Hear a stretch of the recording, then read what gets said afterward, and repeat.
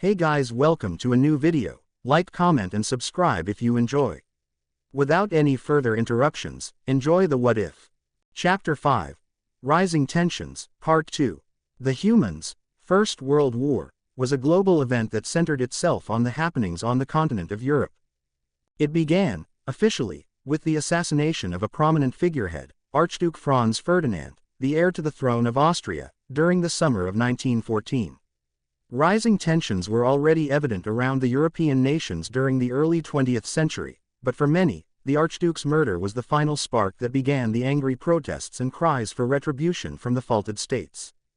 A diplomatic crisis arose, bringing several uninvolved countries into the fold, which led to the cries of the people becoming the cries of both nation and government.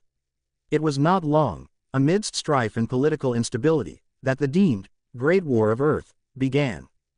Challenges between the great powers of the war, the Allied and the Central, quickly saw the advancement of new type weaponry, tactics, medicine and cruelty. The war left empires in debt, cities destroyed and millions dead. This, as would later be recorded, would classify itself as one of the bloodiest conflicts in recorded human history. However, unaware to most residents of Earth, this was not just a conflict of humanity. Through the technological advances of the early 20th century, human society started to become interconnected on an international basis through economic and communicative means. Their influence and growing range of capability stretched across the four corners of the earth, and with it, a growing sense of importance started to build. The once deemed grounded and simplistic humans were being recognized and acknowledged for something beyond their small magical potential, limited lifespans and use of over 1,000 languages for one race. Prior to the turn of the century, humans were laughable to most sentient species for their lack of seeming worth or initial innovation. While mythological beings enjoyed the sacrifices and the worshipping, and they paid those of faith in return with a place in a specific heaven or preferred afterlife as gratitude, often the humans that swore fealty or absolute faith were ignored or even forgotten. The later deemed World War I was, in a way, the moment in the limelight for the human race, the tipping point in acknowledging humanity as a rising species with the potential for expansion into matters of multi-world concern. But this consideration would be for much later discussion. The true concern of World War I was that it made Earth a calling card to all warmongering and or battle-hungry worlds between heaven and the underworld. Not since the First Great War between the biblical races had so many mythologies come together to fight on separate sides of a metaphysical chessboard, though, thankfully, it seemed the angels and devils were, for the most part, staying out of conflict when either party came into contact with the other. Small blessings, it seemed, could be found even in wartime. Harpies, ifrits, chimeras, cockatrices, pantheons, gorgons, shapeshifters, cursed beings, ghouls, fiends, the names and races went on with no single species deciding to completely stay out of the aforementioned conflict. Even without reason, monsters found themselves out on the battlefields, scavenging and picking off anyone or anything that moved or offered a challenge. As some species of, at least, a modicum of intelligence would later quote, World War I was the time to come out and play. They weren't wrong. But, as was the case in war, there were those who had their reasons for supporting one side or the other. Pride, ideals, freedom, religion, truth, grudges, love, boredom. The reasons were trivial, but with the right motivation, any man or woman would willingly lay down their life for what they believed was a true reason to fight. In the case of one particular group of black-winged fallen angels, their reason was a proud, well-respected and simple idea for why they stood with the Allied powers, even when the humans were unaware of their involvement. They wished to see a better world. The reason was idealistic, virtuous and garnered unintended attention. Near Paris, France, June, 1918. I need a platoon in the sky now. Draw their attention north and create an opening for the injured to be moved. Captain Azane, counter those kappas or we'll be up to our neck with acidic pus. Yes sir. Sergeant Mansader, send a message to Barakil and Coqueville, request reinforcements. Tell them to send whatever aid they can, but send it quickly to the southeast checkpoint of the Marne River, we'll meet them there. Yes, my lord, and you, get over there and help move the injured through the opening. I expect that tent to be vacant in 15. And for heaven's sake, someone get those fires under control. Yes, Lord Azazel, dismissed. Several sets of black wings shot towards the sky, shooting up leaves and dirt as they went to accomplish their assigned tasks. Each owner to an individual pair of black wings was watched by their grounded leader, Azazel, who easily discerned their different directions even through the fire and smoke that engulfed their campsite. They shot around the burning trees and set afire tents, trying desperately to follow their lord's command in holding a quick retreat from the sudden and overwhelming presence of monsters and abominations that threatened their hold. The location was believed secure and well protected from all sides. In the case of being found, forward scouts were sent and ready to report. Prior to tonight, it seemed a strategically sound location, which wasted no magical power and little manpower to maintain. But now, it didn't seem as powerful a move as initially perceived. Now, 60% of the camp was a giant pyre. Kappas, centaurs, grave eaters, basilisks and, if Azazel heard right, a manticore were officially reported to have infiltrated from the northwest, along with an enormous flock of griffin who were giving no mercy to anyone who carelessly took to the skies. This coordinated move overwhelmed their position, leaving a trail of death and ruin that threatened every volunteer and Grigori soldier under his command. Even worse was the overwhelming magical presence in the nearby forested area. All modes of teleportation seemed to have been thoroughly cut by what, Azazel guessed, was leading this band of unaffiliated monsters. Amazing, Azazel thought, and an hour ago, I was trading baseball cards. You, soldier, he yelled, pointing to a heavily clothed youth, who might have been as young as 8 to 9 centuries in age, and gesturing him and his small group of 10 over. You're with me, grab your friends and get ready. We're heading to the front. The band of young angels seemed surprised and nervous. To the front, my lord. They could hear the screams all the way from the other side of the camp. Azazel nodded. We're helping with the withdrawal. Get ready, quickly now. Azazel stepped in the direction of the fire and sounds of battle. Flying wasn't an option with the griffin patrols above. They were on foot. And remember, he called back, taking a quick glance into the burning mess of tents and smoke, we are now up against live, hostile targets. So, if you see something move that isn't holding a pair of black feathers, that's your cue to shove it through the chest. Understood. Yes, Lord Azazel. Other side of Lord Azazel's camp, a few minutes later. Manas was a medic under the command of Lord Azazel. He was an angel of relatively common appearance, light brown hair, violet eyes, lightly tanned skin, and served faithfully under Lord Azazel's command since the Governor-General decided to assist the Allied powers in their defense against the Central Command. He was a low-ranking medic with little ambition to forward himself through the ranks of his field but was content with such. He sought neither glory nor wealth and was very indistinguishable from many others who stood beside the founder of Grigori. He was a mook, a small member of a grand army, which he understood. He wouldn't have even participated in the war had it not been for one specific reason. Said reason was now on the front lines, driving a metal pole through the head of a basilisk and giggling as purplish blood splattered over her front amidst the reddish glow of the scorching tents. The very visage was both terrifying and exotic to the eyes. It was not often you saw a winged female drive a metal object through the head of a reptilian creature amidst fire and ruin. If Manas wasn't madly in love with this violent, dark-haired, blue-eyed woman standing just feet away over a freshly skewered kill, he might have been unnerved by the image. I believe that was 32, sweetie. Manas voiced, offering a small clap as the long dark-haired woman brushed some loose sweat from her brow. Said woman, covered in various shades of blood, smiled gleefully. Thank you, honey boo. She pulled the metal pole from the monster's carcass, splattering blood onto the ash-covered grass and moved over to the only man who was crazy enough to stand close to her without flinching. And how are my two favorite people in the whole wide cosmos doing? Her giggling, almost innocent voice might have been unnerving to most. Manas took it in stride, smiling behind his medic's mask and turning around to show a rather large, camo-green backpack. See for yourself, he offered, reaching behind to lift the flap of his bag. The cheerful blood-soaked woman beamed as she reached into the medic's bag and pulled out a comfortably napping babe.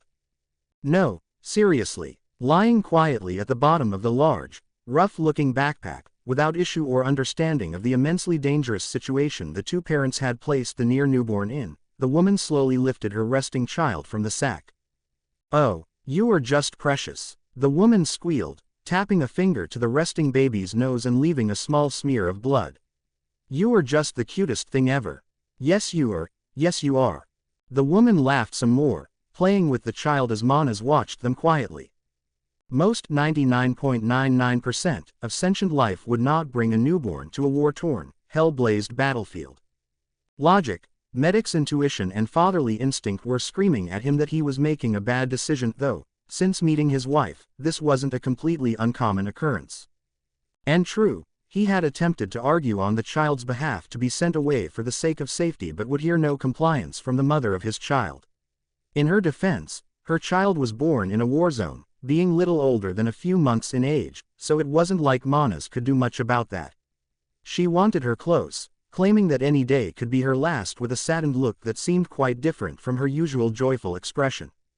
In addition, as his beloved put it, the little bundle was also her deemed lucky charm of battle, and would not be part from it.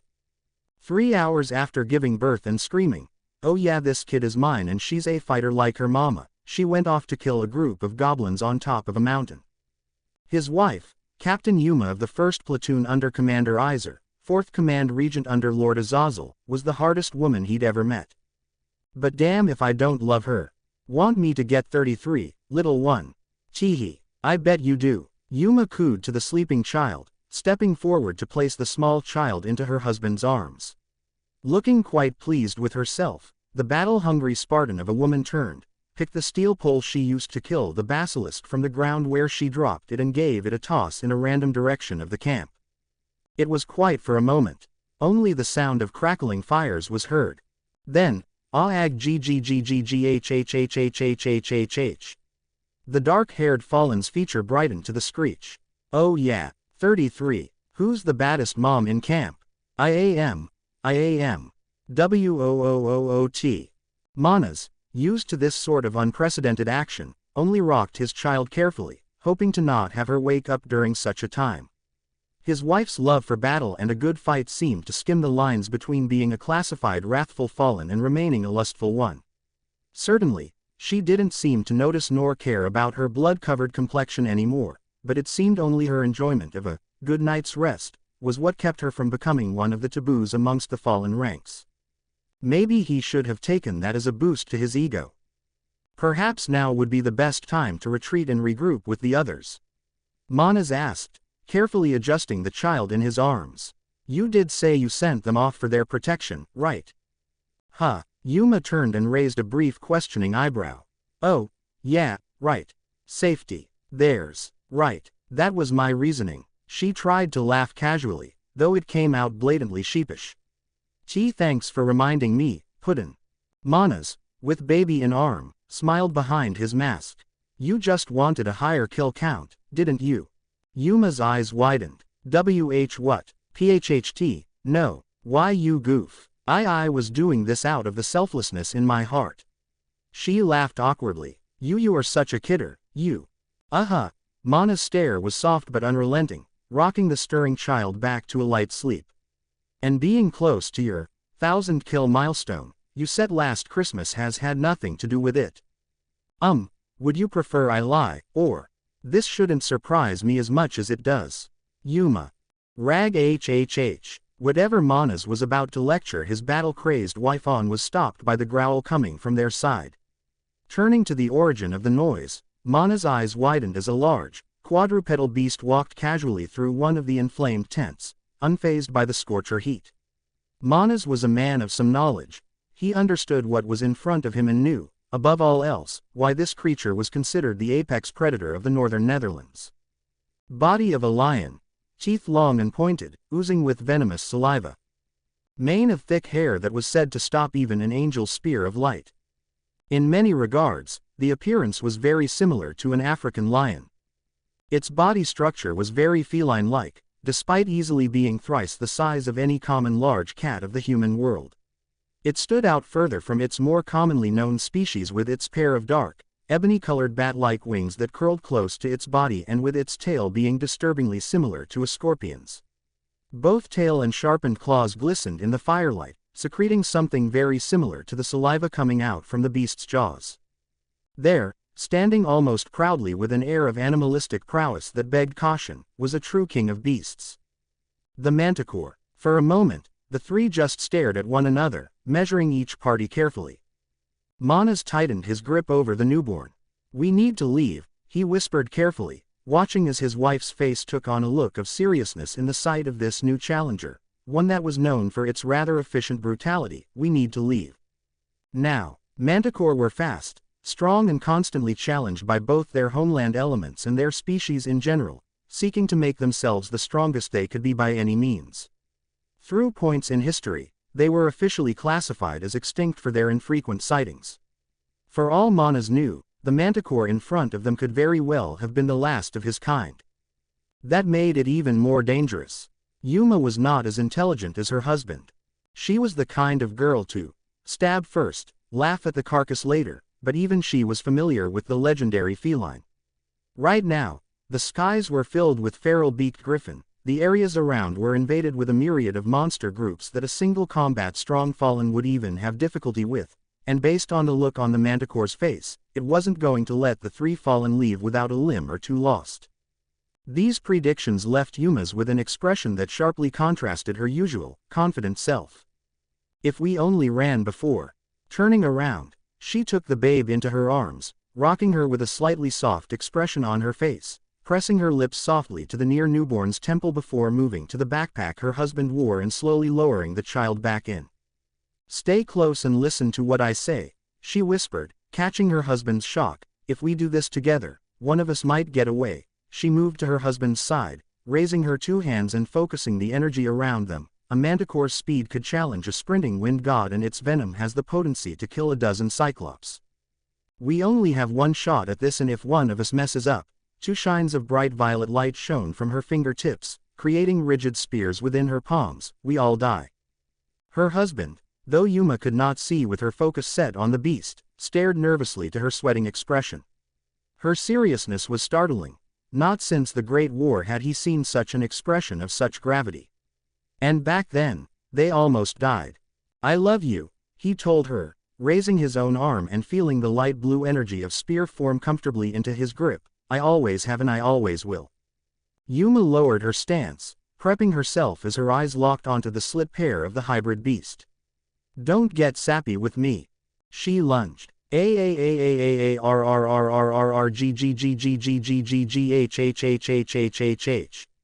Elsewhere in the camp, moments later, Azazel cut past a grave eater, ignoring its screams and rotten smell as he continued through camp's frontline assault. Shifting his weight, he drove past another pair of kappa and drove his blonde-stained spear into the throat of a centaur, letting his backup deal with the smaller fry. The blood was starting to become prevalent on his robes. With most combat during the human war, it was often long-range based fighting, mostly thrown spears and balls of explosive light. This close combat crap was disorganized and messy. Quick, maybe, but impractical for how he preferred things. And now, amongst screaming soldiers and terrified retreating angels, Azazel remembered why he wanted to stay out of the war in the first place. Crash! He turned to see a torn to shreds fallen angel fall into one of the burning tents. Unsurprising, he didn't move after. People dying here, up there, everywhere. He rubbed some loose blood from his eyes. Kappas, centaurs, griffins, and is that a wyvern? His usual calm attitude was starting to erode as the number of fallen corpses increased. And where is that damned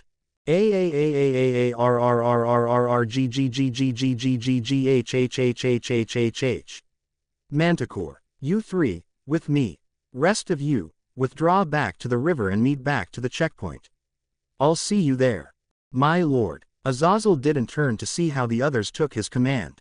He headed towards the sound of the roar, confident that the three were following closely behind. Even with crackling fires, screaming monsters, dying angels and weapons clashing, a Manticore's roar could be heard from a mile away. Their lungs were as powerful as the rest of their bodies. You heard the roar of the Manticore. Many would say it was worse than hearing the cry of a banshee. This has been a surprising night. It didn't take long to find the Manticore.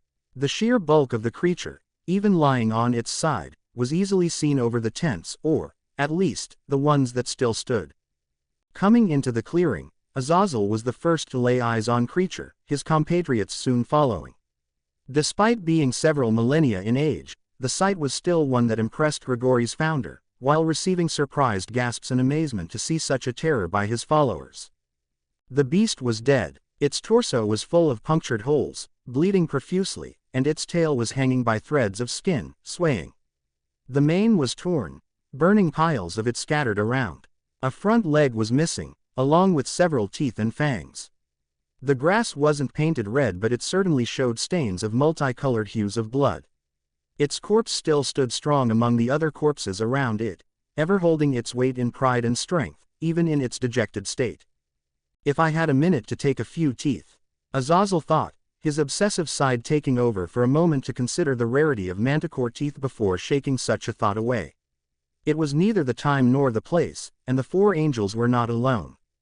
It took half a minute for Azazel's eyes to move from the carcass. His wary vision wandered over the other dead creatures sprawled about, wondering for a moment if the beast had decided to go feral and attack its own side before his gaze came to a pair of figures who were most certainly not beasts. Laying a few meters from the large corpse, covered in blood and looked little better than the corpses surrounding them, were a pair of figures. A man in stained, dirtied robes held a woman closely to himself. It was a strange sight. True, the war showed many strange things, but Azazel never saw anything like this. A man caring for an unmoving woman, surrounded by corpses. It was eye-catching, almost photogenic. At first, Azazel stretched his senses out to them. Despite the Durenis before him, he'd dealt with shapeshifters before, and they always seemed to enjoy a sense of flair to their disguises before they attacked. He didn't take the risk that this wasn't just a ploy to lower his guard, but upon sensing the residual angelic energy inside the pair, Azazel stepped quietly towards them. The threat was gone, for now, and two angels needed his attention. But as he got closer to the pair, taking in their appearance and state, his expression drowned into depression. The first of the two was a man, carrying a large green and blood-stained backpack over his equally stained white clothes. Most of his person was covered by the apparel he wore befitting a medic, right down to the physician's mask covering his face, but his right arm was bleeding and his left shoulder was open with a hole which, by Azazel's guess, was roughly as wide as the manticore's pincer. The medic held what Azazel assumed was a woman, though her appearance was most certainly worse than the man's and covered in blood from top to bottom. She was a pretty thing by Azazel's opinion, despite the immense damage done to her. She wore a loose outfit that signified her under the front-line command group. The first platoon insignia held itself by tiny threads to her shoulder, under Commander Iser's command, he guessed. Her right arm was missing, hair mostly burned away and skin looking ready to melt off. Her eyes were cloudy, peerless and unmoving. Despite the woman's obvious lack of life, the medic held onto her tightly, muttering sweet nothings and comforts to her ear. She must have died minutes, if not seconds, before Azazel's arrival. Watching the man lower his head to dead woman's neck, wailing to her corpse, Azazel couldn't help but take note of the man's skin around the mask and neck. His veins were starting to bulge and turn a weird purplish coloring. The venom of the manticore coursed through him. Curable, certainly, if given an immediate antidote within the first minute of infection, but Azazel, nor any of his followers, would have felt the need to carry any with them. Avoiding the manticore was a hollow hope he held while running to the chaos of the camp. Why bring some if you plan to run at the mere sound of its coming? The folly of such an optimistic thought was dawning on him now as he watched over the two before him. The first platoon soldier was dead. The medic would soon follow. Turning away, Azazel made his way back to his soldiers, who still stayed at the clearing of the tent's edge. Practicality told him the truth. No matter what Azazel attempted, the medic would die. There was no stopping it, and, perhaps, leaving him to care for someone in his arms was a quiet mercy. Moving him now would just cause the venom to spread faster and, from what manticore venom was known to do, it would probably cause the man to bleed profusely from mouth, eyes, ears, nose and several other unmentioned areas. Yes, a manticore was a true creature of horror. Raising his hand, he made to gesture to the soldiers, when a straggled voice spoke up behind him. "W.Y." Azazel, a little surprised by the sound, turned back to the pair. The medic, teeth grit, laid the dead woman carefully to the earth, arms shaking along with his legs as the man stood up from his position. His breathing was pained and harsh. Azazel could make out a slight bit of red behind the mask, watching as watery drips fell from the corners. Looking at his face, Azazel first noticed the bloodshot red around the deep violet, and could see similar drops of red making their way down alongside tears. The pain must have been immense. The first step taken caused several cracks to be heard from the Governor-General and his followers, the venom now turning corrosive to his innards. Despite this, the medic took another step, grunting loudly and obviously holding back a much-needed scream. Watching him, it must have seemed similar to watching a corpse trying to stand on its own. It was unnatural and almost painful to watch something so distorted move on its own when it clearly should be dead. It was why necromancy was such a horrid thing to consider amongst magic users. The dead should remain dead, though it seemed devils skipped the talk about leaving the dead dead. Azazel caught the man as his fourth step failed to hold his overburdened body up, not even grimacing as his clothes were dampened by additional blood. After 3 years, you got used to the stains. Steadying the, admittedly, resolute medic, Azazel wondered what must have been going through his mind as he straightened the shaking and dying man.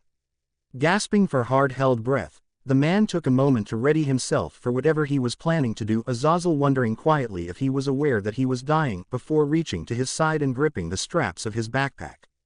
Closing his eyes from the pain, he rolled the pack over his shoulders, holding it in wobbling arms to his chest. The medic kissed the pack, crying tears mixed with blood, as he moaned out something Azazel couldn't make out. Hesitantly, he held the bag out, attempting to pass it to his lord, his grip tight so as not to drop it.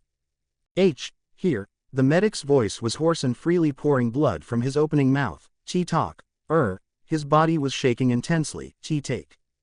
He fell again. Azazel caught the bag as the body gave out, watching as the medic slipped down to the earth, coughing and groaning as his skin began to take on a purplish hue.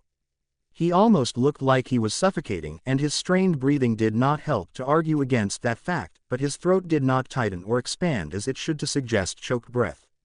It was just a growing, severe, overwhelming pain. And yet, the medic endured. Take, raw. The medic swallowed deeply, Azazel being reminded briefly of a drunk human he once knew who drank a cup of sawdust off a dare and managed to succeed. This looked just as painful. Raw. Rainer. Take Rainer. Take, SSSS, Gaha. The medic's eyes widened, blood covering his irises. He fell to his side, arms and legs botching together in a fetal position. He twitched sporadically, wheezing and writhing in unnatural torture from the inside. But it didn't last long. 15 seconds of constant struggle and a last, heart-sinking release of breath later and the medic was done. Azazel watched him. He'd never seen the effects of manticore venom and understood why something as potent as the Netherland beast was a reported retreat on site type monster for several groups. It was heart-wrenching, the helplessness alongside the overwhelming self-agony of watching your men die. While often during the war, a man's death wasn't as dramatic as the medic's was, there were still those lingering moments that kept he and his men up at night. This occurrence would most certainly be one of them. Bleg. Ga. Ha, I'm okay.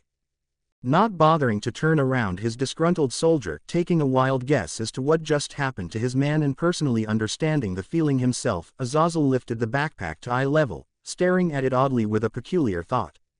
Why would a medic, on the last seconds of life, pass on something as insignificant as his medicine bag? There were dozens of others being worked out of the ruined camp by the second towards the southern checkpoint. Was he unaware of this?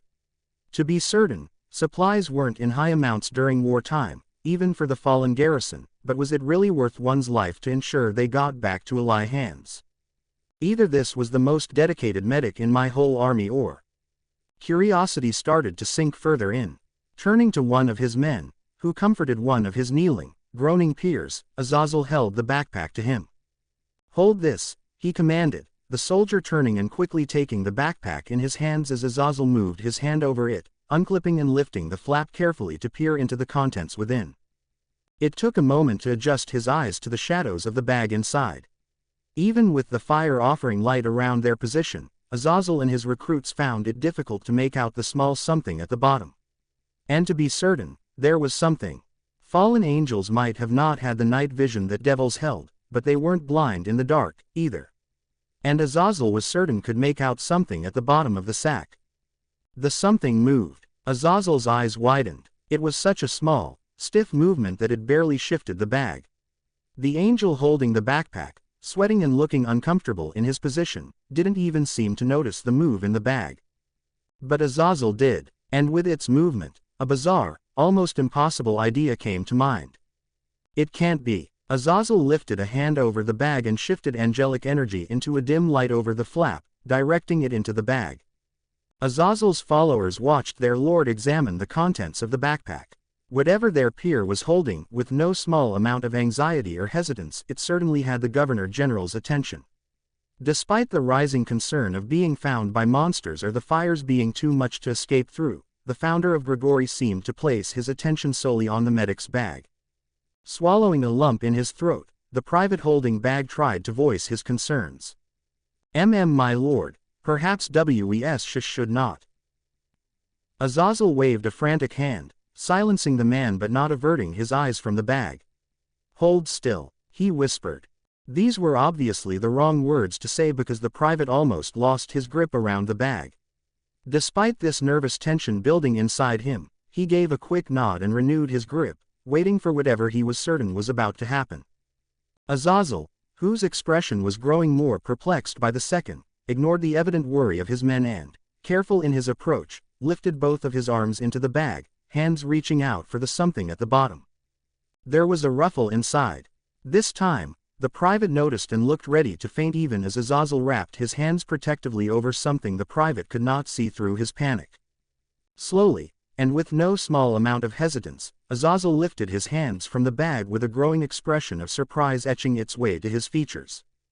Then it happened. Whatever the privates were expecting from the medic's bag, a bomb, a small monster or something equally impressive to be given such importance, it compared little to how ill-prepared they were for their lord to slowly lift from the dark, dirty, blood-stained medic's bag, a smooth, lightly pink-skinned, curly dark-haired newborn baby. They stared at it, being the baby. They stared at it for quite some time. It was asleep. Staring at it, they held a similar thought of what? Perhaps it was the fact that none of the four men had seen a child in months that made the child stand out so proximately to them. Possibly it was because none of them expected to find a child being carried around in a rough, probably uncomfortable medic's bag of all things. Maybe it was even because it was just a baby in a war zone that struck them as the most unexpected and outrageous thing any of the men had seen that entire night, and when you consider the fires, the griffin attacks, and the dead bodies everywhere, that's saying a lot. The first private, holding the now noticeably light backpack, carefully lowered his possession to get a better look at it in their lord's hands. His squad mates were no doubt having similar thoughts, going off their odd expressions alone. And Azazel, above all, was amazed at this new and, from what he felt, clearly angelic being in his arms. You've got to be kidding me. Abandoned church, lower level, a few minutes ago. Naruto Uzumaki held a strict no-kill policy, a policy many who knew the heir of Lucifer were familiar with, though few could honestly say they understood. The Lucifer household was comprised of notorious beings of power, each having killed, at least, a dozen times over. His parents alone were professionals in the art of war, both holding the ability to flip entire cities should the need arise. They were pacifists by nature, but undoubtedly held the ability to rip a common man apart with a flick of their wrist and weren't afraid to do so if threatened. And by nature, killing when needed to wasn't an idea that was slighted by devils, unlike humans or some angels. In fact, it was a major part of their culture. Combat, power, blood, it was all political to them. This is what made the Uzumaki child so peculiar. Surely, even a human would feel compelled to follow devil culture if his parents were such renowned powerhouses, right? That was the common thought on the matter. What only the truly few, and fewer still in his current life, understood behind the act of Naruto's adherence to preserving life wasn't for some basic sense of self-righteousness, or even entirely morally directed. Naruto, since his previous life, had aimed to be seen, perhaps not as a paragon of virtue, but as a symbol to those who watched him. A symbol to prove that any man, woman, Angel, devil or anything in between could take a life, but it was the truly strong that showed mercy even to those who may not have deserved it. This idealism stemmed from the belief that his actions could not only affect himself, but on a larger scale, entire nations. That if he were to kill, even if it would stop some dangerous force that threatened to bring all-out war, what Naruto represented would be destroyed. It would send a message that the only way to fight a criminal, a psycho, a murderer or a villain would be to become one yourself. Through that one kill, it would be too easy to justify every other death, for the good and safety of all. That was why Naruto held back and refused to land that final blow.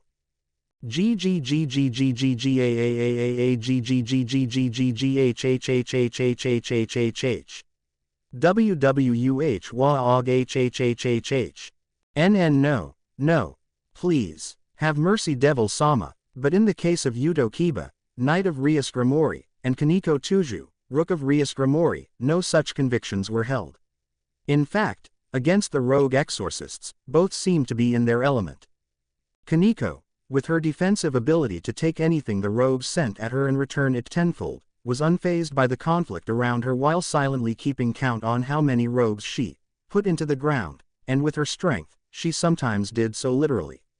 While her school uniform was somewhat torn and held several bullet-sized holes in different locations of her dress, Kaneko otherwise seemed to be the same, monotonous girl, pounding heads into mush with little expression.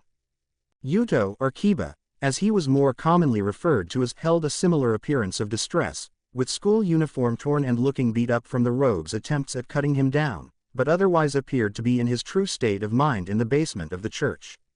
His handsome smirk, in conjunction with his graceful step, skill with a sword and the sheer speed at which he moved made him truly come off as a gallant hero, not unlike those from Arthurian tale. Indeed, thwarting the efforts of fallen angels and former church officials was proving to be an enjoyable experience for both Grimori servants. Pulling his sword out of yet another corpse, Kiba let out a small laugh as he looked around at the collapsed and unmoving dark-robed individuals. "I think that's all of them," he yelled over to his friend, wiping off a bit of sweat from his brow and cleaning his sword with a wave of it to the side. Kaneko looked over to him.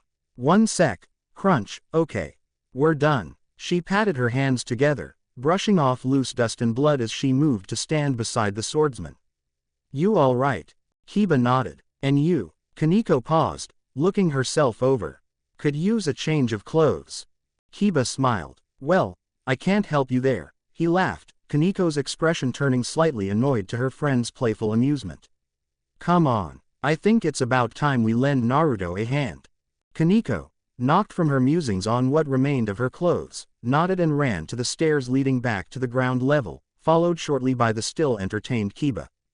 While neither the Rook nor the Knight assumed Naruto would require assistance with the fallen angel that pursued him after he vacated the basement with the nun, having watched him quickly defeat 3 crows 10 minutes prior, single-handedly, helped to further assure them of this fact, it did not mean that his victory was assured. The fallen angel had performed a ritual of unknown origin that neither of the two Grimori servants were familiar with. But the effects were instantaneous. Kiba and Kaneko easily sensed the sheer energy that practically poured from her. It was all too prevalent, even from their place in the basement. A beacon, as it were. Kiba personally doubted he wouldn't have been able to sense it all the way from Kuo if he wasn't already at its epicenter. It was power, pure and simple, and certainly placed the dark-haired girl on a pedestal above her previously defeated peers. To Kiba, she might have posed a serious threat, maybe even to Rias herself. To Naruto, a nuisance. Either way, Kaneko and Kiba were not the spectating types. So, nearing the top of the stairs, the two readied themselves, making out the voice of the angel as they crept closer. It back, to the corpse, there was laughter and a sound like weapons being drawn from sheaths. From the stairway, light gleamed at the top opening, signaling the development of a spear of light to the devils. "And what if I don't want to give it, huh? Are you planning to take it from me?" Kiba turned to Kaneko, who nodded in return, correcting the feel of her gloves and looking steely at where the voice came from. Kiba, in return, slowly slid his sword from its sheath and hardened his expression towards the top of the stairs. They would have leapt then, ready to give backup to their friend. But then a slim hand found its way onto both of their shoulders, directing their attention away from the coming conflict. Akano smiled to them. Lifting a solitary finger to her lips, she moved to the top of the stairs, still hidden from view, and waited for the show to begin. Outside the abandoned church, ground level, a few minutes ago. You didn't deserve to be used or abused or hated because of what was inside of you. From her downed and aching position, leaning on the outside wall of the church, Mitheld managed to hear the voices inside the church before she even saw who it belonged to. Though her body still hurt, and pulling herself up from her hunched position to manage a glance through the cracks in the church's doorway took no small effort on her part. The blonde hunk really did a number on her, it seemed. Before even being able to discern what was being said, Mitheld recognized one of the tones from her previous conversation. The cold, hard tone of Naruto was easily recognized amidst the quiet area around her, though it didn't sound nearly as demanding or frustrated as she remembered it being during their one-on-one interrogation earlier. In fact, as she listened further to his words, he almost seemed kind. It is because of it that I got to meet so many wonderful people. Though the second voice was weak and took her a moment to realize it was the nun, Mitheld's surprise lied with the fact that the blonde managed to get her out of the basement in the first place. This surprise largely forced her to forget to listen into whatever, she was sure, pointless drabble, Asia gave her blonde opponent on her, oh so sad, life. In honesty, she cared little for Asia or her importance for being a sacred gear holder. Whether the ritual happened or not was not her concern. Whether a war broke out was not something she overly desired, but could not find herself overly against it, either. She skipped the last 2 world wars and did not participate in the Great War, being one of the last angels born from her father. She never experienced true battle before, which resulted in her neither knowing what it felt like nor understanding if she desired to see such a heavy casualty occurrence. She saw no practicality around forcing such an issue of 2 sides to occur, but this was also her reason for going rogue in the first place. Mitheld was a strange fallen. In the centuries that followed her falling, she held no official classification amongst the fallen ranks. She never classified herself under a single branch, nor saw herself falling to a single sin more than another. By her peers, she was dubbed as Mitheld of all sin. Despite her distaste to the name, it did hold some truth. She had desires and sin in her, but not in a quantity that was more prevalent than another. She did not desire food in large quantities, nor large amounts of money. She was not lazy and preferred great amounts of activity or overly envious of those around her. She felt pride in herself, but maybe not to the amount that would place her above others. So that left lust and wrath. I enjoy another's company, but have never felt a strong desire, like some of the lustful have mentioned. She remembered musing to herself, I've never thought of a boy or girl like that. Flirting, sure, and I can appreciate a fine-looking, prime steak, now and then, but lust. PHHT, yeah right, so, maybe I'm wrathful. What's wrath even like? Mitheld did enjoy a good challenge of strength or skill. She liked the thrill that came with it, one-on-one being her favorite sort of competition. But admittedly, she never fought someone worthy of her attention before. While by no means was she the strongest of fallen angels, she certainly wasn't a slouch. She challenged others before but remained wanting for someone beyond her abilities.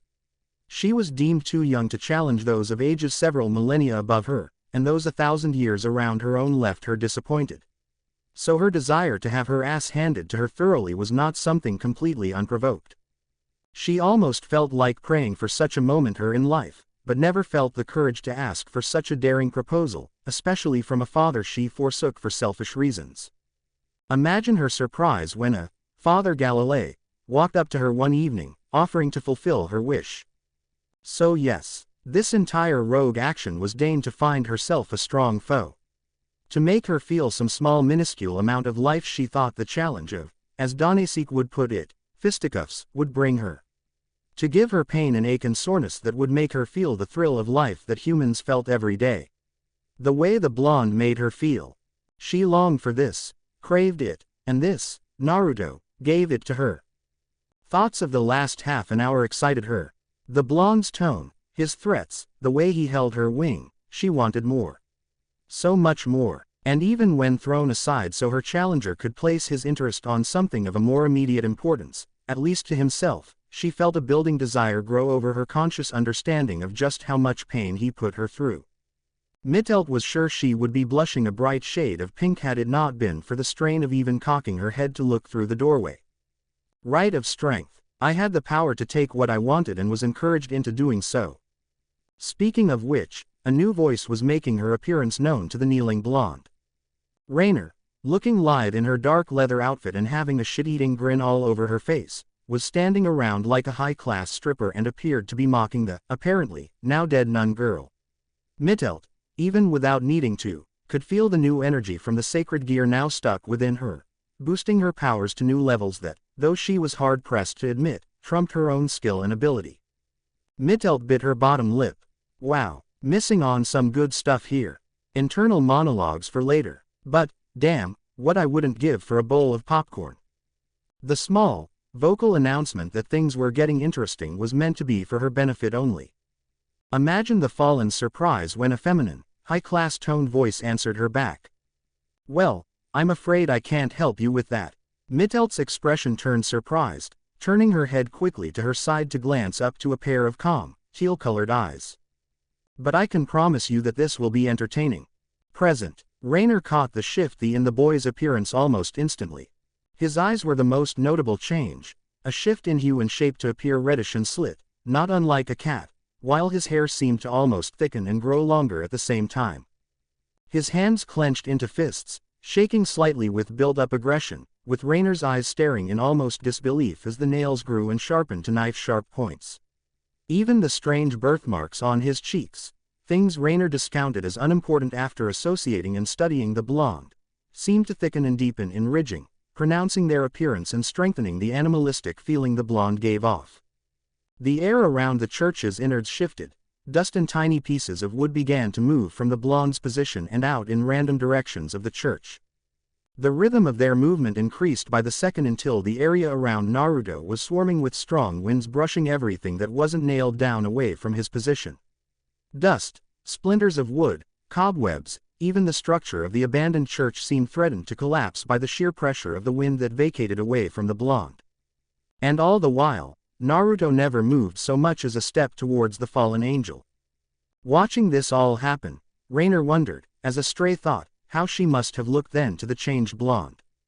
Her eyes were wide and fixated on the silent transformation, not bothering to hide her astonishment as she felt the air grow heavy with a strong, new energy. It overwhelmed the power she'd constantly released since implanting the sacred gear and slowly took the area over with its presence. She couldn't recognize what sort of power it was, though clearly it was neither angelic nor demonic and certainly not magical in appearance or feeling, and that unnerved her even more. She wondered if Naruto, behind his stern expression, was silently amused by the terror she was inflicted with. What is going on here? Rainer mentally screamed. How is he doing this? He's only human. How is this even? It isn't. She tried to come up with words to describe what was happening. A trick, a manipulation of wind, something simple and explainable for a human to do. Logic helped the mind ease itself to an understanding of its surroundings, but now the opposite seemed to be true in the case of this new horror before her. Logic was telling her to run, to remember the memory of the day in the park. To remember the fight, the flight, the punches and the falling and the fear. The fear was there, always there. The fear of falling, the fear of the blonde, the fear of Naruto Uzumaki. To remember all that and run. No. Rainer shook her head. No, I won't do it. Her body started to tremble. The sheer thought of last Sunday left her with a gnawing in her stomach, wanting her to back away and run from the now red-eyed blonde before her. No. The remembrance of her near death left her pride shattered and her sense of worth being turned into dust to be swept by the coming breeze. She was worthless again, the freeloader amongst freeloaders. Rainer the unwanted. No. Winter solstice, Gates of Heaven, December 20th, 1918. The gates of heaven were monstrosities of architecture, design and defensive workmanship. The two doors, if they could be called as much, stood several thousand meters high. Made with white Crippurian stone and lined with glistening diamond-laced ridges. Each door channeled several hundred magical restoration spells over every inch of its making, alongside tens of thousands of additional, classified overprotective magic that gave it such a strong feeling of mysticism and energy that even the most devout believer of science and anti-magic could not deny its powerful presence. They stood resilient and imposing with the most complex system of self-protective measures imagined that even a dozen human hydrogen bombs, combined, would not leave so much as a dent on it. Since their construction, not a single entity of any religion, mythology, Parthenon or so on, was capable of breaching the holiest of kingdoms without direct permission from the lords of the Golden City. In other words, no uninvited guest ever made it past the front door. Azazel, who on that day mid-December, stood just outside the gleaming light of heaven and its impenetrable walls. He was no fool to this understanding that the gates were handcrafted perfection. Having lived behind the pearly gates for most of his life, the fallen general was quite familiar with their impenetrable nature. Even during the Great War, when he considered challenging the might of heaven itself and was quite the warmonger, Grigory's founder knew that the only way to defeat the holy sanctuary was to force its gates open wide for his army to enter. Subterfuge would be required, but because the gates had not opened in over 3 millennia, sneaking into heaven was an option that seemed more and more a dreamer's dream as time went on. But to the matter at hand, why was Azazel, Lord of Fallen, founder and governor-general of the Grigory, standing before heaven's gates? During the Great War, such an action would have seen him skewered and flayed like a well-cooked ham. His presence was unaccepted by those of pure white wings, his pure black was an affront to all that heaven stood for. The two divisions of angels during the Great War had shown neither acceptance nor mercy to either side, over the basis that they would be shown none in return. But this was not the time of the Great War. Rather, at present, this was the time of what was commonly referred to as the long ceasefire. A time where, Azazel realized, a bit of leeway could be made for someone of his significant position. He'd never imagined standing before heaven again, at least without an army behind him. He'd never imagined being so close to his former home and not being struck down by 1,000 different variations of light-manipulated weaponry.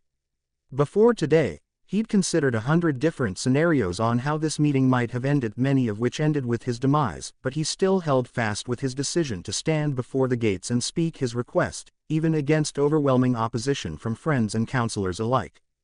After all, who could have more leeway on this most important matter than the Lord of Fallen himself? And now, dressed in formal, dark-leathered angelic-based attire, Azazel waited quietly, rocking the bundle of blankets in his arms. The child born on the war-torn European soil seemed rather content to just sleep the day away in her foster parents' arms. The slowly growing tuft of black hair waved in the small, freshly blowing wind, her face scrunching over the cool breeze for a moment before relaxing again to the rhythmic movements of Azazel's arms. She was a lazy baby. Azazel would comment as much several times over the months he'd seen her when he wasn't off trying to win a war. He'd left her with cadets or some other form of caretaker during the last 6 months of life that she'd been placed under his care. For the last 5 months World War I officially took place in, Azazel held an infrequent but still notable consideration for the child. Whenever there wasn't the threat of gargoyles or cyclops on the horizon, he would, as if only in passing consideration, ask how the newest member of the Grigory was coming along. He often had his attention centered around matters of a grander scale than just if the child was being fed properly or causing trouble for a medic or camp assistant, but otherwise, he did not forget that she was alive. That she was important. That she was, only by pure guess on her name from what he and his 3 privates heard the night they found her, a true daughter of war. She was Raynor. Azazel continued to rock the child quietly for some time, silently hoping he could keep her asleep for as long as he was able to, silently considering what words he would need to say next just as the corner of his eye caught sight of a strange shift of light in direction of the holy city. Turning his head away from the slumbering child in his arms, Azazel watched as a white shine of majestic light shot around the glimmering stone gates. The light glistened off the diamond-laced gateway and sparkled like the sun on water, but 100 times more stunning. It was the signal to begin. With child in hand and back poised like the leader of one of the 3 great factions of the biblical faith, Azazel turned towards the gates, head held high, and took a couple steps forward to acknowledge the beckoning. His head turned skyward, Azazel, watching as the clouds beside the gates, white and perfect in shape, slowly seemed to glow brighter and brighter and brighter as the seconds went on. His eyes narrowed slightly, making out the rough shape of three spherical shapes make their way past the clouds and quickly descend down towards where Azazel stood, patiently, with child in hand. The orbs were rather simple in appearance. Each was a shining gold which illuminated a small area without causing a level of blindness to those viewing their simple yet obvious importance. They were perfectly symmetrical in shape and floated smoothly down from the clouds above to hover before the Lord of Fallen. These three lights were the watchers of the gates, the deciders of who entered through the gates of heaven. Aside from the seraphs, these three were the top angels in the hierarchy of heaven. Azazel, acknowledging their place in heaven and their importance to the matter at hand, offered the glowing spheres a small bow for what he could manage with the child still resting in his arms. "My Lord Watchers," the fallen angel spoke, voice loud and respectful as if he were announcing the presence of a king. "It has been some time. I see you all look very much the same," he managed, holding back a laugh. "How have the years been to you all? How had heaven fared? Silence your pleasantries, Forsaken One. Yes, do dispense with the charade of enjoying our presence. We are no happier to see you as you are to see us, we are sure." Azazel didn't even appear to be taken aback by their claim. It was true, after all, but it did make it easier to move forward with the meeting.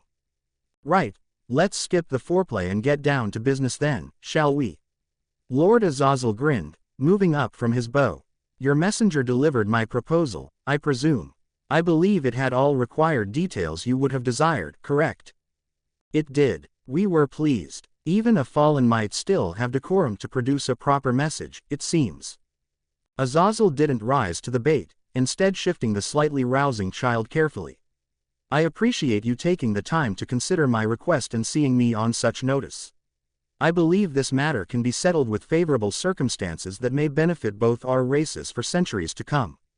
He smiled his bachelor smile. "Perhaps, one day, we might even see the reunification of the angelic order under one banner again." "Do not presume anything, Fallen One, we have not accepted your proposal yet. Such a matter must be carefully considered, special circumstance that it is. It has worth, we admit, but does it have enough, we wonder." Azazel's smile did not waver, though internally he felt worse about this meeting as the Watchers spoke. "Surely, you do not suggest forbidding the acceptance of a child, do you?" "We do suggest, Black One. A child born of two fallen angels who forsook the Holy Father would be a monstrosity of such disgrace that I dare not look upon it in your arms. To be taken in and raised, despite this heritage, is something to be considered harshly." Azazel looked at the three golden orbs with some astonishment and confusion. "Monstrosity," he voiced, raising Rainer's blankets so that they might look upon her face. "Monstrosity. This is a child, you foolish gatekeepers. She was born from the love between two angels. Of lust, you mean. A sin your race is quite proud of, I know. But we do not accept it or her. Do not accept," he voiced out, more for his own sake than theirs, almost unable to trust his own ears at that moment. Shock stood behind Azazel's face, with slowly creasing anger covering his features as this debacle of a meeting continued. "This is why I wanted to consult with Michael on this matter." Azazel thought with increasing frustration. At least he wasn't as pig-headed as some others in heaven, if I recall. And the next few seconds all but proved it further with the Watchers' declaration. "We, the Watchers of the Gates, have weighed your proposal and measured the degree of your desire. But we have found it wanting, Azazel of the Fallen. Rainer, daughter of Fallen, will not hold station in heaven." That final decree seemed to cause a freeze in the vibrancy around them. The comforting breeze that flowed throughout heaven did not seem to move through Azazel's hair, nor did Rainer's silent shifting immediately receive her lord's attention. The spheres of light and the gates of heaven seemed to dull in intensive glow, as if some of their impressiveness were sucked from them for that brief moment. The sounds of work could even be heard from the holy city where the Lord of Fallen stood, which made the situation all the more tense. Everything seemed off for that briefest of moments after the verdict was passed. As if the universe itself did not agree with that decision. Azazel did not respond immediately. Instead, he just stared at them, the three floating marbles. Each one was carefully looked over, with a new expression replacing the previous frustration and annoyance. Those two expressions, of which he slowly grew and held throughout their political drabble about how they were so superior than he, died out with their final chosen choice. Azazel felt only one thing now: confusion. What? He managed to breath out. Do you mean you won't take her? It is as we said. We will not accept her. The gates of heaven will not open to her. Azazel pursed his lips. Why? She is fallen. The fallen understand the cost of giving into their personal desires. Desires which prevent them being allowed access into heaven. Azazel rolled his eyes, starting to pace impatiently in a vain attempt to keep his negative feelings towards the Watchers in check. But she is innocent, he told them. She doesn't even have her first feathers, damn it. She has committed no sin. She exists. Her parents' sin shall be hers. It had been decided. Azazel couldn't believe how aristocrat the Watchers were. Sins of the father, huh? Then UN decide it. We cannot. We shall not. We will not. Azazel held back an annoyed groan. The talking marbles, each with their one-sentence talking and different-sounding tones, were starting to be unbearable. It is Father's word, and Father's word is law. This is known. Of course it was known. He was an angel and apparently God's rule was absolute. Dad's word, Dad's word, Dad's word. Always with Dad's word. Everything about angels and their decision-making process was based off Dad's rule. Why would that change anytime soon? Azazel shook his head, a crooked smile finding its way to his lips, before he pointed a finger at the middle Watcher and his golden sphere. Well, you know what I have to say to that. Screw Dad. Comma, comma, comma. Silence from the Watchers. How about that? First time they've been talked down to in millennia, I bet. Screw Dad and screw his law. Raynor was starting to stir aggressively in his arms now. This is a moment of breakthrough for our two races. Don't you get it? If you accept this child, you are opening up the possibility for both our races to unite once more. The Watchers' glowing spheres started to dull in color. But instead, you would cast aside this chance to reunite heaven with its fallen kin, under a new, white and black feathered alliance, for the sake of upholding 100,000-year-old traditions. Exclamation mark quote. Azazel grit his teeth. Dad would never accept this. He would never forsake a child who asked for kindness and a home. You angels, who call yourself so pious and pure, would deny this child a chance for a life inside heaven because of a mistake that's not her own. How could you do this without any kindness? Did Dad really screw up this bad in our making? Did he do wrong in making us so stupidly single-minded? Silence. Azazel threw his hand over the child, protecting the now crying Raynor as a sharp blow of air swept over the fields of heaven. The sky turned a grayish tinge, so unlike the previous clear blue before, and the gates of heaven looked almost threateningly dark behind the Watchers and their now sharply glowing spheres of golden light. The light itself almost seemed to be swirling angrily, as if wanting to lunge at Azazel and the child in his arms. Needless to say, Azazel, and even little Raynor, could sense the threat of the Watchers. Do not dare speak of our Father, Lord of Fallen. You lost all voice when you forsook yourself for the human. And now you dare besmirch not only our word, our law, but our Father, as well. Begone. Begone now and do not seek the gates again, lest you be struck down as an example to all who question Father's law. The law is absolute, as it has been and shall always be. The Watchers' spheres glowed brightly, laminating the area around them in fine gold, before each shot up to the sky above, quickly being lost to Azazel's eyes as they crept behind the clouds. The area around the gates returned to the peaceful serenity it held before the Watchers' burst of fury, quickly calming the area in heaven's brilliant shine. Azazel cared little, though. His mind still lingered about the absolute denial of his simple request. A request he hoped would bring a new golden age of idealism and thought to the angels, beyond what their father said was absolute. He hoped too much, it seemed. Holding the crying child in his arms, Azazel spoke sweetly to it, trying to settle down what he'd hoped to use as a starting point to a much better, open angelic society. Using her in his scheme to open heaven up to the possibility of accepting the fallen back into their ranks might have seemed cruel, but in truth, what he hoped to offer her would have been so much more, he was sure, than any fallen parent, or in his case, guardian could offer their child. She would have been protected, nurtured and happy.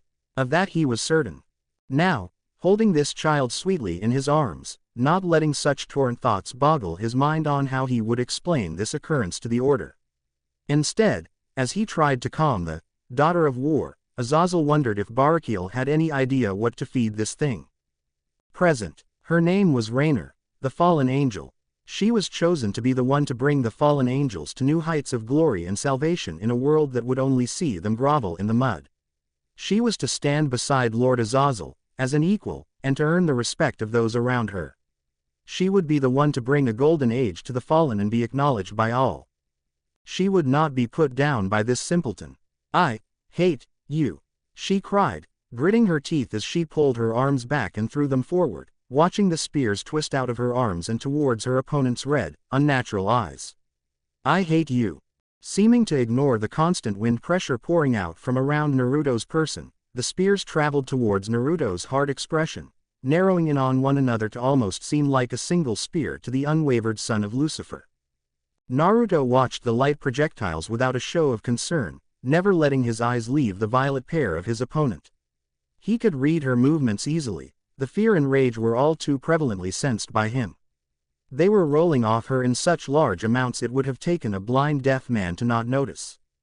As it stood, her negativity made it easier to read her moves, and with a small twist of his neck, the twin spears swept past his head and through the wall behind without so much as grazing his shirt's collar.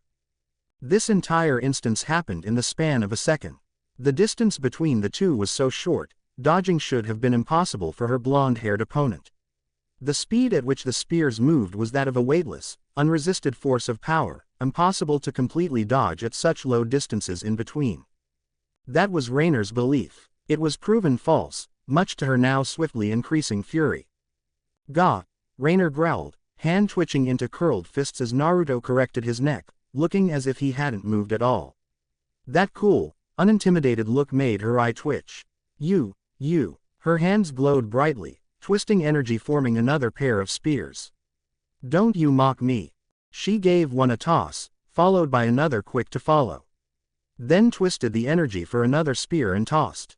Then grew another spear, then another, and another after that. She continued to twist and form spears of light from her immense reserves, throwing them at the unperturbed boy with little need to wait. Naruto dodged, and dodged, and dodged again, repeating this process with each spear missing without so much as grazing his school uniform. Though showing a quick reflex against the incoming attacks that Rainer brought, the blonde neither seemed wavered from the effort or a loss of energy from his astonishingly quick movements that certainly weren't human level. Rainer was not amused by her lack of success. Die. She screamed with teeth grit and shouts growing louder to be heard over the low vibrating sounds of her tossed spears. Each throw made was now aimed at Naruto's body and torso, aiming towards his heart, but for each to be easily avoided without much effort. He didn't seem to find the need to avoid the spears more than he needed to, and passing outside the church's foundation through the several holes formed by her light-based weapons. Just die already. This continued game of throw and miss went on for about 40 spears, Rainer using an excessive amount of the prevalent energy within herself to attack her blonde assailant. She stopped then, a small part of her still battle-competent mind overthrowing her ruthlessness, catching her breath after realizing the fruitlessness of her effort and allowing her arms to lie at her sides. Her angelic energy might have been immense, but her physical stamina was still limited and unincreased by her recent upgrade. It required mental and physical efforts to pull such large quantities of energy together, despite the readily available amount inside of her. And keeping the energy inside herself required some level of focus and strength the wasteful tosses did not help her with. But she ignored the consequences and decided to openly growl at the boy. "Why?" she hissed between deep breaths, feeling small drops of sweat on her brow. "Why can't I hit you?" She waited, expecting a response from the usually talkative blonde. She hoped he would talk. It would be as if he were acknowledging her efforts and not as if she were yelling into thin air. To insinuate that her assault wasn't in vain and that she posed at least some threat.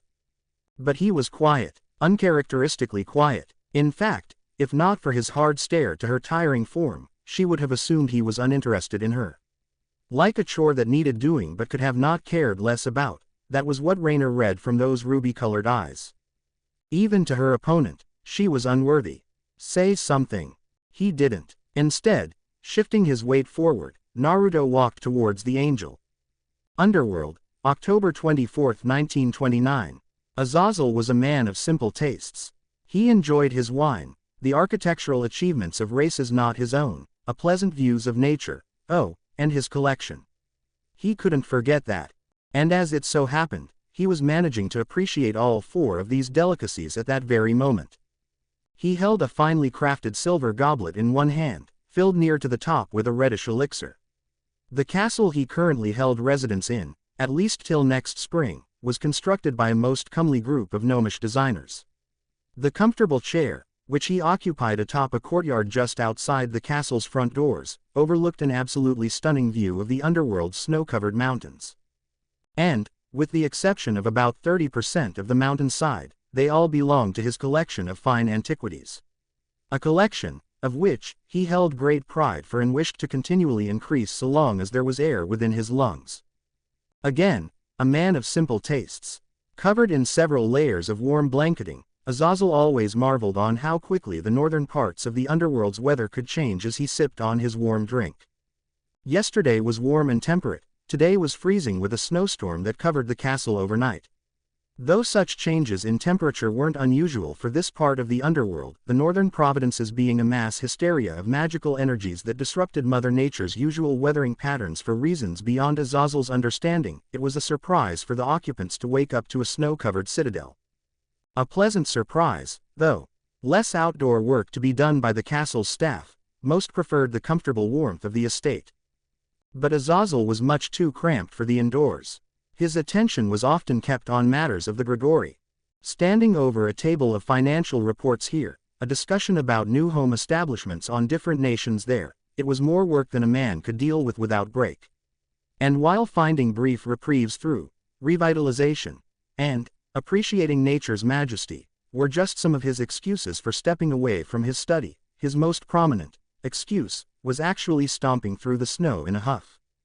Face red, hands clenched, black hair tied in a stylish knot and wearing clothes not appropriate for the cold weather, the young fallen ward was clearly in a rare mood that suggested her lessons were not going as well as she hoped. Again. Stupid Michael, stupid Benson, stupid, aggh. Raynor grumbled, kicking up snow with each step and angrily pouting as it sunk through her socks to wet her feet. She moved to the edge of the estate's large balcony and plopped her head down dejectedly to its stone railing. Stupid. Azazel smiled. Whether she noticed her guardian was off to her side, watching her with some amusement or not, it didn't stop him from stepping up from his chair, shedding the blankets off his person and walking over to the child. You know, Grigori's leader spoke up, catching Raynor's attention from her silent grumbles. I seem to recall a certain someone having trouble with their flying the first time they tried and grumbled all afternoon about it. He said placidly, jokingly, the young fallen huffing as she rolled her eyes at her guardian's attempt at mulling her bad mood. Flying was easier than this, Raynor's quipped back. Heck, flying was a picnic. But this, she lifted her hand, small pieces of condensed light forming around her hand and seemed to be attempting to form something solid but bounced off one another. This is so much worse. She crossed her arms, shaking her head as the light from her palm dispersed. Michael says I'm distracted. Benson tells me I need to focus on the light, to believe I am light. Well, you know what? Bringing her leg back, she kicked the snow again. What do you think I've been trying to do? Azazel watched from the side, sympathizing with her frustration. In heaven, all angels received the best training and tutors imaginable. His father ensured that each angel was capable in whatever they sought to do to fulfill the will of heaven. Michael and Benson, highly capable though they were not given the same tools provided readily by heaven to treat and educate young angels. They were brilliant, true, but could only work so much, and this was undoubtedly the first child of a fallen pair that they had to work with. For them, Raynor was an unprecedented challenge they weren't entirely prepared for. How do you even become light? What does light even feel like? She kept kicking the snow, huffing and yelling as she vented her pent-up aggression on her lack of ability to manipulate light into solid-based object. It's stupid, Dad. Stupid. Bemused, Azazel let her speak, silently wondering what happened to that lazy baby who took long naps and was quiet as a lamb. How stupid is it? So stupid. Really stupid. Really, really stupid. Really, really stupid. Rainer looked ready to respond and play off Azazel's slightly joking responses, but the 11-year-old caught herself and looked frustratingly towards him. You're making fun of me, aren't you? Azazel shrugged. Maybe, he said with a flippant tone, watching her face go deeper red as she didn't feel a lick of sympathy from her guardian. Usually, he was the caring father, offering comfort and empathy whenever she had a moment of distress because frankly, growing up sucked. Now he was acting mean and joking and she didn't like it. Looking at the snow, now thoroughly brushed around by Rainer's kicks, Azazel had an idea. But you know what I think, he thought aloud, turning away from the girl to lean over the railing towards the mountains. I think you might just need a little break. With arms still crossed, Rainer shook her head indignantly. I'll just be angrier if I don't get this now. Girl certainly has pride, Azazel thought, acknowledging that the girl believed she should be a naturally talented fallen under his guidance and tutelage. But natural talent was so boring. No challenge, no feeling of hard work proven, talent was so cliché and dull. He was happy with Rainer's lack of immediate success in all things angelic. She had time to succeed. Not everything needed to be exceptional so early in her life. What she needs, Azazel thought, turning to look over Rainer's shoulder with a growing smile, is to appreciate her youth just a little bit more. Are you sure you don't want to take a break? Azazel asked as innocently as he could, which had the opposite effect he desired and actually made the fallen youth appear suspicious to his sudden tone change. Cautiously, Rainer shook her head. No, I can't stop. I'm going to go back and show them I can do this. Poof! Ow! Rainer screamed. Who threw? She stuttered, turning around to look for where the projectile, a snowball, of all things, came from. Her head twisted and turned around the balcony, searching for her snowball attacker, and brushing loose snow from her hair. Where did it, who? Her face was red still, but now from slowly growing embarrassment. No one was there, no one, so unless there was a ghost she just couldn't see, Rainer was sure the only people on the balcony was herself and. She heard a chuckle. Rainer paused, head stopped in its turning for a missing snowballer and slowly twisted around to look back at the quiet, seemingly uninterested in what was going on Azazel. The Lord of Fallen was staring to the mountains, lips pursed and looking like he was trying to hold back a smile. Rainer's eyes widened. Was that you? She was answered by a twitch on the man's lips.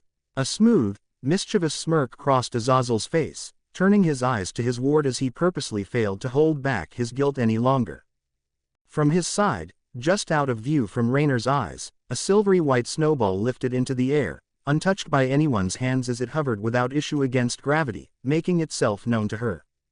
Rainer stared at him, then to the floating snow, wide-eyed that her adopted father would do such a childish thing. For about 3 seconds, before a matching, equally devious look spread across her face from ear to ear.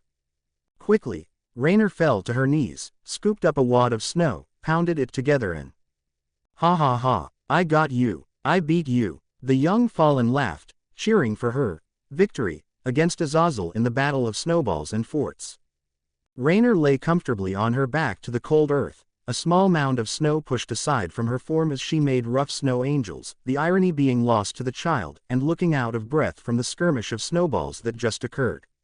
Azazel, smiling and lying similarly to his ward on the snow-covered balcony, chuckled as he heard the cheers.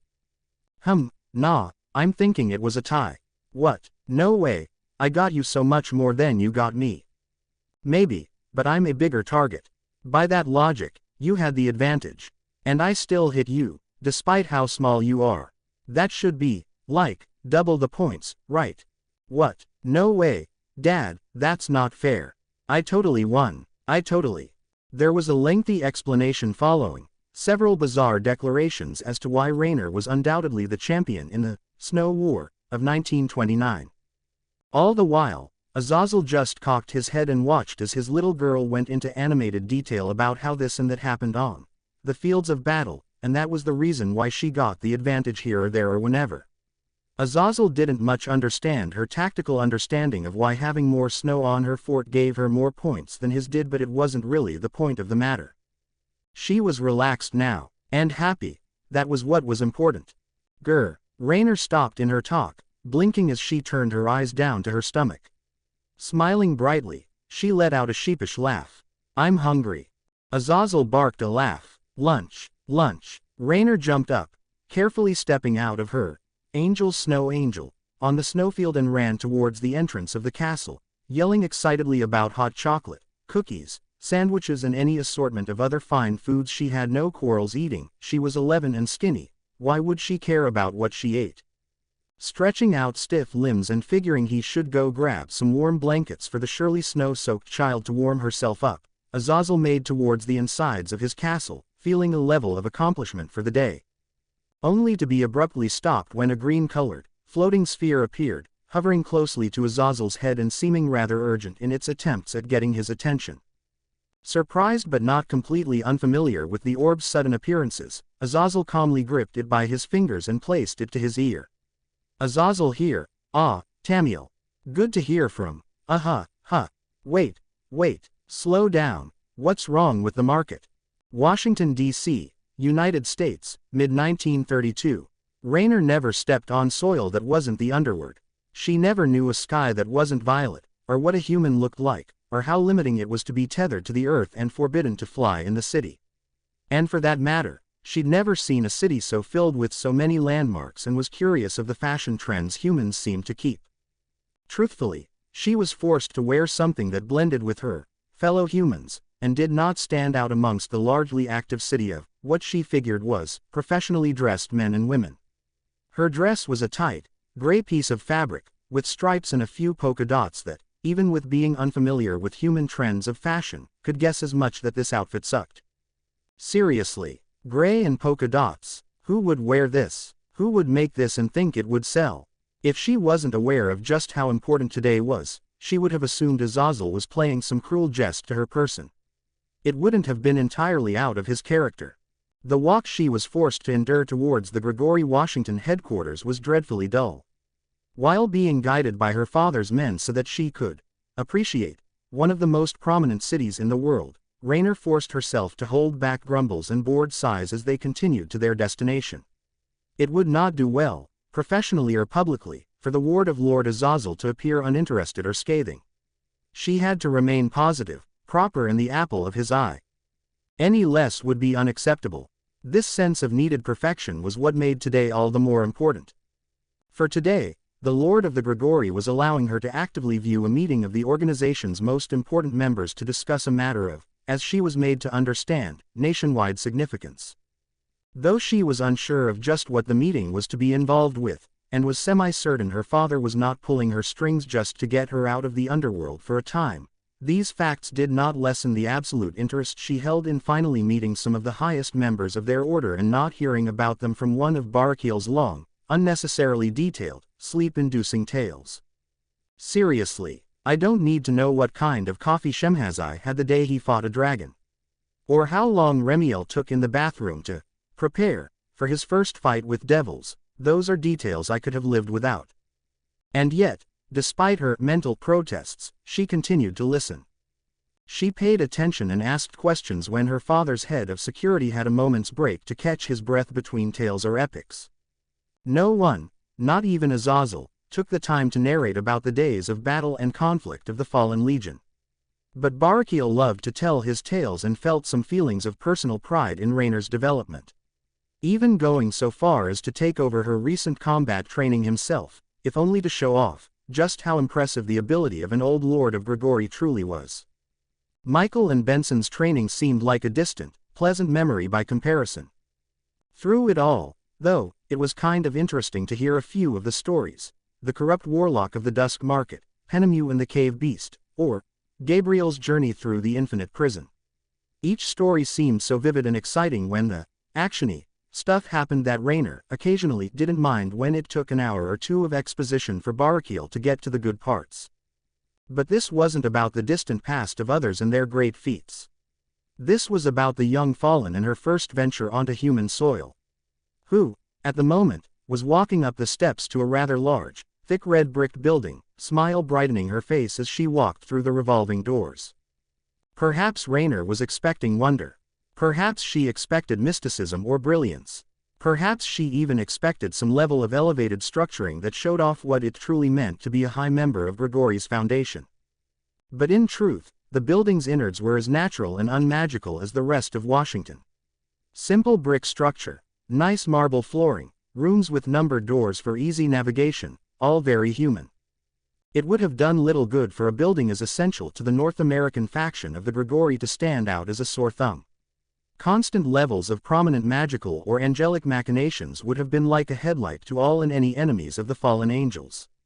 Blending in with the humans and remaining an essential branch in the growing nation of the United States was the essential idea, devised by the ever-wise Lords Azazel and Shemhazai.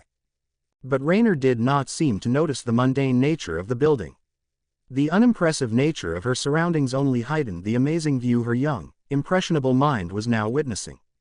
Angels. Fallen angels everywhere. At every corner of the lobby, from pairs to large groups, Raynor saw the faces of dozens of familiar, prominent, legendary members that made up the bulk of Grigori's greatness. Oh my lord, oh my lord, oh my lord. That's Lord Tamiel. He coordinates all business transactions from the here to the underworld.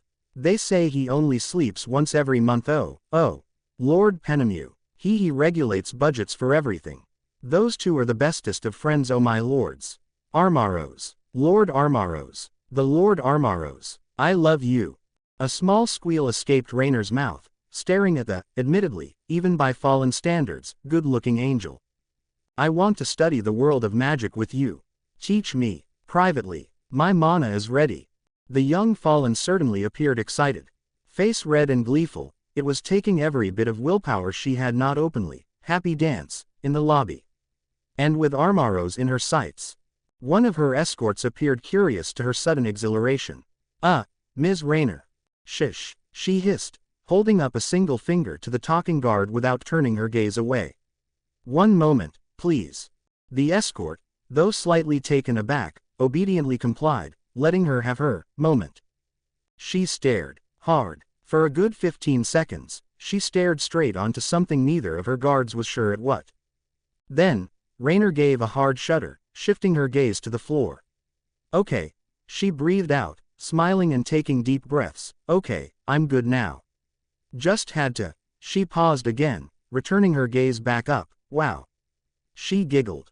Her guards hadn't a clue what to make of this. Ahem, Ms. Raynor, shouldn't we be?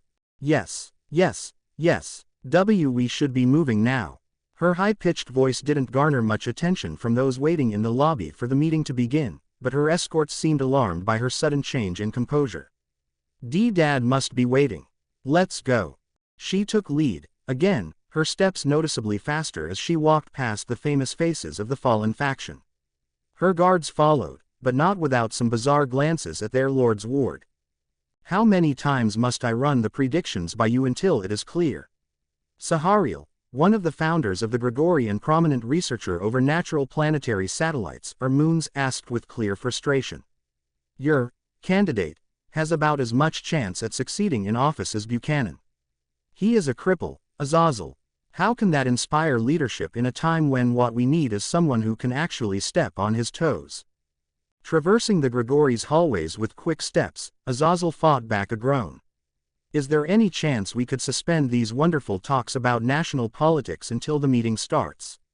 He was hopeful, but seeing the look on his colleague's face, a distinctive no, killed his optimism as quickly as it came. Besides, Hoover had his chance. No good came of it. Hoover was dealt a bad hand. Sahariel countered. This economic situation has been a far-reaching, internationally conflicting, domino effect of unemployment and poor money-holding occurrences. The two of them turned a corner. No one predicted such a massive downturn in the stock market. Not even Tamiel, and he practically breathed stock information. If a man who's studied the human marketplace for millennia couldn't have stopped such a poor contained situation, then tell me how Hoover would possibly have been able to.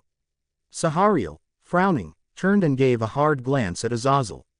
I believe Hoover has potential to reform the nation, a strong faith. And not some broken governor from New York will stand out amongst someone with a term of experience and understanding of the nation's suffering. Azazel returned Sahariel's stare, hearing the strong backing behind his words. Better to choose the devil you know than the devil you don't. Not a bad concept, but Roosevelt still has my vote of confidence, Grigory's leader reaffirmed. I will not judge a man on his ability to talk and to think based on the functionality of his legs, and you would do well to not insult cripples in my presence. He pointed a finger at the lunar researcher, his point received. The New York governor has my interest. His New Deal idea has my intrigue. And frankly, I want to see how it pans out. Humans were always so fascinating. One second, they reached the peak of their potential. The next, they were scaling past that peak and moving on to the next. It was actually exciting to see, like watching a child take its first steps. Humans were so much fun to watch. However, now wasn't the time to admire the humans for the advancements. Instead, seeing small signs of annoyance on his old friend's features, Azazel decided the talks on politics were reaching a zone of intensity neither was feeling overly comfortable with. So, with a smirk and a casual throw of his arm around the grizzly man's shoulders, Azazel tried to ease the tension between. Besides, when have you known me to be wrong on something as important as this? Come on, have a little faith in your old pal. Watching his old political rival purse his lips under the, admittedly, accurate boast was a little victory in itself. When it came to matters of international state, the Governor-General was rarely, if ever, wrong. He did his homework, studied his opponents, and valued whatever information he was able to ascertain. It was what made Azazel the leader of the fallen ones. He was crafty, charismatic and intelligent. And while Shemhazai, his right-hand man, was certainly no slouch with his own intellectual capabilities, he preferred to stay in the back corner of most conversations and allow his longtime friend to say the words that needed to be said for the benefit of the Grigori and all who associated with them. The two together were exceptionally persuasive with any and all manner of conversation or argument. And yet, Sahariel would not fully recognize or accept Azazel's thoughts. Not that the man did not bring up or possess sound reasons behind his motivation to support the Democratic candidate. They were quite good, if he were being honest, but it did not mean he would relent. While he held strong beliefs in second chances, especially to those who he felt earned the right to have them, there was also a secondary means for why he hoped he could convince the fallen council into supporting Hoover for re-election. Something he could not pass up.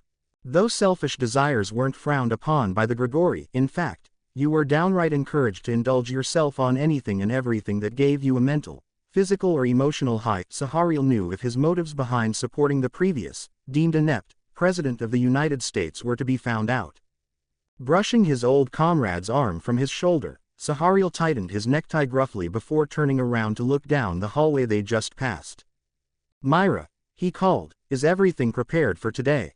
Turning around himself, Azazel looked over to the far corner from where the two fallen leaders had walked past moments ago, only to see just the smallest glimmer of a figure's eye, watching them carefully, as they talked and discussed their individual matters uninterrupted.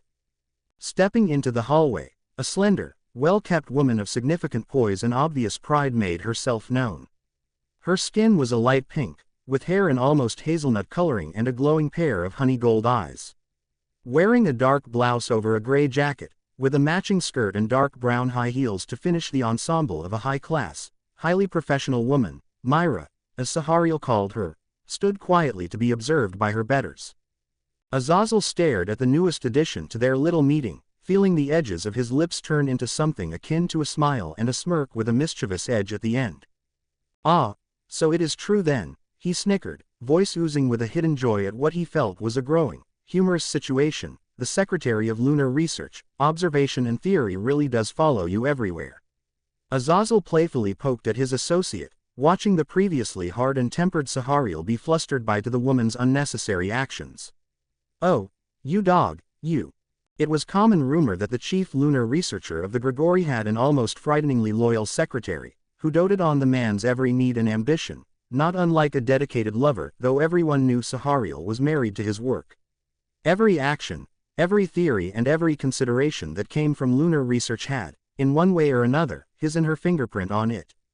Myra the secretary was dedicated, loyal and motivated in assisting Sahariel in all matters he sought. "My lords," said woman spoke up, her voice equally beautiful and monotonous as she offered a curt bow to the two men, I came to inform you both that the meeting will begin in approximately 13 minutes, she reminded, noting a standing clock in the hallway, its long point nearing the top as the men continued their little chat and walk through the building. Shall we make haste to the boardroom, Lord Sahariel? I have your folders and projections accounted for and your speech prepared, but I would like to discuss the matters of Dad. Myra hadn't been able to finish. In fact, her voice was quickly cut off from whatever matter of importance she was meaning to discuss by the sudden, loud interruption coming from further down the hall. Azazel and Sahariel, surprised in their own ways by the sudden disturbance to their semi-business-like environment, turned away from the secretary to look towards the quickly approaching form of a, from Sahariel's viewpoint, very young fallen angel, followed swiftly by a small group of well-dressed angels. Raynor, excited and panting from her jog around the building, in search for her guardian, quickly ran up to Lord Azazel without seeming to notice the two other important angelic figures beside him. Hey Dad, you won't believe who I saw downstairs. I saw Lord Tamiel and he was talking with Lord Penamu and I don't know what they were talking about, but it looked super important to know. Armaros. I saw Lord Armaros, and he is just so, ha. She swooned again, face crimsoned and coupled with the completely relaxed smile that showed she was pleased with what she saw. Azazel could only laugh, turning to the confused pair of fallen at his side. Calming himself, he pulled Raynor to his side, smiling proudly. Apologies, Myra, my daughter forgot herself. Raynor didn't seem to notice, still caught in the glow of Armaros before feeling a small tap on her shoulder to knock her from her daydream. She finally seemed to realize she was in the presence of others. May I introduce my daughter, Raynor? She will be joining us in the conference room as my +1. He gestured a hand to the two fallen. Raynor, this is Lord Sahariel. Raynor interrupted, excitedly ripping herself from her father to stand, positively glowing, in front of the new angel. You're one of the original founders of the Grigori. The lead developer, researcher, theorist and philosopher of lunar research, observation and theory, Grigori faction. Raynor's enthusiasm was loud, certainly, but it did seem to surprise Sahariel in a small way, if his single raised dark eyebrow was anything to go by. Founded early 10th century with the discovery of the first pure-blooded werewolf, Sahariel recognized the importance of celestial beings and planetary bodies and, alongside a small group of still loyal original members, has strived to discover the secrets of the universe, though with a currently strict focus on Earth's moon since the 16th century. She paused for a moment. Remembered and decorated as a war hero for bravery at Voltigny Valley, Heathcliff's Hole and the Pergoline Peninsula. Only survivor of the Casa Mine Fall with a personal renowned accomplishment of going into single combat with one of the original Satan Lords, both as a pure and fallen angel. She took a breath. Oh, and your hobbies include stargazing, gardening, midnight walks on the beach and. She paused for a moment. It took Raynor a moment, it seemed, to grasp the full extent of what she was saying to the elder fallen. Her lips started to part into a gape, her eyes widened, and her reddened cheeks, if nothing else, was a dead giveaway to just how embarrassed she was feeling. It didn't help that she could hear her father's silent snicker off to the side, or feel the cold stare of the unknown woman at Sahariel's side. Flustered and self-conscious of her sudden and very vocalized understanding of one of the original founders of Grigori, Raynor attempted to alleviate her growing sense of discomfort by bowing deeply to the perplexed Sahariel, all the while apologizing loudly with the most complex word uses she knew. Peace, child, the elder fallen said, waving his hand in an attempt to stifle the insistent attempts at formal apologies. No harm was meant nor found. You may relent on your apologies. Raynor, carefully, lifted her head to make eye contact with the hard expression of Sahariel. It was difficult to tell if he was serious about being unfazed by her blabbing or not. His facial features, like his scientific interest, was rigid, cold and unchanging, no matter the situation. But I do find myself curious on how you found out such familiar details about my person. Raynor straightened out her posture, swallowing hard at the tall, admittedly strong-statured angel. She tried to come up with an answer that summed up the entirety of how she got such personal information, without coming off as timid as a Sunday school girl. Barakiel loves to talk, she replied, her words coming off more as a question as if this was an acceptable answer. Sahariel, in his great wisdom and understanding of his fellow fallen, nodded after a brief, lip-curling moment. Indeed, the older fallen angel replied, accepting her words as making the most sense out of anything else she might have given him. The old crow certainly is a peculiar one, is he not? For someone so quiet, I do believe Barakiel enjoys the sound of his own voice more than he should. HMPH certainly enjoys giving stories more detail than necessary. You can say that again, Rainer, still unable to make eye contact, agreed quietly. Turning to Azazel, who was clearly more amused about the situation than young Fallen felt he should have been, she quickly moved to his arm, grabbed hold and started to tug Grigori's leader away from the awkward scene. Come on, Dad, meeting's starting soon. Whittle Wainer, Emba Wessist. Dad, be quiet. Sahariel was not a bad man. Like any man, human, angel, devil or otherwise, he strived to further his goals and ambitions towards an end game, with the hope of a significant return on his investment and time. He acknowledged that with any long-term goal, blocks and challenges were almost certainly going to occur. Being an angel, time was not an immediate factor of concern. And even in the case of monetary values, his personal estate was by no means lacking, either. And yet, there still seemed to be complications of actual progress to be made, it seemed.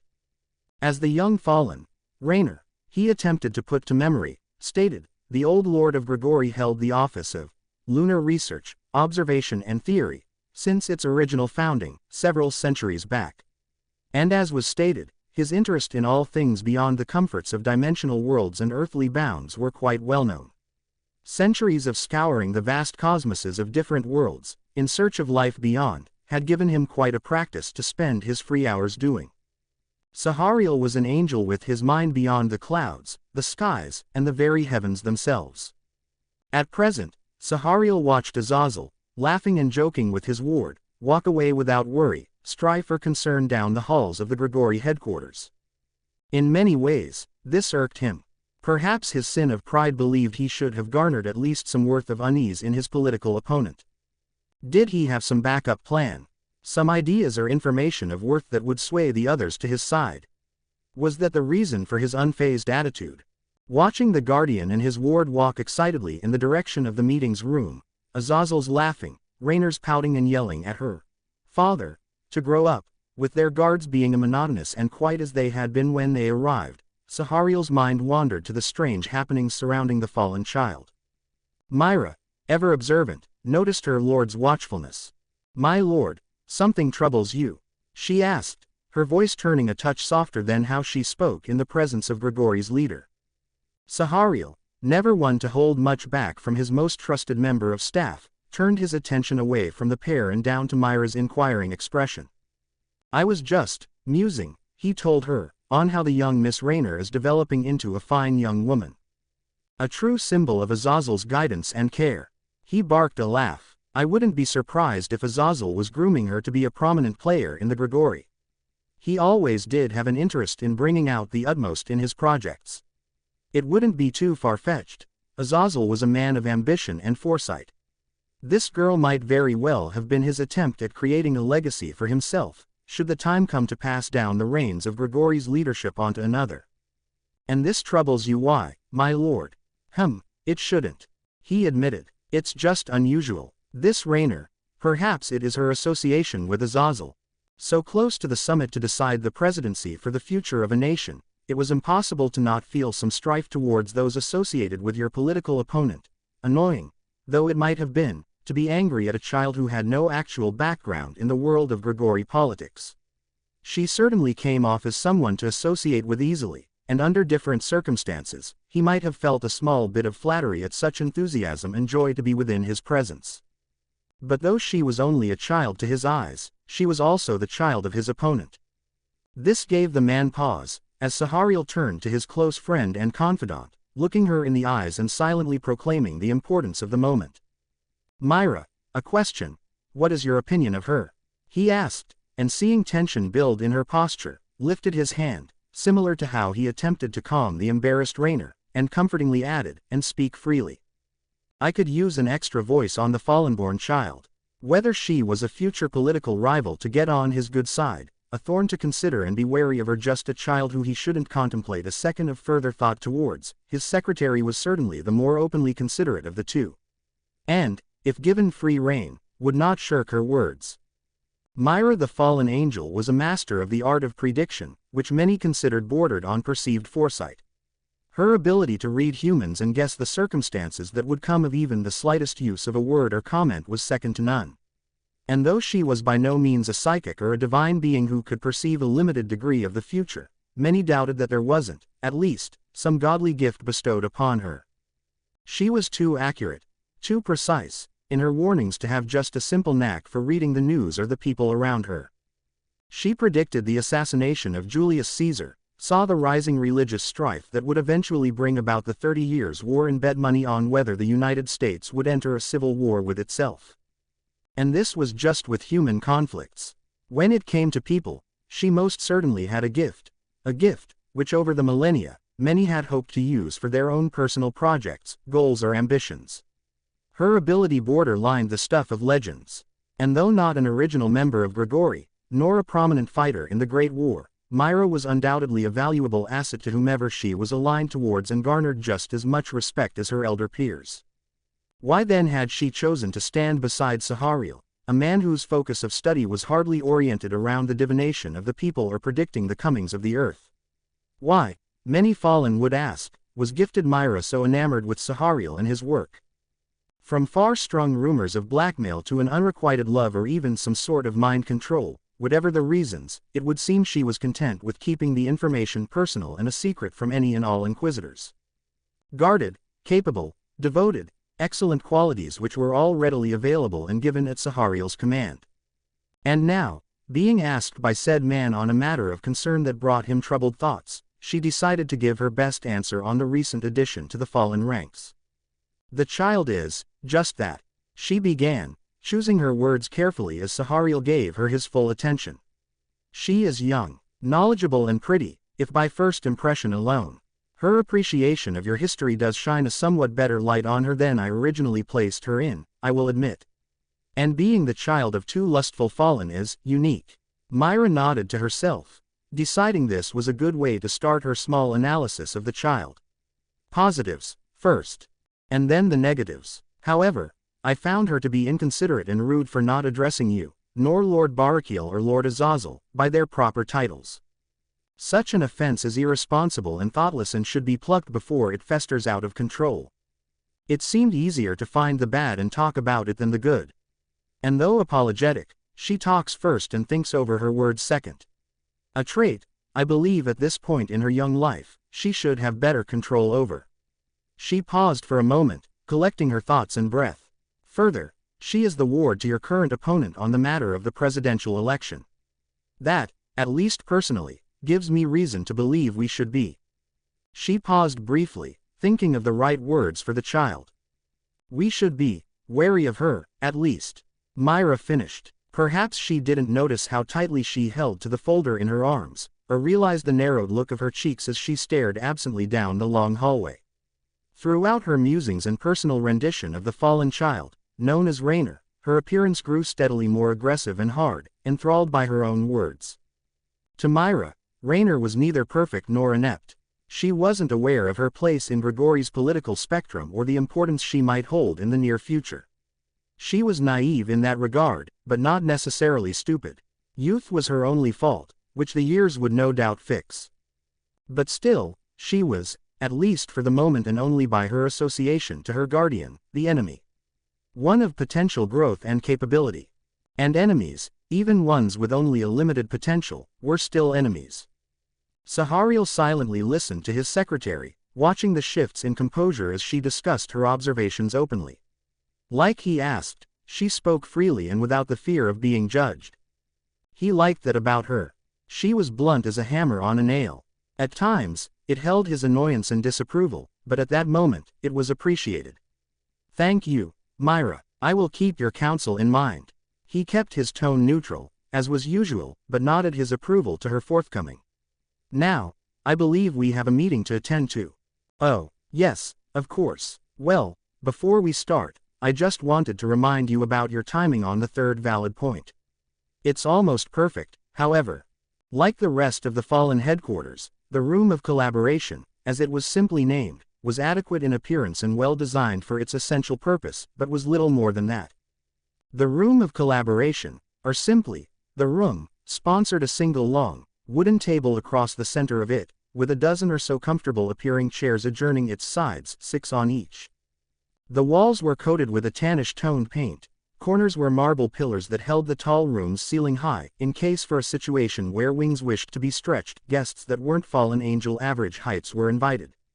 And the corners of the room held a number of chairs that, while similar in appearance to the ones around the center table, didn't have any sort of comfort to lay items or personal effects on. Its appearance was very business in style and held little warmth to it. It was not a place for comfort or enjoyment and only to be used in the most important of discussions or meetings. A nation in desperate need of a strong leader to help produce a strong economic situation that would, in practice, help assist other nations in their own dire financial situations seemed like a good reason to use the room. The meeting started with Azazel, standing and addressing all attended at the head of the table, in a naturally formal and quite proud tone, befitting his station. He smiled, addressed the camaraderie of Grigori's finest and fit the position as Lord among the fallen, to the letter. All in all, the initial stages of the meeting went quite well, with Azazel allowing his opponent, Sahariel, to stand before the original founders of the Grigori and begin his portion of the debate. While this was going on, Raynor sat quietly off to the side of the conference room, legs crossed and face tense as she tried to take in every detail, word and movement made while also attempting to hold back her excitement for actually seeing all of the founding members of Grigori in one place. She wanted to take pictures, run the list of accomplishments each member held through her mind, perhaps even ask for an autograph, but managed to refrain herself. It would have done little good to make a scene and ruin her appearance to those who closely associated themselves with her father. In a way, she represented the tutelage, guidance and ability of her father. Young though she was, even she would not deny herself some pride in knowing she was someone of import, if only through her association with the Governor-General. Raynor hoped to change that, eventually, through personal merit, hard work and dedication to improving the way of life for all fallen. Youthful devotion and enthusiasm, though it may have simply been, there was no denying the smile it brought to Azazel's face when she openly declared her intentions to take his job from him, one day. He looked forward to it, in fact, but back to the matter at hand. Raynor's attention was solely kept on the first stages of the meeting. The opening reasons for the meeting, the arguments made by Sahariel, followed shortly after by a counter-argument by her dad, then a repeat between the two, using large words and information she was certain wasn't readily available to the public. The way the two bantered and contradicted or even back-talked one another in ways that hoped to get a rise out of the other while still remaining true to the topic at hand was nothing short of stunning. During the proceeds, Raynor was certain she would have screamed and shouted had she been in her father's place, tempted to do so anyway for talking against her dad like that. But refrained, seeing as how everyone else in the room was quietly viewing the situation with an open mind and eye. She guessed she should have considered herself fortunate. There were only 30 to 40 fallen allowed to view this important matter. Invitation was limited, each founder being limited to only one extra to be brought into the meeting, with the rest who remained being there for security reasons. While most brought in their assistance or some form of personal aid, Azazel decided to bring in his ward and show her the political side of the Grigori organization. Realizing this and thoroughly touched to be considered so highly, Raynor decided that showing a little courtesy and remaining silent would not be the end of her. It was unwise for any meeting with the several founders of Grigori to remain in the cramped, uncomfortable room for long. The room wasn't suited for conversations lasting usually longer than an hour, which helped its persuasive power for the fallen lords to reach a vote of universal decision quickly, if only to get out of the dull surroundings they were forced to remain in. The last time the lords remained in the cramped space for longer than an hour, by the end, it required a new roof, table, chairs and paint job. The Room of Collaboration, essentially, sucked. Thankfully, it seemed the matter of argument that required the room's persuasive power would end faster than others. With the Americans' presidential elections coming up soon, a choice would have to be made, in contrast to other issues, which could be argued over for weeks, months or even years. They were not limited by a human lifespan, so such issues were rarely of anyone's concern. As you can imagine, This would be difficult if there were two parties opposing sides, and with a shortened time frame, this matter alone was earning quite a bit of attention and wonder on who would win. Sadly, after an hour of arguing, no full vote was met in support of one side or another, which only ever happened once in the history of the Lords arguing. Thus, the Lords of Grigori broke for lunch. There wasn't a cafeteria in the building. Such needs for food or drink would have to be done elsewhere. This would give time for the several lords to go their own ways and return some 2-3 hours later after cooling off whatever tense emotions were built up during their rare meet-up. Walking out the front doors of the building, even Rainer was appreciative for the brief reprieve from the conversations and arguments. Though focused and cool during the discussions, it was still a political meeting occurring in front of a teenager. Boredom was a natural part of the age group. And now, standing outside and feeling the warmth of the sun and feeling fresh air blowing through her hair, Rainer felt quite pleased for her first breath of fresh air in what felt like hours. Ha! Phew, I can breathe again, she laughed loudly, pumping her arms up in a stretch. Oh, and how I missed you, son. You beautiful, blinding thing in the sky. Azazel, following slowly behind, chuckled. He felt tempted to remind her that the meeting really did only last an hour. But, why ruin her fun? Rainer, he caught said girl's attention, how about a little something to eat before we have to go back, Anything you'd like, we'll get. Now thoroughly pleased with having escaped the room of collaboration with the new prospect of a grand lunch ahead, Rainer felt ready to run off the list of human delicacies she'd heard about since arriving. Creativity seemed to be their main attraction. Even during the economically hard times, the United States major cities still held a place or two that held high-class accommodations. This was doubly so when considered this was the politically active and wealthy lived city of Washington. However, whatever joy might have been quickly growing inside the youth was thoroughly crushed by the arrival of two familiar fallen lords. Barakiel and Shemhazai walked smoothly out of Grigori's headquarters, both dressed impressively in human apparel which, even to one as clueless about human fashion as the young fallen, held a sense of importance and position that spoke highly of both individuals. Barakiel's black hair was cut close and smoothed back to avoid his eyes, while Shemhazai's shoulder-length sandy blonde was held tightly by a single string behind his neck, making his appearance more youthful than most of the fallen Rainer was familiar with. Their faces were straight and focused. This was what was commonly referred to by Azazel as the "no nonsense, we have work to do, stop joking around" looks that meant work was being put ahead of pleasure and relaxation at the moment. Which meant, as Rainer was only well aware, if only by the remembrance of such occurrences happening all too frequently in her youth, of what was coming next. Barakiel moved to his lord's side, whispering something unintelligible to the younger fallen, but caused a frown to appear on Azazel's lips. Nodding reluctantly, he uttered a quiet, "I'll meet you both momentarily," to the two of them, receiving brief nods in return before the two turned back to the building. Rainer frowned along with her father. No lunch. He shook his head, mumbling, "Not for me, I'm afraid." He let out a long sigh, reaching into his suit's inner pocket and pulling out what appeared to be a large stack of green papers. Azazel flipped his finger through the thin sheets, counting off a few sheets before pulling them out and handing them to his ward. "There's 50. Take it anywhere you'd like and have a meal for the both of us." Rainer, guessing the handed papers were something monetary used by the humans. Certainly, they were a contrast to what she was taught and familiarized with, using gold, jewels, diamonds and so on. Though she found it strange why printed paper could hold actual value, she couldn't deny it was easier to hold in hand. "Okay. Don't be afraid to spend it, I have more. Just go find someplace fancy and enjoy some music. It's not every day your old man brings you to the human world, He was smirking, and despite not being able to join her, Rainer managed to smile back. I guess. He was often busy with work. This was nothing new. I'll have fun, I promise. Good. He raised a hand to ruffle her still growing black hair, earning an annoyed growl. Now, come, I'll assemble your escort and prep them for departure. Should only take a minute or two. And that's where Rainer voiced her opinion on that decision. "Ah, Dad, come on, you can't be serious. I'm 14, damn it. I'm not a kid anymore.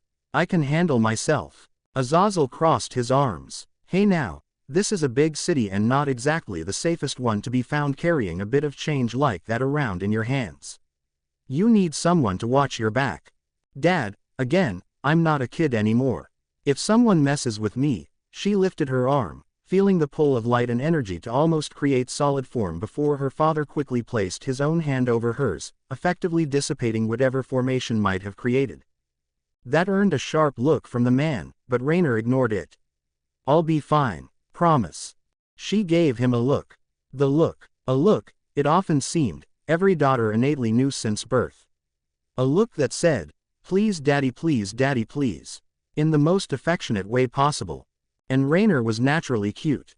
That added a practical +10 to its effectivity on anyone who was hit with its full effects. Though his eyes were hard and jaw tightly grit, Azazel's face did hold some worry and nervousness to it as he looked Rainer over. She was, by all accounts, his daughter. That came with some responsibility and obligation to put her safety above all else. And yet, she wouldn't be a child for long. Nope. No, definitely not. He shook his head, releasing his grip on her arm and wagging his finger pointedly in the young girl's face. "Now you listen here. You are going to wait right here until I get back with a platoon of guys to watch you eat, laugh, burp, whatever it is you do at a restaurant, you hear me?" Rainer raised an eyebrow then, frowning still. "You are not to move one step until then. You are not to go anywhere, nor do anything, until I bring out some people. You understand, little missy?" Rainer was starting to look very confused, narrowing her eyes at the bizarre tone and choice of words from the usually carefree caretaker. Then her expression lit up.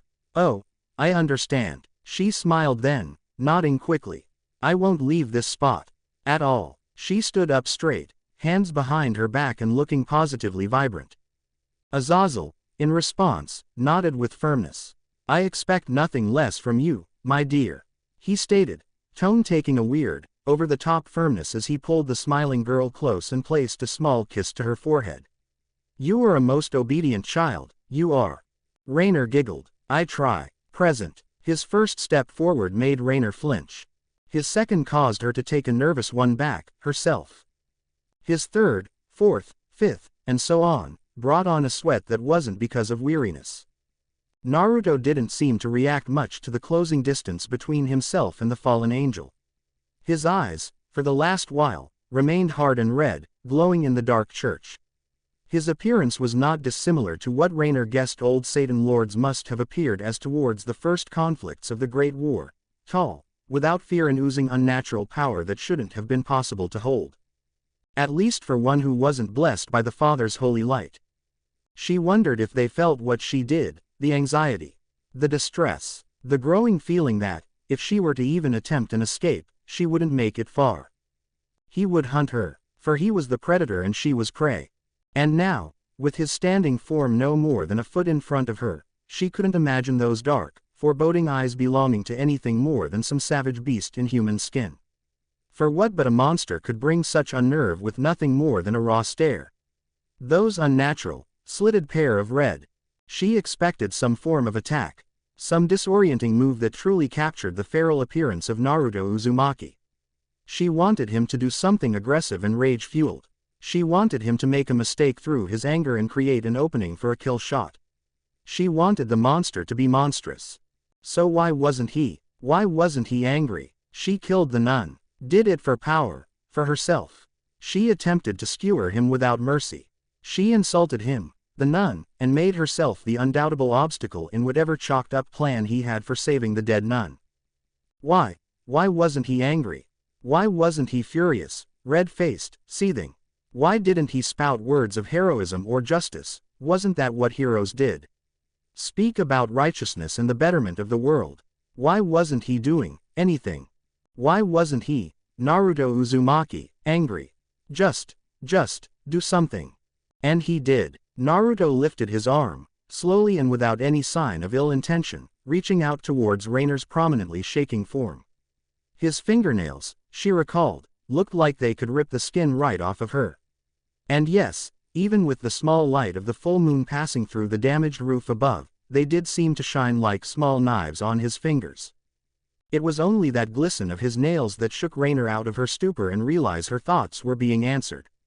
No, no, no, she responded quickly, her face tightening into a snarl as her arm lifted to its side. The energy came so naturally to her now, feeling it twist and solidify into a desired shape faster than she ever dreamed she would possibly be capable of. She felt the smooth ridge of her spear in her hand, felt the energy elongate and twist into something easy and quick to make. It was swift. It took even less time to bring her arm back before driving it forward, the spear's sharp edge parting the air as it narrowed the distance between its point and target. The target being Naruto's head. I am not weak. Naruto's outstretched arm stopped short from the girl's body. It shot to his side, the back of his hand brushing the spear's head and brushing it harshly to the side.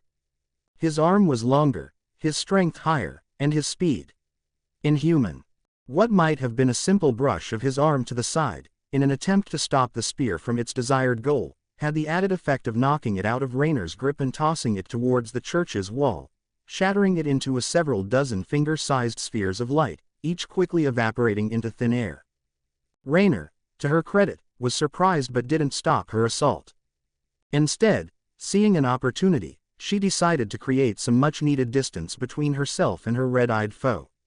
Leaping back towards one of the far corners of the church, using her wings appearing to add additional strength to her distancing of herself and the team, she brought her hands immediately to her sides, readying another quick stream of spears, this time with added width, strength and explosive power. This was her plan. It didn't happen. Naruto was already on her before her arms even had the chance to channel her focus. His stance changed from its straight position. Now, he was lower to the ground, his legs bent and wide while his arms were curved. His hands were made into fists and coupled with his still red eyes, looked almost eagerly awaiting the chance to hit something. They didn't wait long too, either. His fist almost instantly drove itself into the fallen's stomach soon after her landing. A punch to the stomach is a complicated occurrence. The body instinctively tries to tighten itself to reduce the impact and internal damage one feels from the invasion of personal space. Using muscles, one's body tries to contain or prevent any harmful outside force from entering. Those muscles, either through training or natural development, are the second line of defense against attack, behind one's skin. This is often the situation or happening where other muscles or areas of attack might occur in. In short, muscles, while being often a testament to one's strength, are also a creature's way of defense. But, though rare, there are the occurrences where the body is unable to contort itself to prevent an oncoming attack. Being caught unaware or unassuming can lead to a body's lack of reaction to the imminent action that is about to occur. The circumstance of Rainer's sudden fist-invading blow to the abdomen was of the latter sort. The punch came so quickly, so suddenly, and without any sort of warning that her muscles simply hadn't reacted. The blonde's punch, a sharp contrast to his previous intimidation show, wasn't held back by any of the fallen's natural instincts for self-protection and effortlessly smashed into her unguarded torso. But she saw it all. Even without time to react. She saw it. The blur. He was fast. Too fast. He was at the center of the church, then he was at the end, closing the gap between them and landing the first blow without so much as a speck of mercy to his features. His eyes were still on hers. That was the last thing she saw before the pain erupted inside of her. She remembered gagging on pained breath, her mouth agape. She could feel bits of spit or maybe blood slide down from the corner of her mouth. Her legs shifted backwards, attempting to keep balance while holding her now shaking form. She would have used her arms, had they not been covering the point of impact carefully, hoping to stop the pain before it became, if it were possible, worse. Was her eye twitching? They were certainly wide enough, perfect violet orbs being stared uncompromisingly by her blonde assailant. Of whom, Naruto, standing still with arms still outstretched, allowed a brief moment for the pain to fully set in his fallen combatant, the pigeon not seeming to like being on the receiving end of the pain he was coldly bringing to her. The shock of the attack was vibrating through her, making it difficult to think, let alone fully make sense, of what just occurred. But one thought was obvious to her. It was just as painful a thought, revelation, if you would, as the fist driven through her abdomen. He, Naruto Uzumaki, was in control, and now, bringing his arm to the side again, Raynor's red-eyed assailant threw his fist in an arc across the stunned fallen's face. The blow, echoing loudly into the church, sent her flying, this time, without the assistance of her wings, into the far corner of the church. Washington, D.C., United States, mid-1932, mid-afternoon. Ominous dark clouds started to move overhead in the capital of the United States.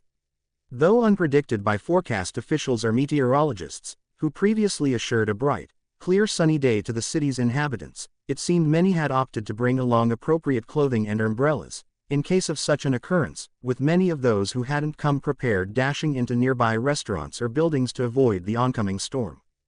Many except for Raynor, who despite acknowledging the dark clouds on her way back to the fallen headquarters, did not seem to mind. What was a little rain or mud or water to her? She certainly wasn't afraid to get the wonderful piece of human fashion, dirty, and even snickered in hopefulness. Her meal was fantastic. Amazing what 50 American monies could purchase you during the early 30s. The meal was rich, hot, tenderized, well-flavored and spiced, and warmed her soul to its core. Overall, sitting in her leather booth, she found this single occurrence to be a very fond experience, if a bit lonesome, though she repeatedly reminded herself that it wasn't that she got it and that her dad was simply busy. It was perfectly understandable, and repeated the exact reasons why she understood her father's plight several times during, before and after the meal, if only to erase the loneliness of having to venture out into the big city without company. She further reminded herself that she did go without an escort through the city, and while being babysat wasn't her ideal case of fun, they did sometime have words to exchange with her that alleviated some boredom. But, again, this was her choice and she would hold no regrets to it. So now, walking the quickly quieting sidewalk, marveling in the growing silence of her surroundings and vacancy of the usually active and crowded city, Raynor relaxed herself before mentally readying herself for another agonizing hour of political talks in the room. Brr. Where once the room had seemed like a silly story on how even the best angels could go crazy in there, it was now something that made goosebumps crawl up her skin. She rubbed her arms, smiling with a giggle. Despite the warm air, it seemed a cold breeze was passing through now. The sky was darkening and the clouds overhead were dimming from gray mounds into deep black nimbus clouds that almost seemed to be coming to the ground. She laughed at the idea. Clouds and angels were in the sky, people on the ground. She stared at them further a little longer, laughing at her imagination. They still seemed like they were falling. Heck, they even seemed to be growing. But, surely, that was just her mind playing with her. Clouds didn't grow. Not like that. She cocked her head. Still dropping. She blinked. Still growing wide, and she couldn't see past them. Her smile fell a little. Now the dark clouds were covering everything. And they seemed to be glowing, purple. No, wait, the clouds had purple lights coming from them. It swirled in them like they were in water. And, looking at them, she almost thought she felt something. Wait, no, it couldn't be. The energy almost looked angelic. Her eyes widened. A barrier. Oh, look what we have here. A voice shouted out from nowhere. A male's voice. A little baby angel, looking like an adult with that pretty little dress. Raynor's eyes widened further, twisting around to turn to the sound of the voice. She didn't see anyone. The voice was high-pitched and giggling behind words. It seemed to come from Raynor's back at first, but now from the side. She tried to move her head to meet the voice, only to see nothing and have it switch where the sound oriented from mid-sentence. Oh, how utterly precious you are. Precious, hardly. A new voice now, still male, but deeper and having a distinct snarl to it that wasn't entirely different from the first voice. Disrespectful, I'd say, insolent, even, not even calling people Lord when it is proper. Not even to her father, in front of his fellow higher beings. There was a clicking sound of a tongue. Impudent child, indeed. Teehee. Oh, no denying that. Such a disrespectful, awful little bitch. The first voice turned overly aggressive at the end. It unnerved her. Then it laughed. Oops, might have gone a little far there. Yee-hee-hee. And yet, she deserves every word. She heard what sounded like someone spitting on the ground. This freeloader of freeloaders is no more worthy to stand beside the prosperous Lord Azazel than she is to lick his boots clean. Their wind picked up around her, waving her long hair around. Disgusting child. No wonder she is so undesired. Hee hee. We don't want her. Her parents didn't want her. Ha, I bet Lord Azazel doesn't even want her. The voices were around her. Everywhere. Mocking and poking her mind. She tried to ignore them. She tried covering her ears. Then she felt a foot kick her from behind, knocking her to the earth. Don't you dare ignore me, you damn pubescent bitch. Rainer turned quickly. Whoever the owner of the voice was, it was gone again. She stood up, warily, feeling the sting of the boot on her back. She didn't cover her ears again. Disrespectful, nosy, ungrateful, ugly little gaw. Just looking at her. I know. Vermin, isn't she? Never seen a child of fallen before. Might be the first, if I were to guess. A harsh laugh. Can't say I'm surprised no one else had one. Gross, unnatural thing, she is. Bitch is uglier than a grave eater rolling in shit, ain't she? Now, don't insult the grave eaters. They actually have worth in the worlds, don't they? Laughter again. Rainer continued to swerve in a circle, trying to make out any disturbance in the area. She might have caught a shadow at one point but couldn't be sure. But she was tired of the mockery. She raised her arm to the side, focusing on the feeling of light. Then she felt a smack to her side.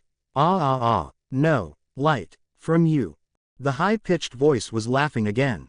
The deeper one laughed too. See how she squirms. We'd be doing the world a favor of ridding it of this weakness. Ho ho ho. Not bad, not bad. I like this idea. Can we do it? Oh, please, can we do it? Oh, we must. Surely this will be allowed. Silence. And then there was. Rainer blinked. A third voice. Male, again. Commanding. This one, not completely unlike Barakiel's.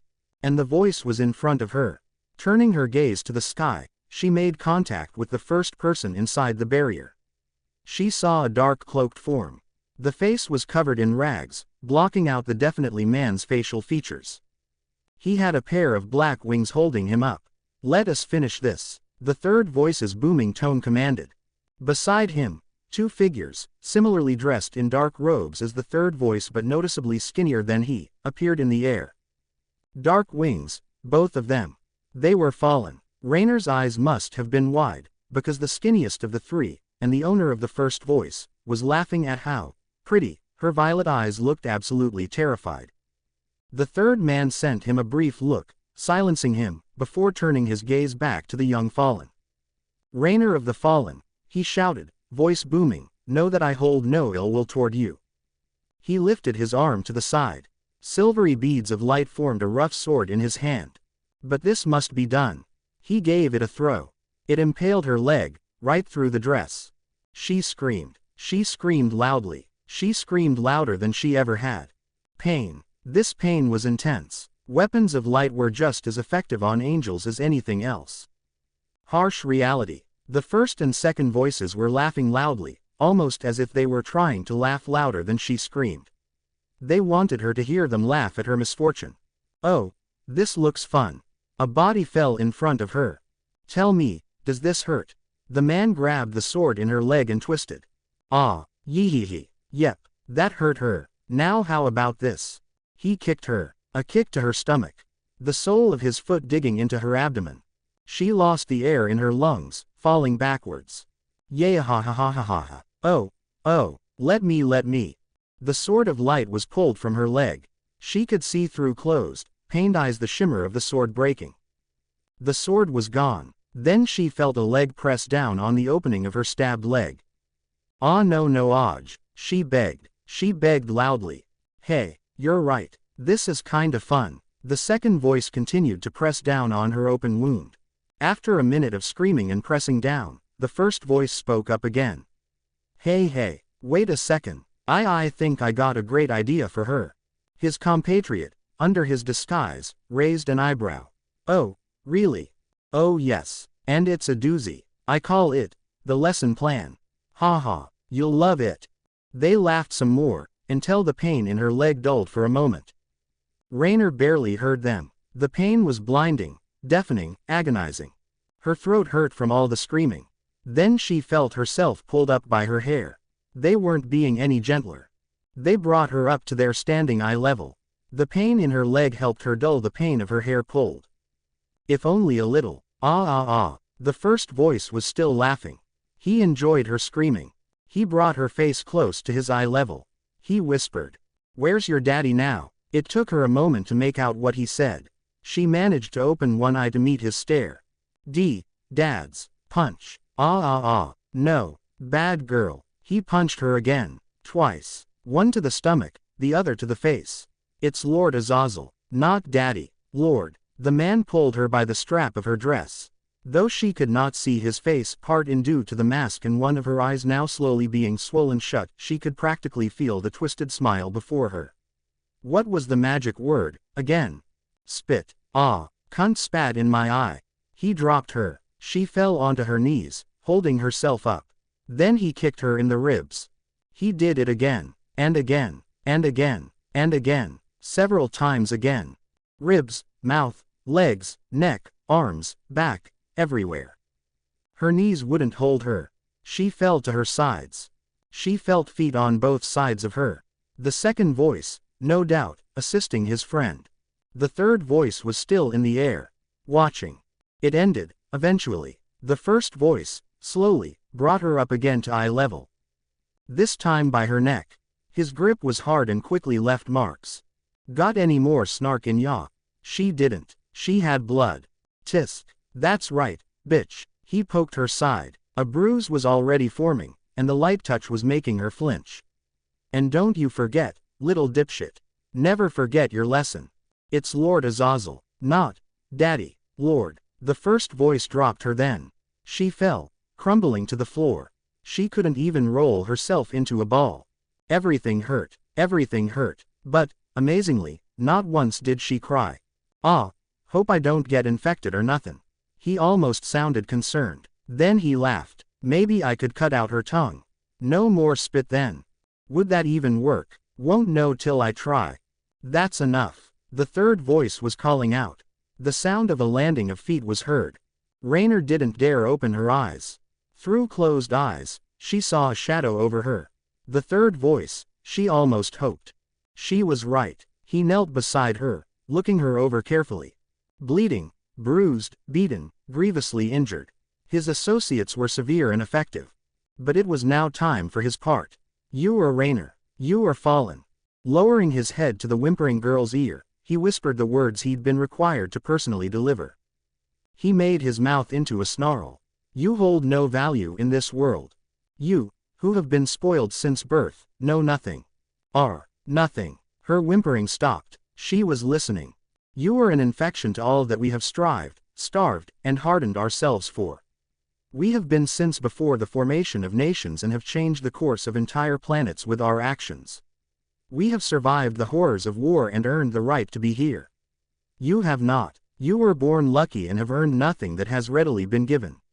You hold no place with us, because you are not us.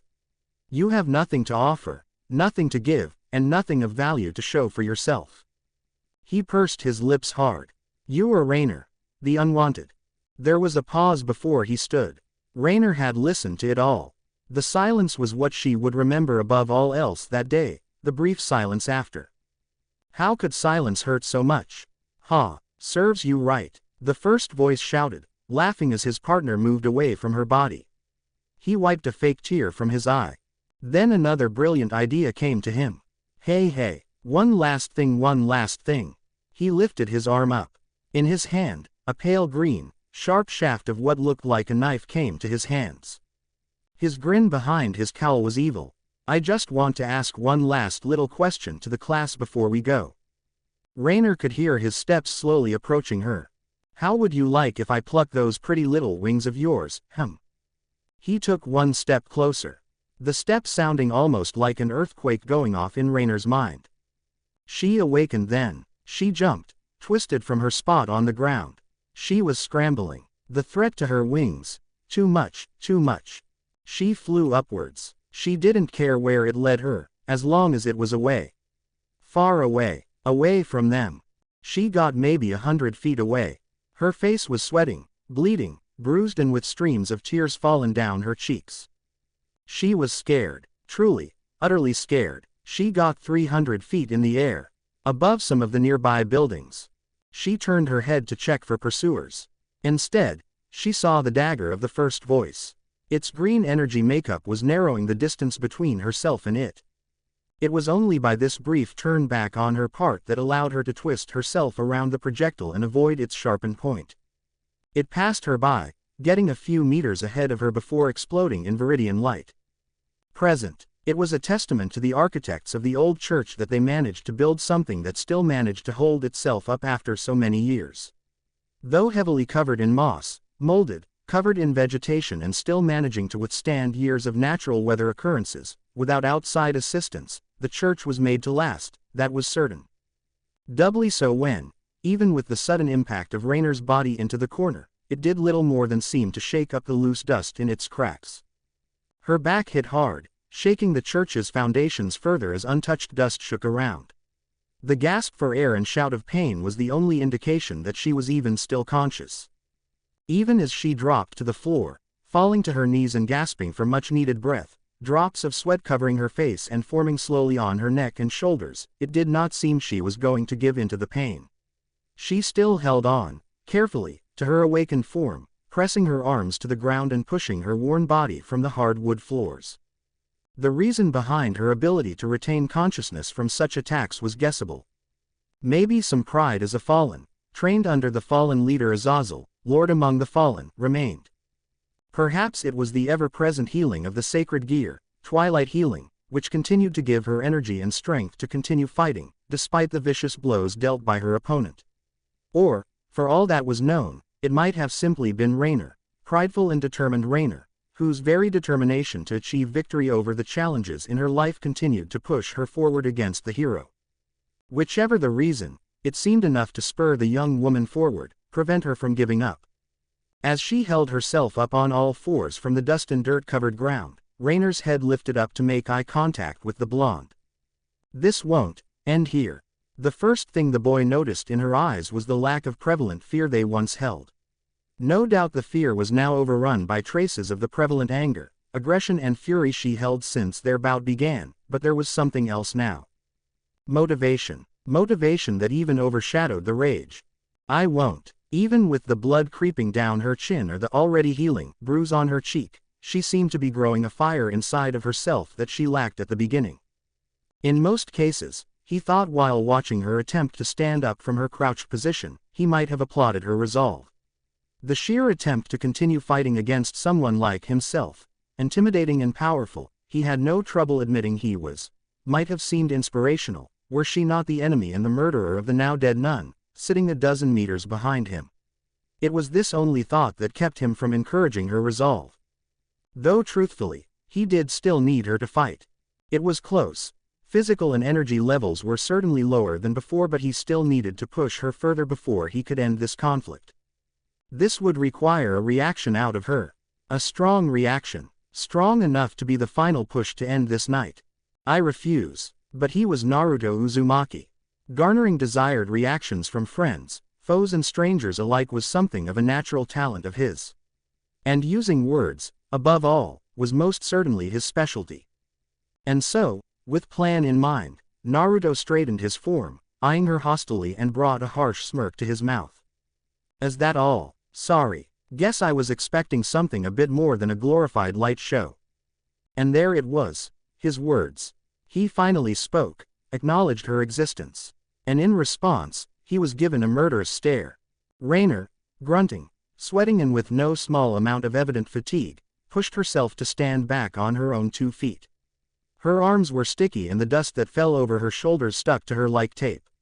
There might have been cobwebs, too, that tangled there was into her hair, but she did not seem to care. The struggle, above all else, was the thing to push her forward. I refuse to. Her back was hunched at first but slowly stood straight, offering an audible crack as it realigned itself comfortably. Her fingers were similar, squeezing them into fists with audible tension built into the joints, veins popping in her arms as they gripped tight. She swallowed hard, her mouth dry and rough, then grit her teeth and offered a look, so vicious, it almost seemed to mirror the fanged hero. She yelled, I refuse to be unwanted. Before taking to the sky.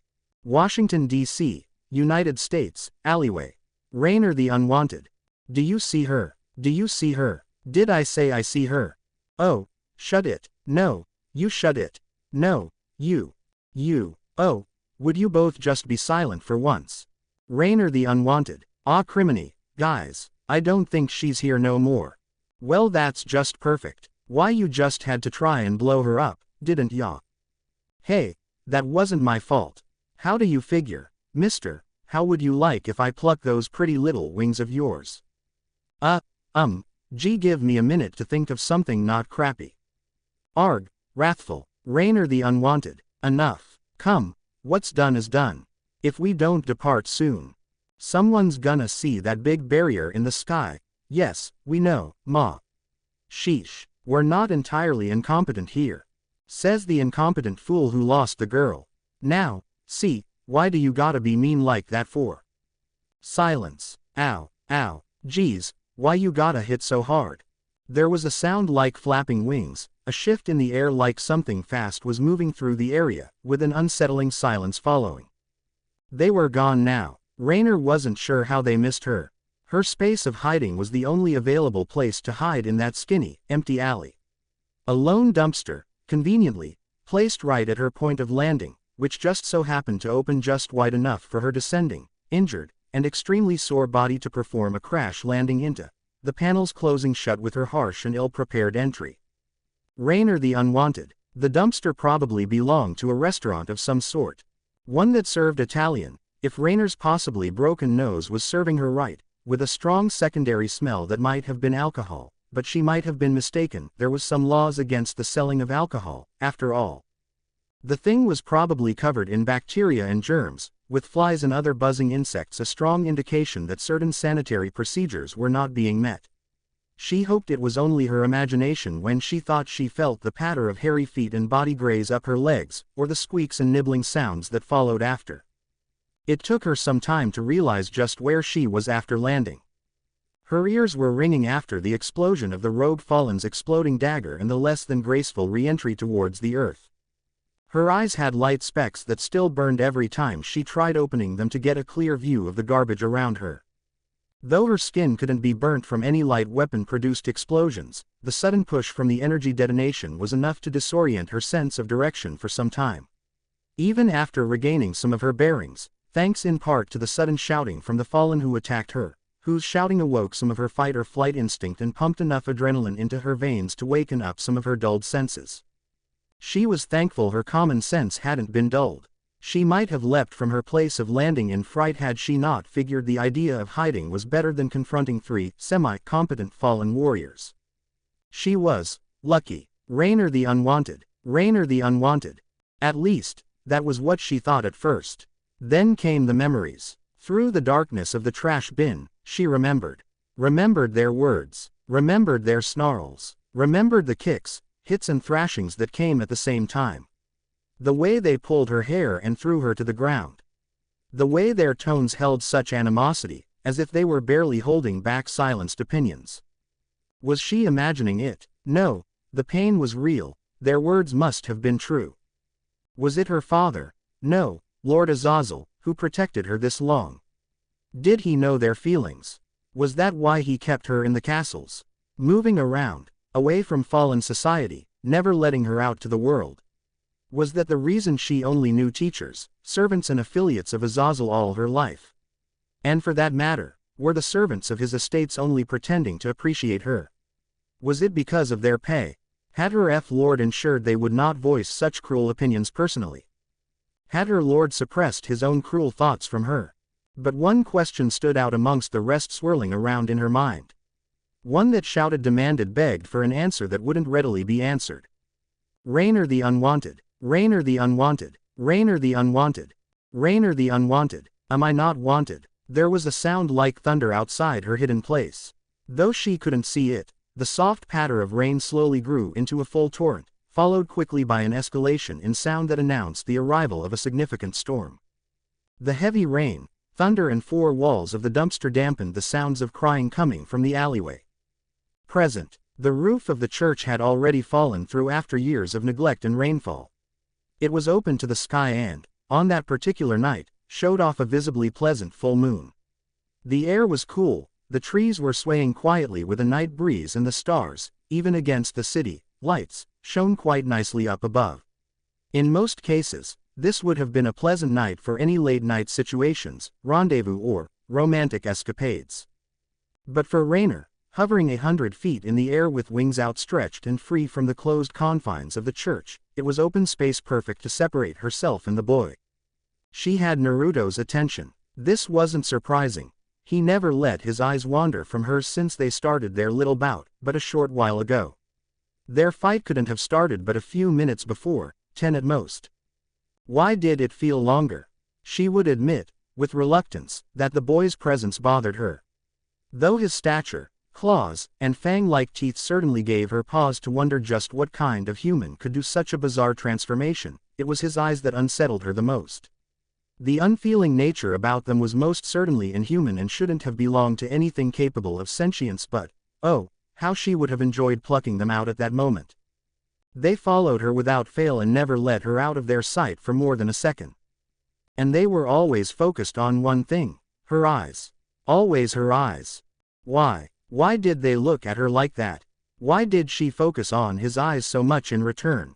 Was it because it was the pair of things that stood out most prominently to her during the fight? Was it the way they never left her position or gave her chills down her back? Was it the unreadable nature behind them that was so different to the way she was instructed so many years ago in the ways of combat? To read your opponent's eyes and thus read the way they fought before they fought. But how do you read those? She would wonder. What ideas or thoughts or strategies do they give away? She did not know. There was only the piercing red. They might have seemed aggressive or angry to her, but that might have just been the overall presence of the blonde. His narrowed expression, tense features and gritted teeth were the only indication of emotion that was identifiable. But beyond that, what was there to see? What lied behind the wall of his mind? Thoughts, ideas, emotions, perceptions, clues or tactics? What was he thinking, and what strategy could Rainer use to counter such brutal efficiency that was this hero? Against such animalistic efficiency and psychologically unnerving fighting, what was she to do? And the answer came to her in 4 simple words. Fight fire with fire. Brutality with brutality.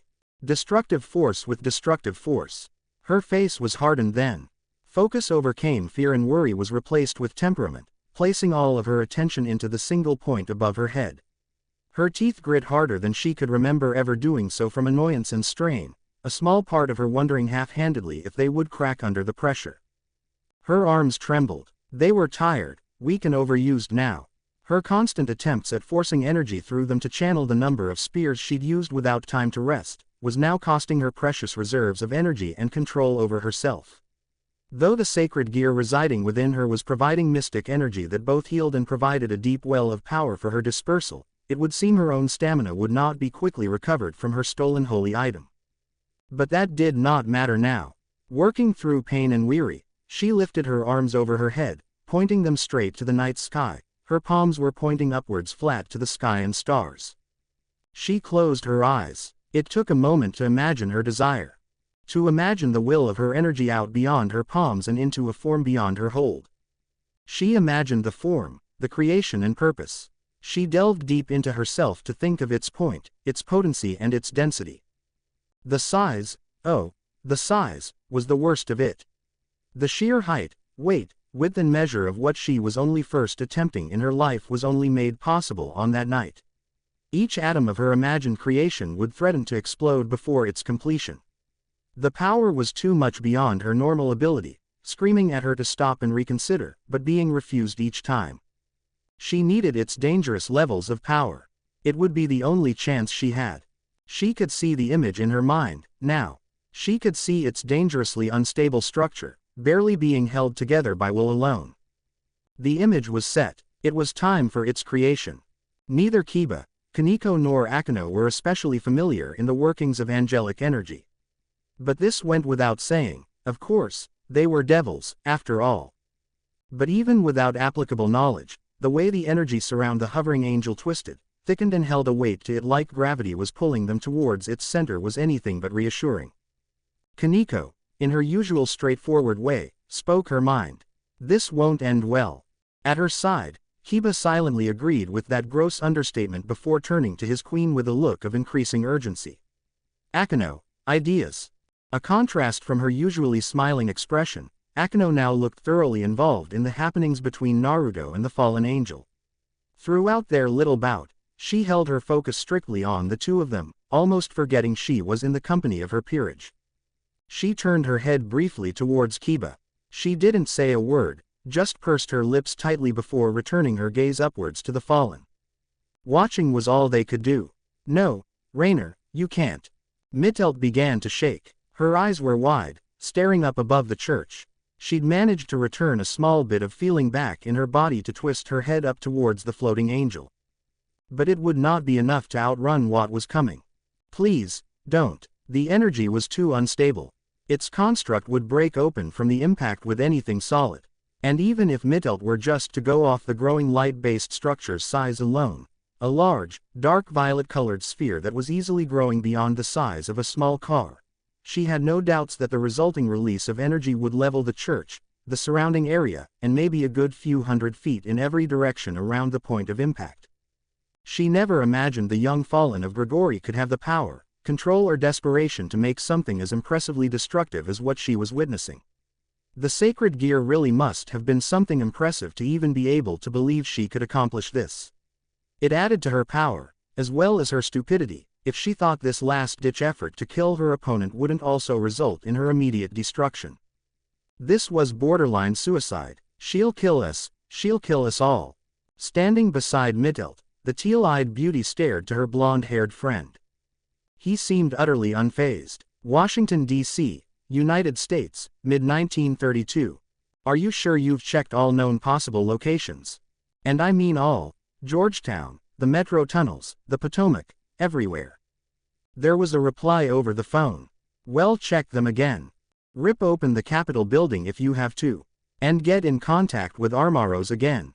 See if maybe the CIA has noticed a weird girl walking around. Father knows they're sticklers when it comes to security and everything weird. More voices over the phone. Are you sure all restaurants were checked? A murmur. Fine. Meet back here if anything else develops. And don't forget to make regular rotations on scouts. Last thing we need is for damned lightning to blast anyone out of the sky. He could see the American headlines already. Lightning strikes man with angel wings. Heaven falling over Washington. That would be a nightmare to cover up from any American news channel. The other end of the phone responded with a positive, the line dying soon after. Azazel, after returning the candlestick telephone to its rightful place in the hotel room, was almost tempted to give it a nice toss out the window. No word, none, no sightings, no information, no progress. For the last 12 hours, neither hint nor lick of information pertaining to a long, dark-haired girl in a gray polka-dotted dress could be found anywhere. Azazel blamed himself. He should have seen the sign that something was wrong when she didn't show up immediately at the time for the start of the second portion of the day's meeting. He considered the idea that, because of the storm, she must have bunkered down to wait out the storm, and that shortly after, she would make her way back to the Grigori's headquarters. Though an angel, even a fallen, could not succumb to sickness or illness, it did not mean most enjoyed the feeling of being wet or soggy from outdoor weather conditions. Surely she must have been doing the logical, smart thing and waiting for an opportune time for the storm to wane out. Except she hadn't. Then the idea occurred to him that she'd contact him if there was an issue.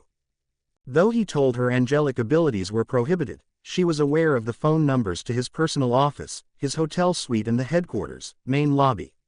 Surely she would find some building, business, or at least a gracious household that would allow her to use a temporary line to contact himself or a representative to ensure that he was made aware of her current, hopefully positive, situation. Except she hadn't. It was going now on the 12th hour of her non-availability. He'd contacted other lords, coordinated search groups and even called upon available human recourses in search of his ward. Azazel was sweating, aggravated and was very tempted to go out and personally search for the girl. He could neither sense her presence nor her angelic energy. Which meant either three things.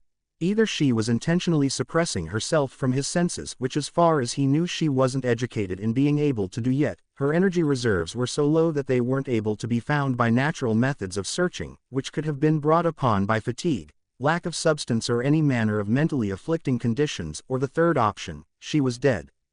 Azazel only grew more aggressive with these thoughts. It was only Barakiel, who sat quietly in a chair off to the side of the suite, near as tense as he, who managed to stop him in his foolhardy attempt at searching an entire city for one small teenager. "We need to remain stationed here," Azazel's longtime friend offered counsel. "If the miss returns, we should be ready to receive her. If there is news of her whereabouts, we will receive them by telephone. If others believe you have gone missing as well," he left the implications of his departure open, Azazel reluctantly acknowledging his words and the consequences that would come if he were to leave. And so he waited, and waited, and waited. It was nearing midnight now. At this point, Azazel was very tempted to break DC. "Barakiel, patience, my lord, patience," the fellow fallen lord was urgently trying to prevent his friend from performing something rash and or destructive. "Have faith in the legions. They will find her, I promise." There was a silent pause for a moment, of which Barakiel took as a silent acknowledgement from the Governor-General that he would remain calm a little longer. Instead, slowly, Azazel turned his head around, a look of no amusement plastered on his face. In fact, contrary to the usual, he looked downright murderous. "Barakiel, you realize you're supposed to say, they will find her alive, right?" The air in the suite seemed to be growing hotter all of a sudden. Barakiel had the grace to look sheepish, and maybe even a little worried. Well, you see, I thought, it should have gone without saying." Click, scree. The door to the hotel suite opened. The two lords responded with quick turns of the head towards the far wall of the room. Raynor stood outside the room. Just stood there. She was covered in mud, in grime, in sticky materials and other unmentionables, from her toes, which lacked a pair of shoes and socks, to her black hair, which looked like it had a wrapper tucked away in its folds. Her polka-dotted dress was no better, taking the brunt of most of, to the best of the lords staring her way, whatever happened between midday to the present late-night hour. Its gray-sewed material was not a brown or deep black, with even the dots being mostly blocked out and unintelligible. Her face appeared muddy, but after closer inspection, was bruised from her eyes to her neck. It took a moment for even Azazel to register that this was his daughter. That this distraught young woman was his.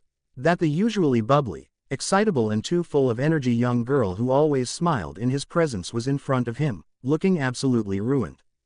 The young fallen, in turn, didn't seem to notice her guardian even when he, in a small panic, rushed to her side, kneeling down to get closer to her eye level and trying to form words. "Raynor, how did where have you what?" Azazel was shaking his head, using his arms to brush away some of the gunk on the young fallen's precious face. It fell to the floor and looked ready to stain, but the Lord of Fallen didn't care an inch. Raynor, look at me." It took a moment, but her gaze did fall to his, though it seemed as if she were looking through him. What happened? What happened, baby girl?" Baby girl, a small nickname the old lord picked up from one of his estate servants, who affectionately referred to Raynor as such when she was still in diapers. It was a pet name of which he had no problem using either. He couldn't actually think of one himself that sounded better. During her youth, he frequently referred to her by the name, which usually brought giggles to her because she enjoyed the sound of her little name so much. But, with the dreaded years of adolescence came a level of embarrassment to her. Any sort of nickname that didn't hold her approval usually received a powder tantrum from the youthful fallen. According to her, she wanted to be seen as mature, developed and a proper fallen lady. Thus, she announced that she wished to be called by her full name from then on, though Raina was close enough that she didn't outright berate her guardian. Though Azazel allowed himself to hold back on her old nickname out of courtesy to the ringing in his ears that threatened to pop his eardrums, it seemed old habits died hard, especially in the present situation. The old name slipped out before he could stop himself. He expected some sort of reaction from her, but all he received was a low, "I'm fine, Lord Azazel." Her eyes still didn't meet his still. In fact, the next second, she shook her way out of his touch and stepped away further into the hall. I'm fine, Lord Azazel. She turned her head up and looked into the room. Be Lord Barakiel, she greeted solemnly. Barakiel raised an eyebrow. Lord Raynor, he returned, is everything all right? She stared at him. Yes, she said. I'm fine, she repeated. But, I'm dirty. She lifted her arms, signifying her less than dignified appearance. I wish to wash. Her tone was dignified, proper, and stiff. Her expression was almost confused, looking between Azazel, whose expression was best described as shell-shock, and Barakiel, who to a lesser extent, matched his friend. Might I, my lord? She was asking for permission to wash herself. She was referring to Azazel as, my lord. She wasn't smiling. Azazel's eyes were looking her up and down, eyeing her as if she were an alien. Raynor, listen. The wash can wait. His hands reached out trying to hold her shoulders. The teen stepped away from his touch, shaking her head only the smallest amount. But the lords caught it. What happened, Raynor? Who did? He gestured to her. Raynor's eyes fell over herself. I fell. A pause. I fell hard. Hurt myself. Her muddy hand went to her face, but stopped just short of touching herself. I fell in mud. I'm fine now. Azazel's mouth was gaping. She was in shock. Lord Azazel, Raynor spoke over him. Please, might I take a wash? She was shaking her head light, looking almost dizzy. She swayed a little. I feel dirty. Azazel, who'd tried for the last minute to get eye contact with his ward unsuccessfully, stared at her dirtied expression. At best, it was blank, lacking in everything similar to emotion. At worst, she looked like she'd been brought back from the dead. He didn't know what to say. He turned to Barakiel. He didn't know what to say. His usually tough expression was a step away from completely dumbfounded. He stared back to Azazel and didn't seem to understand what to say either. So, Azazel did what he thought was best. He nodded. All right, then. He gave a few stiff nods, pursing his lips. His eyes were furrowed. You get cleaned up and I'll get something made for you. He gave a harder nod. And anything you want, just name it and I'll have the hotel. Thank you, she interrupted again, shaking her head even harder than before, but, I'm tired, my lord. Her eyes were shifting between her feet in quick motions. I think I'll just go to bed. There were no more words exchanged. She stepped around Azazel, moving to the door, legs stiff and, now that the two lords had a better look at her bare feet, bleeding. Her visage was such a contrast to the sharp white and peach-colored room that it was like watching an undead move through a living space. She dragged the filth and blood into the suite, making her way to the open door to the bathroom and closing the door quietly behind her. The two lords stared at the doorway to the bathroom for some time. The quiet was almost ominous. Azazel expected a shout, a scream, crying or something to disturb the unease that swirled around them. He was still kneeling outside the suite. Barakiel was at the doorway. They hadn't moved a step. My lord. Barakiel turned then, staring down to his friend. He'd never seen the gold-black-haired look so unsure. Unsure of what to do or what to say or what just happened. He looked helpless. Azazel didn't immediately acknowledge his friend. He was still just staring to the door. He lowered his gaze after a brief moment, looking at the floor where his daughter stood. The mud and rain would stain the floor. The trash that fell off her could be picked up. The smell would fade or be dealt with by the hotel staff. He might have to pay a little extra to deal with the damages, but he didn't care. That was money. He had plenty of it. More than plenty. But money wasn't what concerned him about that spot on the floor. The small thing sticking out from the slosh of mud, however, was something that caught his eye. He picked it up. His hand moved to brush loose bits of dirt from it.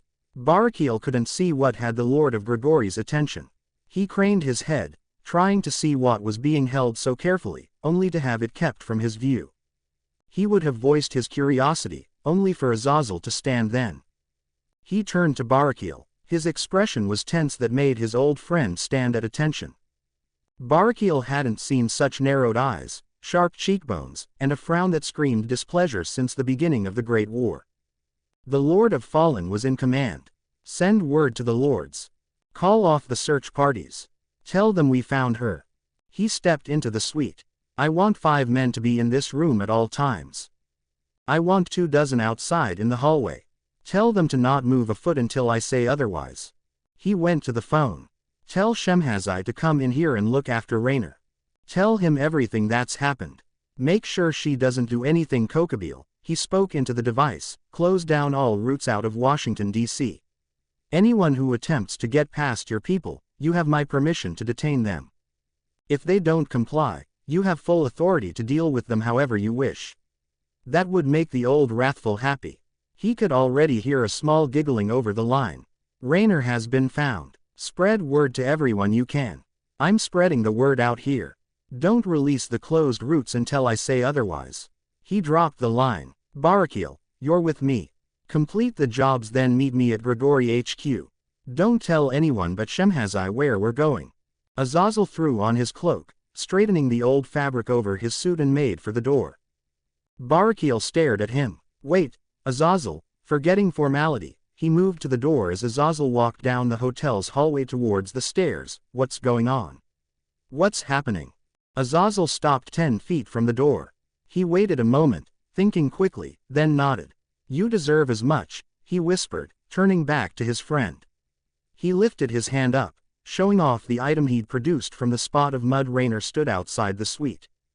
Though dirtied and still covered in spots of mud, Barakil realized, with no small amount of astonishment, what was being held to him. A feather. A black feather. This doesn't belong to Rainer, Azazel told him, though his friend could see as much. Though feathers of angels looked the same to many races, in the eyes of an angel and devil, there were very distinctive tellings behind a biblical race's wing contents.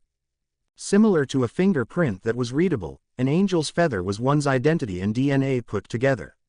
And to the trained, an angel could tell whose wing belonged to whom, so long as they were familiar with the wing content of the person they were examining. As part of initiation into Grigori, a single feather was required as payment into their ranks. Many saw this as just a formality. Feathers were easily grown back, but this was only half of the truth. Azazel, strong in mind and memory, took the time through the years to memorize every initiate's feather design and makeup since the initiation of the organization. His mind was like a bank, with memories being tiny vaults to be opened with pieces of information presented to him. This black feather was a key. It unlocked a part of his memory. I know whose feather this is. He had a lead. Present. The energy above her head was now growing to roughly the size of a car now. Its rounded form was shifting and changing with the surplus amounts of energy Rainer continued to pump into it. With each inch gained with the expansion of compressed energy, the more it seemed ready to release itself outwards in all directions. It threatened to shift in several different directions and forms, each which would threaten the integrity of the energy and perhaps set off what Rainer dubbed the light bomb.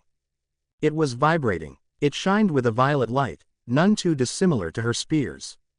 And after a solid minute of pumping everything she could into its form, Rainer felt that now was the time. She turned her head down to the blonde. She would have smirked had every bit of willpower, every bit of focus she held not been focused on both her target and the energy construct above her head. He was so confident, so valiant, but this would be his end. He was foolish if he thought he could survive, in that human body, against something as magnificent and impressive as the bomb above her head. He was a fool, an utter fool, and this would be the end of him. Die. Over the strain, her voice was little more than a whisper. The veins on her forehead were prevalent and her eyes were a step away from being downright vicious. Die. Her muscles tightened for only a moment as she threw her arms forward, following an arc downwards towards the church below. D-I-I-I-I-I-I-E-E-E-E. The bomb followed her arms, sweeping around her and falling towards the church. The area of impact. Naruto. To his credit, Naruto appeared calm, awaiting his opponent's final attempt at finishing him off. He originally expected something similar to another barrage of spears or perhaps even something of smaller, faster, but not as destructive in nature. A dagger of light, perhaps. Hundreds of them. Instead of strength, she'd opt for speed and overwhelming numbers instead. No, turns out, the exact opposite was now happening. And despite appearances, contrary to his holding ground aura and hard expression, Naruto was actually a little surprised. He wasn't an angel, he wasn't a devil, He wasn't a master manipulator of all forms of energy, being limited to one or two types in his life. But he would have had to have been a complete idiot not to realize how much power was being put into the making of the sphere above Rainer's head. If the big, swirling ball of purple wasn't a big enough clue, what would? However, it only took someone of a common understanding around energy manipulation, formation and creation to see that whatever idea was forming in Rainer's head, it was dangerous and the energy above her was unstable.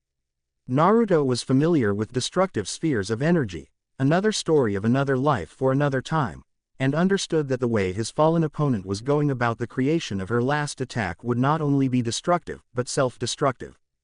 This made the stakes a little bit higher to work with. But, thankfully, a previous lifetime of energy manipulation and control was about to become very helpful.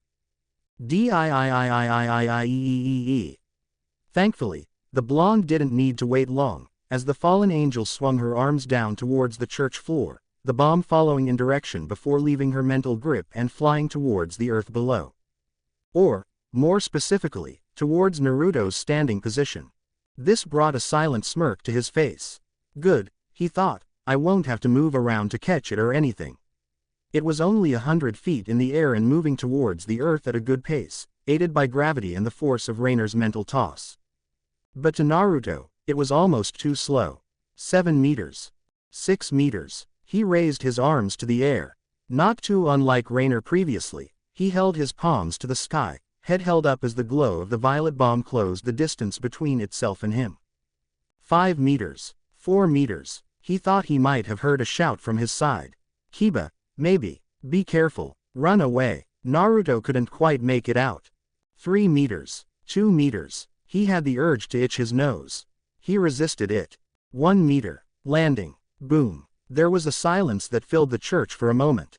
The happenings of what just occurred took some time to process for the members of the Grimoire household. Kiba could only stare at the blonde. Whoa, Akeno, breathing a little easier now, giggled. That's our Naruto-chan. Kaneko stared at the scene. Never doubted it. Mitelt couldn't believe her eyes. He's human, he can't be, that's not possible. The young woman with the blue-green eyes shook her head, bemused. Show off. Naruto was actually forced to grit his teeth a little.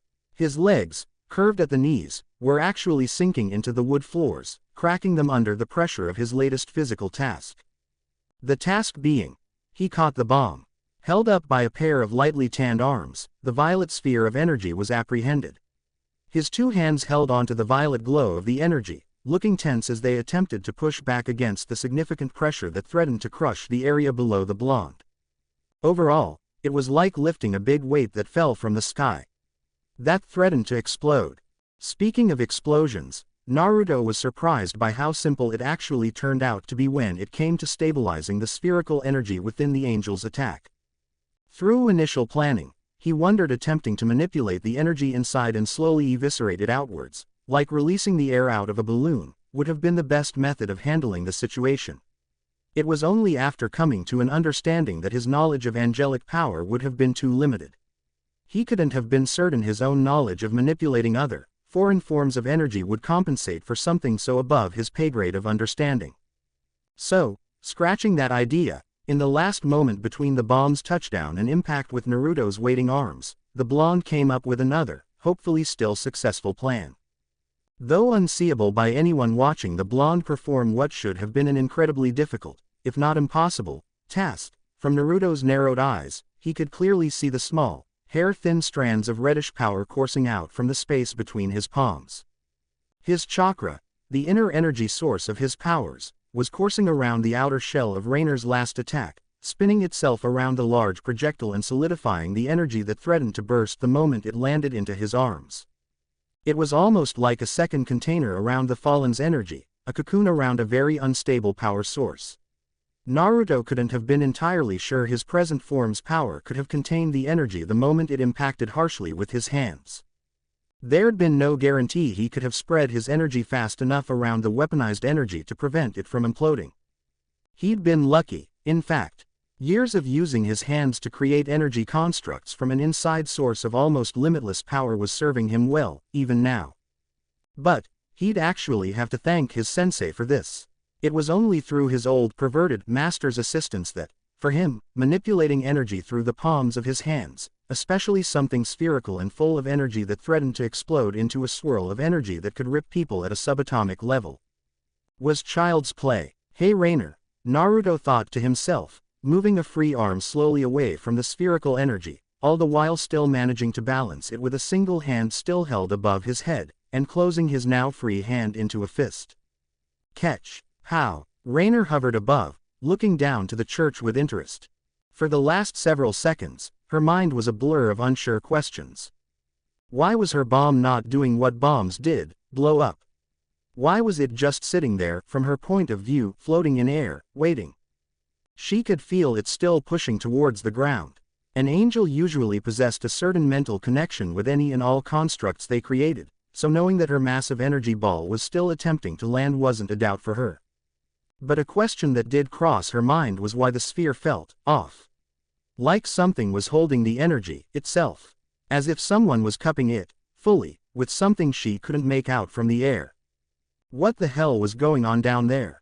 She wanted to make the effort to float down to the ground level. Perhaps her energy was more contained than she thought. Instead of a bomb, she made a wrecking ball that crushed her opponent to smithereens. But as it stood, what little energy she had left, sacred gears included, had been spent on that ball of destruction. What remained was only enough to keep her afloat in the air. If she even considered floating to the church floor, she might have just passed out from sheer exhaustion. It was her will alone that seemed to be keeping her awake. How? A sound like a gunshot rang below. Rainer's eyes widened by the sound, thinking she was under attack from someone new, but then noticed something peculiar. Her sphere was getting larger. That was odd. She hadn't put more energy into it. She wasn't entirely she could have put more into it from so far. Oh shit, it's coming at me. Ah, she waved her arms forward. She wasn't sure why she made such an awkward movement mid-air. Instinct took over, and like swimming, she tried to push arms away in a sweeping motion to move in a selected direction. Rainer was by no means in the water, but she wasn't sure if her instinct would have given her the energy to dodge the incoming violet projectile heading towards her. It turned out to be a well-placed move. Not a moment after making the move and managing somehow, barely, to push herself out of the way of the sphere's oncoming path, the bomb sped at a shocking speed above the church's roof. Then above Rainer, and then towards the night sky. It continued up for some time. Gravity did not seem to affect it, as it slowly grew smaller and smaller as it widened the distance between Rainer and itself. A second later, it was roughly the size of her fist to her eye. The next second, her finger. Soon after, it was smaller than her fingernail. And then, she couldn't even see it. Up, up, up, up, up, up, up, up, up, up, comma, comma, comma, boom, quote, comma, quote. Rainer could only stare into the sky. She barely heard it. Like a distant firecracker, the boom was barely heard. And the explosion, it barely looked like a weird, purplish star in the sky before fizzing out as quickly as it came. Quote, comma, quote. All that effort, all that power, and it amounted to nothing more than a brief spark in the sky. What happened? She wondered to herself, ignoring the sweat falling down her brow. How did he do? She stopped mid-word, mouth agape. He, him, Naruto. How did he? She turned her head around, turning back to look down to the wooden floors of the church. But instead, came face to face with him. Naruto looked almost as if he were floating on air. He estimated the distance between himself and Rainer, considered how much energy he needed to jump the distance between them, didn't want to overjump, and made a quick leap towards the pigeon. He got her attention. He met her eyes. She was sweating, exhausted. She could probably barely keep herself in the air. Perfect. He brought his arms over his head. He curled his fingers together, making them one big curled-up fist. Whatever might have been going through Rainer's mind, shock from her failed bomb, surprise from Naruto's 100-foot leap, whatever, she still had the defensive insight to understand what was about to happen. She brought her arms over her head, taking the defensive as Naruto's arms came crashing down on her. Whoop po-oh. The blow connected. She couldn't hold herself airborne any longer. She fell, taking the brunt of the blow's power, but used up the last bit of focus she had on keeping herself over the church. She fell. Fast. The weight of Naruto's crashing fists directing her body quickly towards the church's wooden floors below. She screamed only for a moment. The ground came to her fast enough.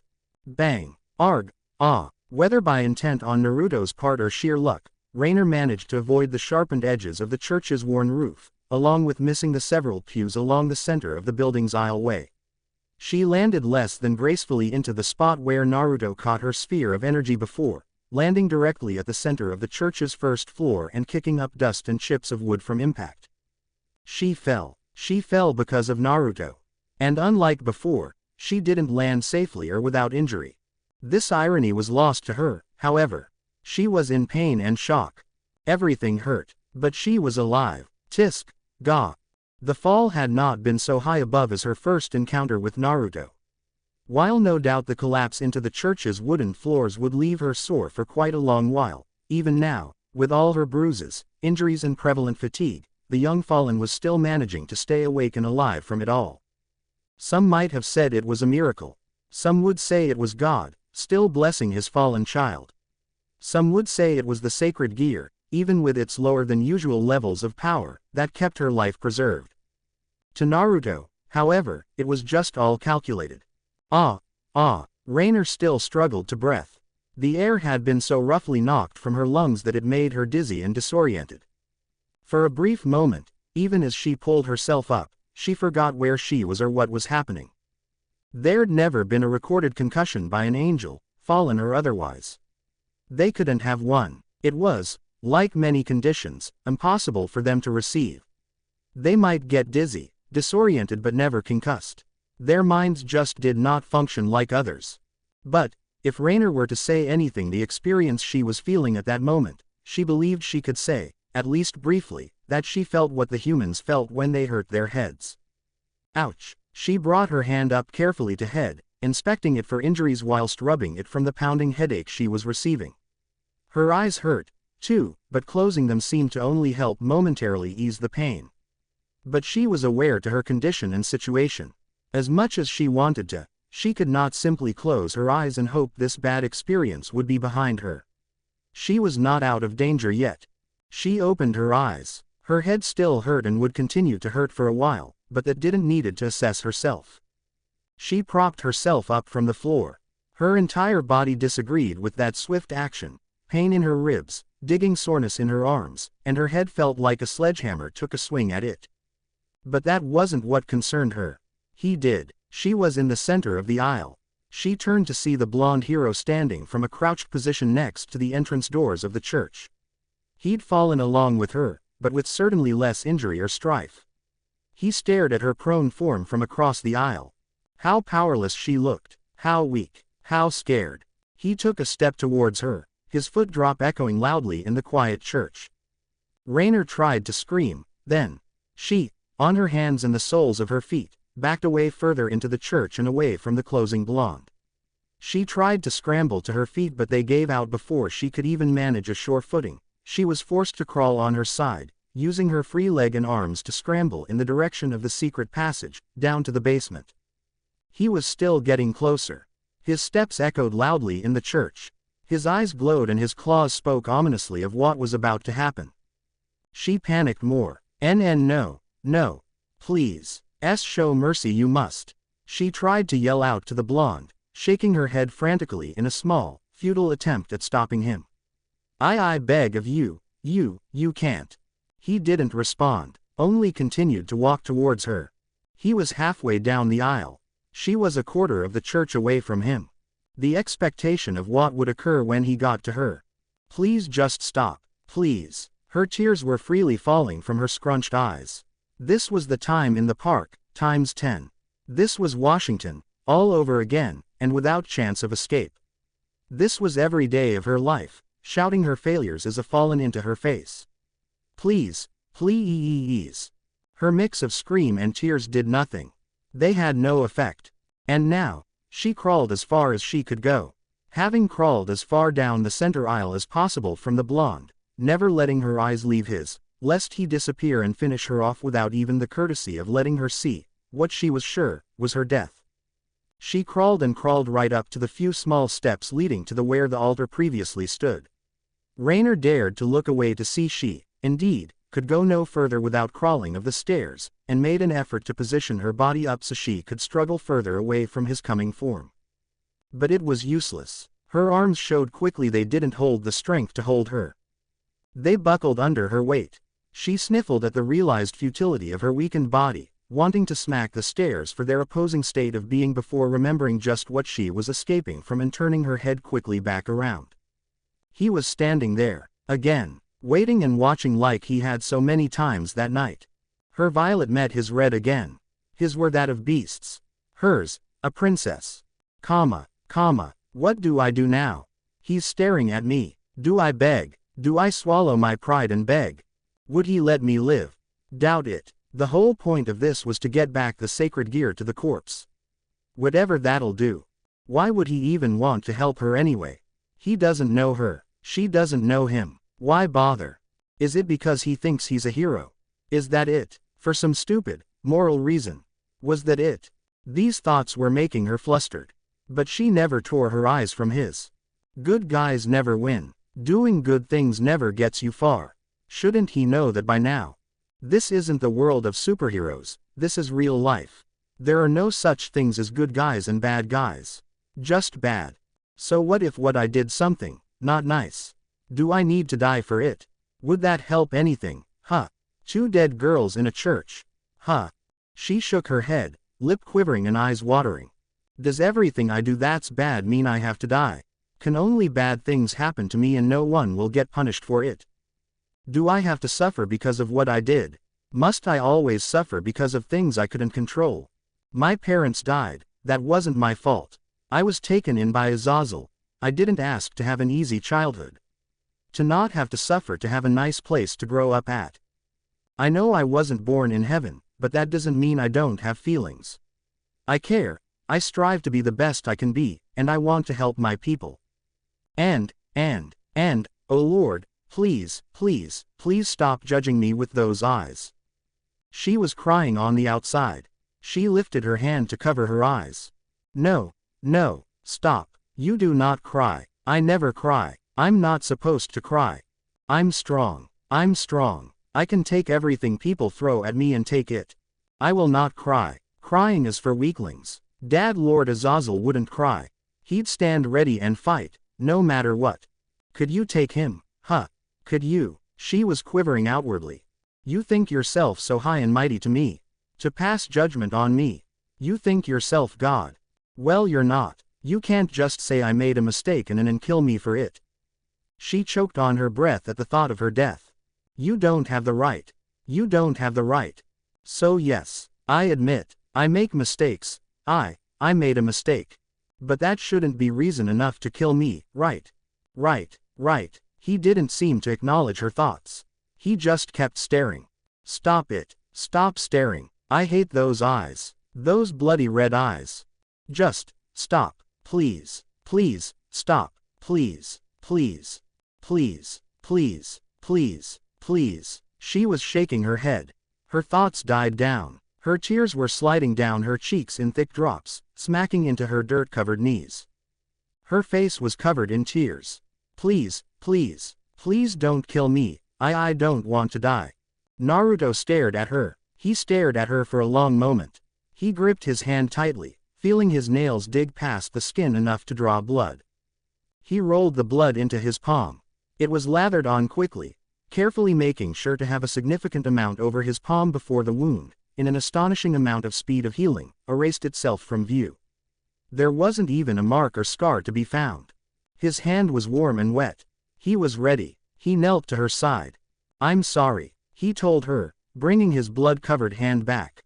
The blood glowed. But this will hurt. He threw it forward, fingers breaking skin and bone with an audible tearing noise that was only barely heard over the scream.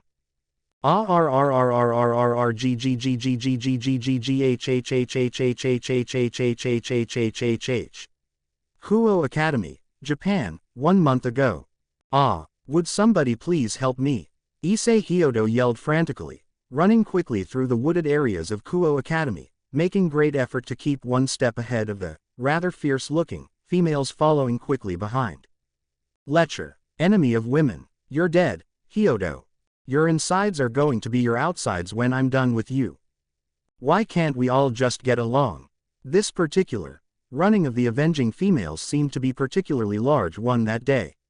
In Issei's attempts to escape the baseball team, his original peeping target, the young man somehow earned the attention of the female football and track teams, as well, along with small segments of additional female teams who were in the immediate area who noticed the female chasing presence. The young, breast-obsessed boy was now easily running from almost half of the athletic female body and making a good show at avoiding their attempts at capture with narrow avoidance and well-timed leaps of faith. The chase had been going on for well into 15 minutes now, with Issei neither seeming to be tiring from his constant running around the academy area, nor the teenage academy girls whom seemed to be incapable of coming any closer than a foot to catching their target. It was a lengthy game of cat angry, flustered, furious Kuo Academy girls and mouse perverted Issei Hyodo. This is what irked Rainer to no limit. Oh, come on, he's right there. There. Ah, you had him. How could you miss? He was right in front of you. Coordinate. Plan ahead. Think of where he'd going to go and cut him off. Stop trying to catch his scrawny ass by following him, it's not working. Wait for it, yep. Missed him. Again. Big F and % King surprise. From her place in the tree line of Kuo Academy's small wooded area, Rainer let loose a rather loud groan of disapproval. The increasing number of unsuccessful attempts at capturing her designated, protective observation target, was quickly beginning to eat away at the already displeased Fallen's patience. What with the female body's lack of tact or efficiency in capturing one stray pervert was only matched by the increasing distaste at her first assignment under the command of Grigori. Her job? Regularly report on the physical, mental and psychological state of the sacred gear holder, Issei Hyodo. Despite her current opinion of the work she was volunteered for, at the beginning, Rainer had been admittedly ecstatic for the chance given to her. By her knowledge, sacred gear users were infamous amongst humans, angels, devil, monsters, everyone.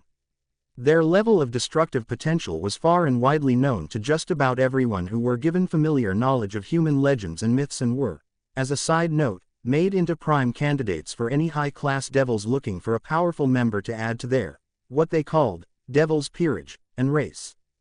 Devils were always looking for a leg up, was what Rainer would say sourly. However, by the information given to her by her chain of command, it would seem that the devils of the immediate city's area were, in fact, unaware of the boy's possession of something so rare and, potentially, valuable. That this meant the Fallen had the lead on gathering information on the boy. Information, Rainer herself, was to divulge to the Grigori's behest in grand amounts of detail. In other words, this was a huge job of equally large importance, to discover something of significance before any of the other biblical factions. And this job was given to Rainer. How she managed to receive such a task, especially as her first piece of work under the command of Grigori, was debatable, though with one large guess standing out from the others. No doubt her faith Lord Azazel had something to do with her placing in such a prestigious and important place in Grigori's infrastructure, perhaps greasing the wheels of the organization's command structure to be placed somewhere of value and worth so that she would be given work that befitted her talents. Admittedly, a part of her was miffed at the prospect that she probably hadn't earned her position but rather was given it because of her parental connections. She refrained from complaining vocally, however. She was a woman now, no longer the child that waited on her father on Lord Azazel to return safely from wherever and whenever he left to. She was a proud fallen angel who was given the task of such immense importance that, dare she say it, could have led to something huge in the near future. She could deal with a little unwanted assistance in getting where she was. To Rainer, the work she was performing could lead to the discovery of whether this sacred gear holder, this, Issei, was a danger or not to the Grigori. History showed that sacred gear holders provided nothing but trouble through the fallen ranks and she would be the first to discover the truth. To discover if Issei Hyodo, based on her opinion and observations, was a risk. That by providing this information, maybe she would receive some form of recognition for discovering the previously unassuming threat to her people. To prevent further travesty from a human gear user and save potential lives that would otherwise be lost. She wondered if this was her first test, a test to see if she was really worthy for work in the ranks of the Grigori. That this challenge of Issei Hyodo, in some bizarre way, was a manner of seeing just how she fared with the tasks handed to her by the chain of command. To see if her mindset, a mindset dedicated to the preservation and well-being of all fallen, was truly there and not just some young girl's dream at hoping she could play savior to her people. To Rainer, this task would prove her worth and devotion. She would be worthy, if only a little in the eyes of those who doubted her all those years ago. Then, maybe, the echo of Rainer the Unwanted would end.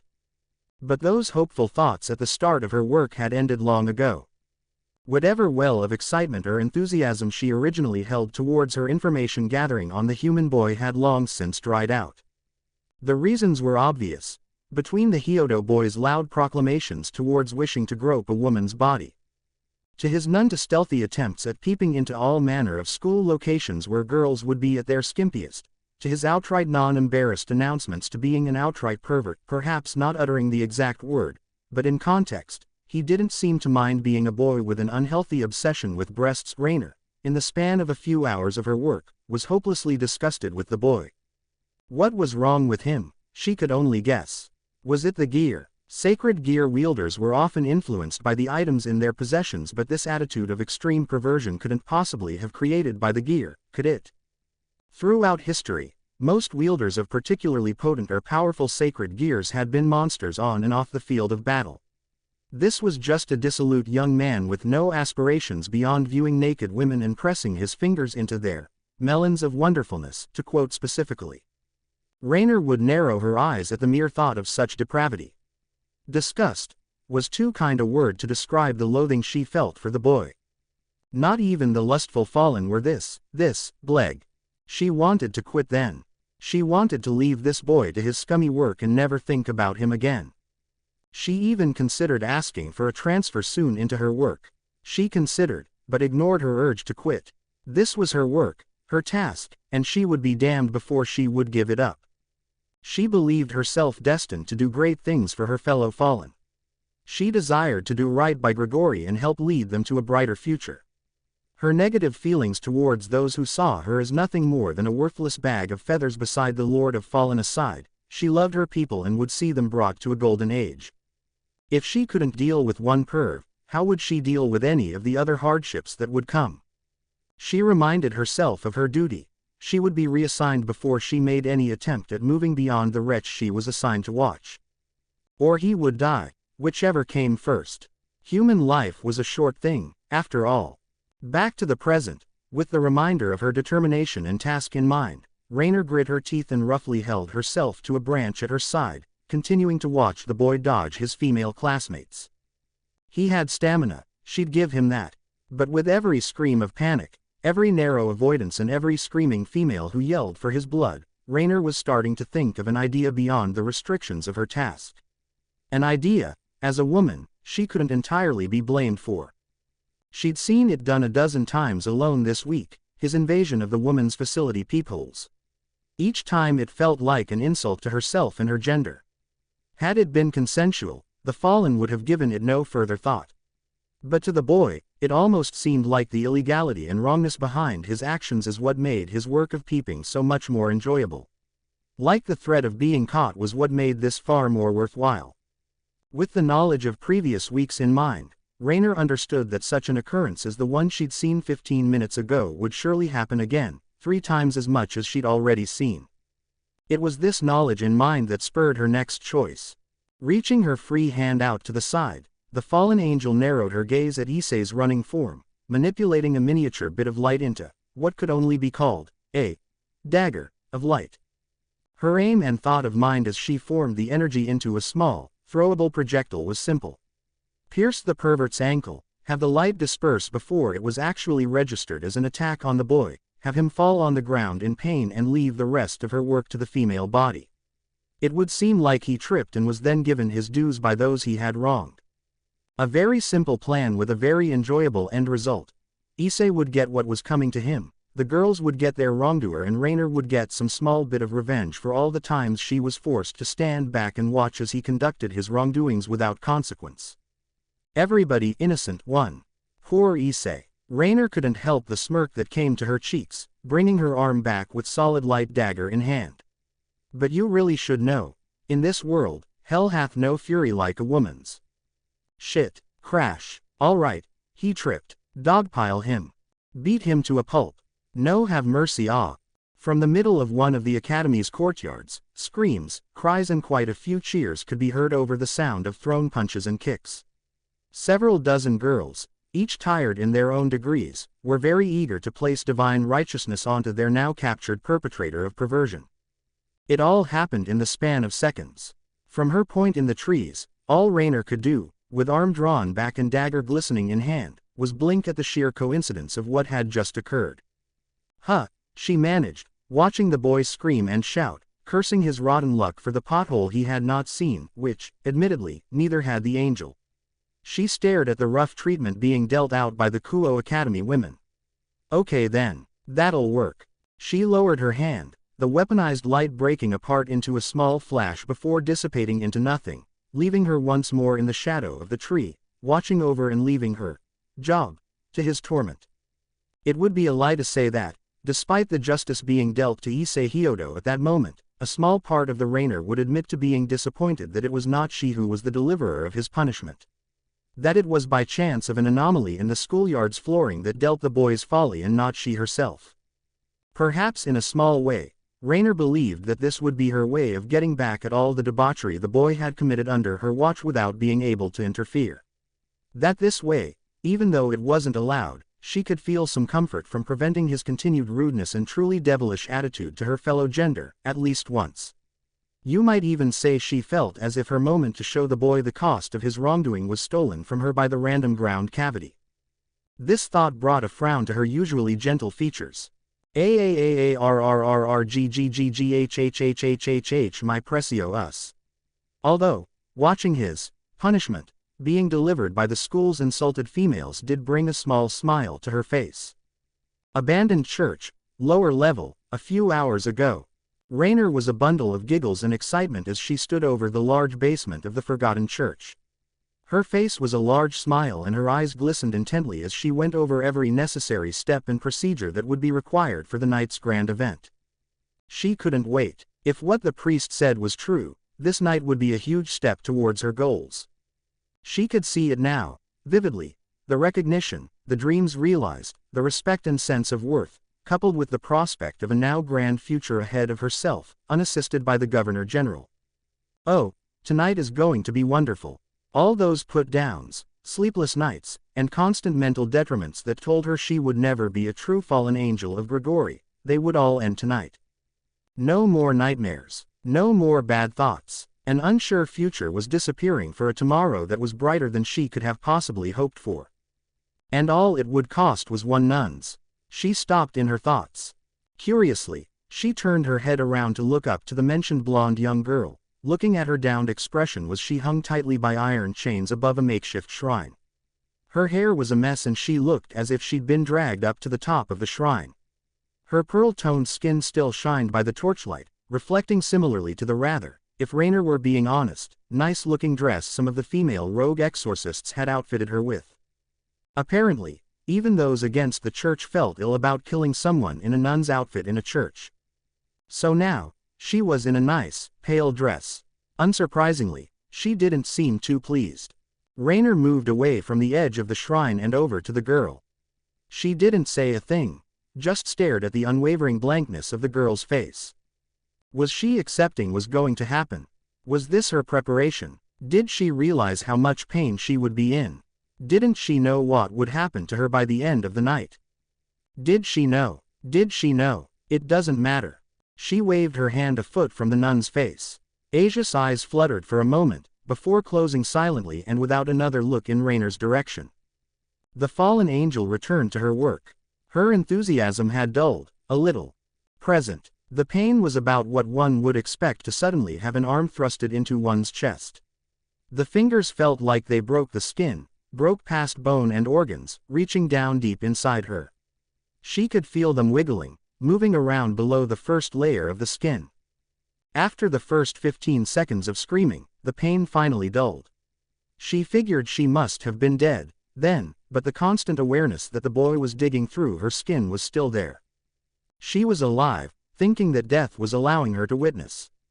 It was ironic, she thought, thinking that all her doings and schemes that night were finally coming back to bite her in the ass or chest, as it were presently. Was this karma? Karma was a bitch, it seemed. But thoughts aside from death, karma and what she deserved, after the first minute of being prone and unmoving to Naruto's inward grasp, a question popped into her head. His fingers, are they searching for something? Her thoughts quickly went to the idea that, whatever his fingers must have been digging for, it must have been for the sacred gear. But that couldn't be right. He knew what sacred gears were, right? Incorporeal objects held within the very soul of a human that manifested in several ways, based on will or physical intentions alone. The core of a gear wasn't something that could naturally be grasped without extreme conditions or prepared circumstances. The entire purpose of the ritual held below the church was to make the usually non-physical sacred gear held within the girl and make it into a tangible, holdable object. The gear was now in her soul. What the boy was doing now wasn't going to change. She blanched. What was, air? Again, she squirmed in her spot. She felt the fingers hit something inside her. What's going? There was something there. What is he doing? His fingers hit that something again. That one hurt a lot. But, whatever he was hitting, he almost had it. She could feel it. Rainer lifted her dazed head upwards to look at the blonde. His eyes, for once, were focused on something besides her eyes. His arm was twisting in different directions and, now that she was looking at it a little more clearly, was far deeper inside her than just reaching inside her chest. She stared down to where the arm was. Instead of a gaping, bleeding, protruding hole in her chest, there was, instead, a hole of violet light projecting outwards, with the hole being mostly filled with the blonde's arm digging inside her. She was about to panic. About to scream. Then a hand fell to her shoulder. Don't worry. Rainer lifted her head from her light-producing chest. Her eyes must have been wide, because she had a clear view of Naruto's entire face. Just remain calm. I'm going to be careful, I promise. His eyes were still red. They were still slit and inhuman. But the expression around them never seemed so relaxed as they were that moment. His focus was on his arm in her chest, but his face was so much softer looking than she'd ever seen it that night. His face had never been so close to hers. I need you to promise me you will relax and remain calm. His free hand squeezed her shoulder. He was trying to calm her. She didn't immediately respond to his words until his lip twitched. Please, trust me, I'm here to help you. He smiled to her, his fangs extending out. So close was that smile, so kind. It was so weird to see it with the blood eyes. Like a monster smiling down to a meal, most would be unnerved and disturbed by everything that was happening. She should have been jumping, screaming, crying and begging to stop whatever she was sure was going to cause her another immense amount of pain. She wanted to, but didn't. She paused, only for a moment, before to her own surprise, realized she was not unnerved. She swallowed hard. Okay. She nodded but couldn't form any other words. Her throat was dry and felt like sandpaper was waxing it smoothly. She wanted to cry more. She truly did. She wanted to scream, smack the smiling boy and call him a list of profuse names, inappropriate even for a fallen angel. But she couldn't, or rather, she didn't. She just nodded, calmly, smoothly and making sure not to move too much. She did not want to potentially cause an issue with this process. She just wanted, whatever this was, to be over. So, turning her head down, she returned her attention back to the hole in her chest. She dared not meet his gaze again, for fear she'd lose her nerve. Naruto, in turn, put his full attention back to the arm in her chest. He could feel it, the rough edges. He almost had it. He had to be slow, precise in his grip and careful. One false move and the sacred gear would break. And he'd not only lose Asia. He fumbled his fingers over the object, just out of reach of his grip. He ignored the angel's grunts and groans and continued to push the object back and forth in his fingers. He needed it to be just right, not to left in his grip, not to right. He couldn't hold it too tightly that it would break, nor too lightly that it would slip from the pull-out. This was hard. And now, Going into the 3rd minute of his fingers in her chest, with Rainer holding back shaking in tears, Naruto's eyes widened as his hand fumbled on the small, almost dangling object. It landed into the palm of his hand. He grabbed it. And Rainer knew this too. Hhhhhhhh. She must have wanted to die. She almost wanted to, she'd admit. But he wouldn't let her. His grip was good. He had his object. He twisted his arm back around and, like a key being put just right in a lock, shot his arm out of the glowing circle in Rainer's chest. The circle closed on itself. The skin under Rainer's glowing circle opening was gone, leaving not a singe or mark to be found. It was as if the last few minutes hadn't happened. She looked, and even felt, fine. What just happened? From Naruto's point, he was down on his knees, sweating just as much as the fallen angel, and looking down calmly to the arm he so effortlessly thrust into, whatever it was that was opening in her chest. The arm, generally, appeared fine. No marks or anything that suggested pain or agony from his actions. His hand, however, was actually steaming, as the blood that once covered his palm looked as if it had evaporated into thin air. The steam made it seem as if it was a painful experience. But that didn't matter, not even a little. In place of blood, to the blonde's wonder and growing sense of joy, was a familiar glowing green orb. He actually chuckled then. He could almost kiss the damn thing. So much trouble for it. And it hadn't even been a half an hour since it was taken out of its original owner. How time flied. Phew wee. That was an ordeal. Naruto laughed loudly, cheerfully, standing up from the dusty ground, looking over his victor's prize with great enthusiasm. It was perfect. No scratches, no damage, nothing. A perfect extraction. And it was, actually, partially thanks to Rainer. Hey, that was great. I really need to thank you for the help. It came out perfectly.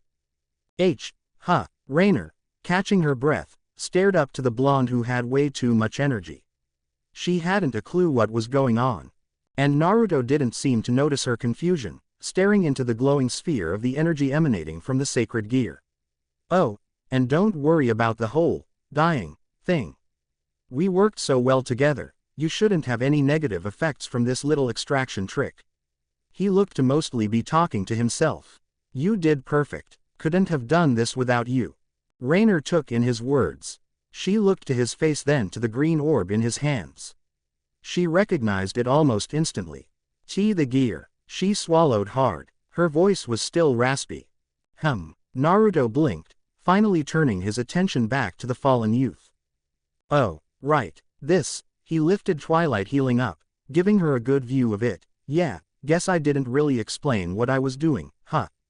He scratched his chin sheepishly. That wouldn't do. But how exactly to explain a trick you learned from a previous life to someone who was completely dumbfounded with everything that was happening? Well, simply, I reached into your soul, picked this up, and pulled it out without killing you. He waved the gear to her stunned, wide-eyed expression. But to get into your soul, I first had to beat you down physically, mentally, and get rid of all that pesky angelic energy that would have made getting this. He waved the gear again, very, very hard. A little pain, a little exhaustion, a little mental breakage, a little blood-covered hand. Bada bing. One true way to reach into someone's soul: do not attempt without reading the guidance manual, given proper guidance, or have a professional in the vicinity. Throughout his description of what he did to her, she almost doubted she heard him right. You stole it from me. All that effort for it, gone. Her accusation surprised him. Well, I mean, yeah, but you kinda stole it first, didn't you? Despite pointing out the truth, he looked sheepish. I mean, I did say I was going to get it back to Asia, remember? And I did do it without killing you or anything. That's a plus. She would be sore for a few days after this, even with angelic enhanced healing, but that was better than death, right? A little pain over the permanent sleep, right? She should have been thanking him for that. But she wasn't. She wouldn't be. She would do no such thing. He took it from her. He took her prize. He took the thing that would give her place, purpose, and worth. He took it and left her with, what? The hope that things would get better. That those around her would acknowledge her, not because of who raised her, but because of her own capabilities. That she would one day, possibly, maybe, doubtfully lose the title of unwanted. Because that's what he left her. A life of being unwanted. He left her with nothing and was smiling. I hate this, I hate it, I hate it, I hate this life. Naruto heard the whisper, stopping in the aisle. I hate this life, I hate it. He turned around to the sudden shout. Rainer had rolled herself into a ball, holding her legs tightly to herself as she leaned against the small stairs which lead to where the altar of the church, now moved to the side by Naruto, roughly stood. This isn't fair, it isn't. I hate this so much. She sniffled into her legs. I hate it all. It isn't fair. It isn't fair. It isn't fair. It isn't. She was shaking her head into her legs. The weight of the last hour's mental, physical and psychological strife was catching up to her now. She wasn't prepared for it. And now, it was taking its toll. Naruto stared at her for a moment. Just stared at the fallen angel. That crying, almost pitiful person whom he, if she hadn't tried to actively kill him not a couple minutes prior, might have had some serious sympathy towards. He juggled the glowing green gear in his hand. He stared at the angel, then to the unmoving Asia, then back to the angel. The crying, injured, troubled angel. Crap, he sighed loudly. Being the good guy sucked. Hey, listen, Naruto spoke up, turning around in the direction of the angel, getting said angel's attention. You want me to give you some advice? She lifted her head briefly. A snarl on her face. No, go away, I hate you. She went back to crying. Naruto pursed his lips. All right, new approach then. He knelt down. You're going to sit there, listen to what I have to say, and shut up. Rainer lifted her head then. It might have been the sudden scream or the fact that someone actually told her to shut up in her life. Whether that was the blonde's intention or not, Rainer's attention was strictly to him. He hoped he didn't blow it. All right, you just got your beat by a human. Worse, a human allied with devils. And from the way you're acting, I'm going out on a limb to say you're feeling like crap with that thought in mind, right? She didn't respond. That was fine, he had more to say anyway. Probably got the idea that angels are supposed to be the top of the food chain, right? That we, lowly humans, aren't strong enough to take someone like you and win. He stared at her expression.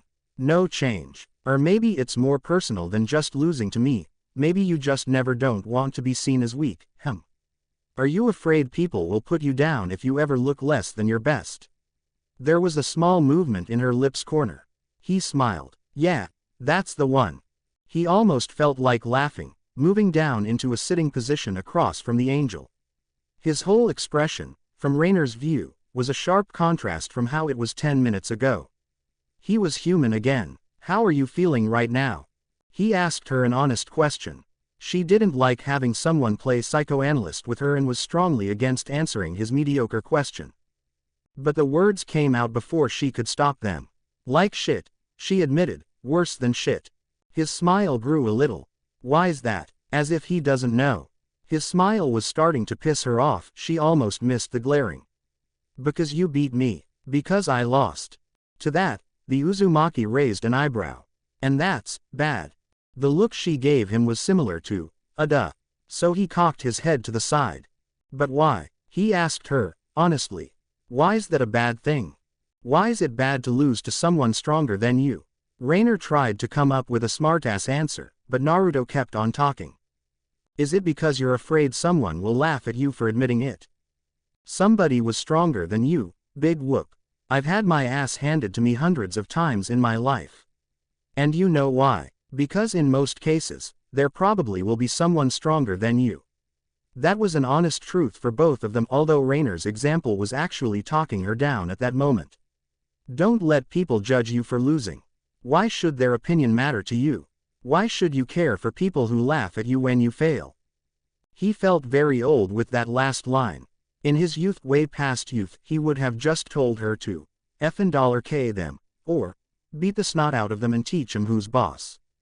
But that was the old, young him. The fallen angel needed guidance, not a guide to more violence. Easy for you to say, Rainer thought, grumbling. She had her own opinion to his words. And what would you know about being ridiculed, huh? You're strong. Really, really strong. You don't have a clue what I feel right now. The weakness, the personal torment, how could he have felt what she felt? He was strong. Way strong. Too strong. What could he have possibly understood about being weak? Her immediate belief was that he knew nothing. So it surprised her, after a brief pause for thought, when Naruto raised his head to her and let out a chuckle. I have more of an idea about what you're going through than you could possibly imagine. He could have been just like her.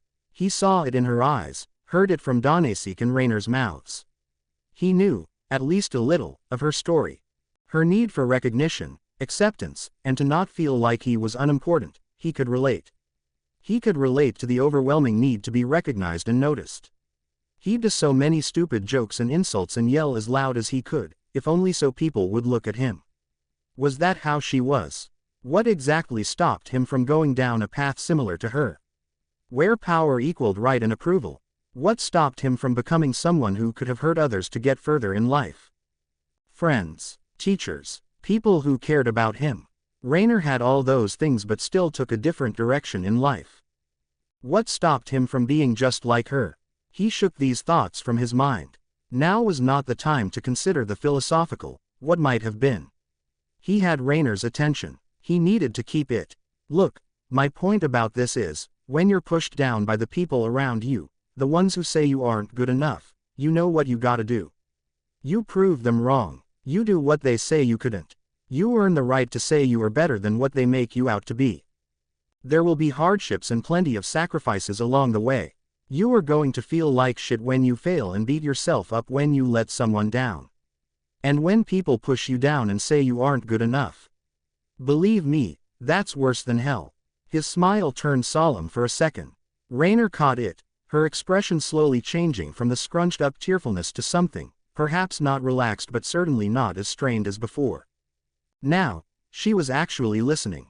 But those sufferings will make you appreciate the good of your life so much more.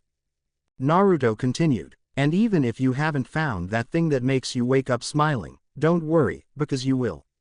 I know it. I know there's good in you. Corny as that might sound, you are better than where you've put yourself at tonight. You don't need some sacred gear to make you strong. Sacrificing the lives of anyone in your path isn't the way of true power. That idealism, it isn't you. This is someone I think you know you don't want to be. He paused again, turning his eyes to the sacred gear in his hand. He juggled it once before standing over Rainer. He offered her a smile. Now, who knows, I could be wrong. He admitted, maybe this is what you truly want, to kill anyone who so much as looks at you funny. There are people like that, like Fried Selzen, and if you're one of them, I can't change that about you. No one can. He moved his arm forward, hand outstretched in offering. The fallen stared at it. But even after all this, I still believe that there is some good in you. That who you are isn't identified by what others say or judge you by. It's about the choices you make and the way you want people to see you, not just as an angel or a fallen angel or whatever. But as who you are, Rainer. He emphasized her name. Rainer was somewhat taken aback by the combination of his charming, bright smile, words and the actual use of her name. He'd never actually used her name before. It was always Pigeon, Fallen, or Fallen Angel. Never Rainer. It was weird, now, being called that. Being told that her name was what should have mattered to her, not the self-identity formed by those around her. She was Rainer, but what did Rainer mean to her? That was the question.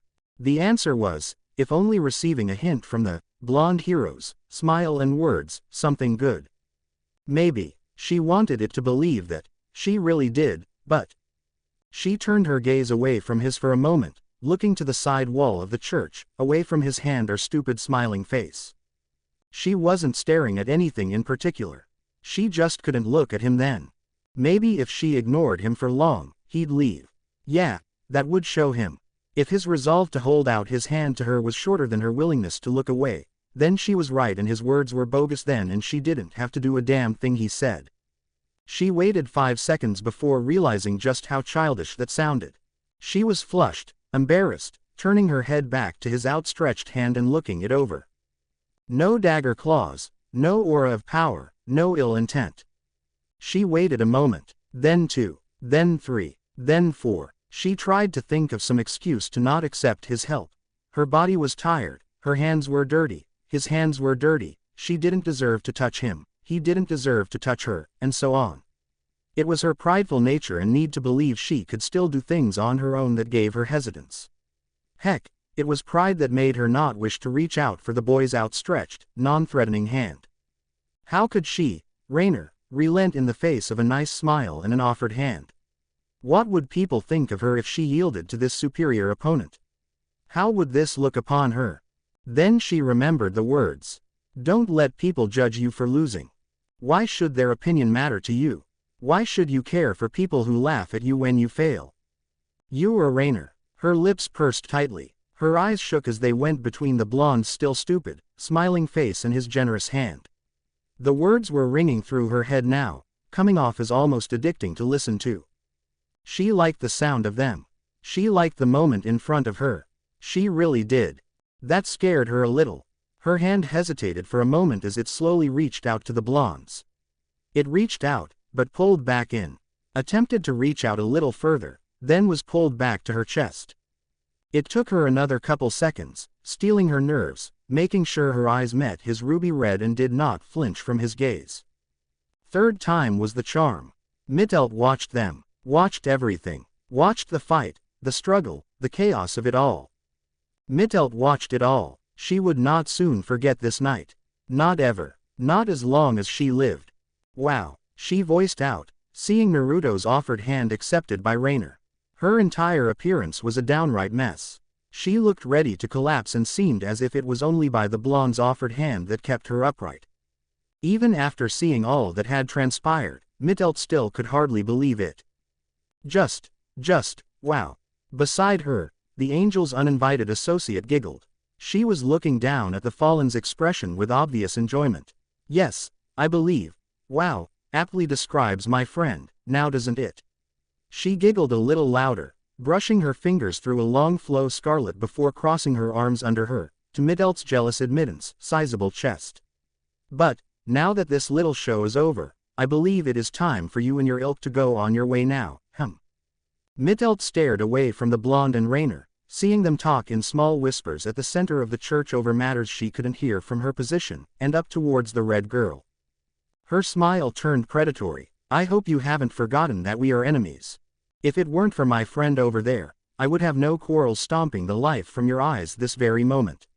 She lifted the slender hand she passed through her hair a moment before, showing off a small demonstration of her power as a swirl of black energy twisted around her fingers.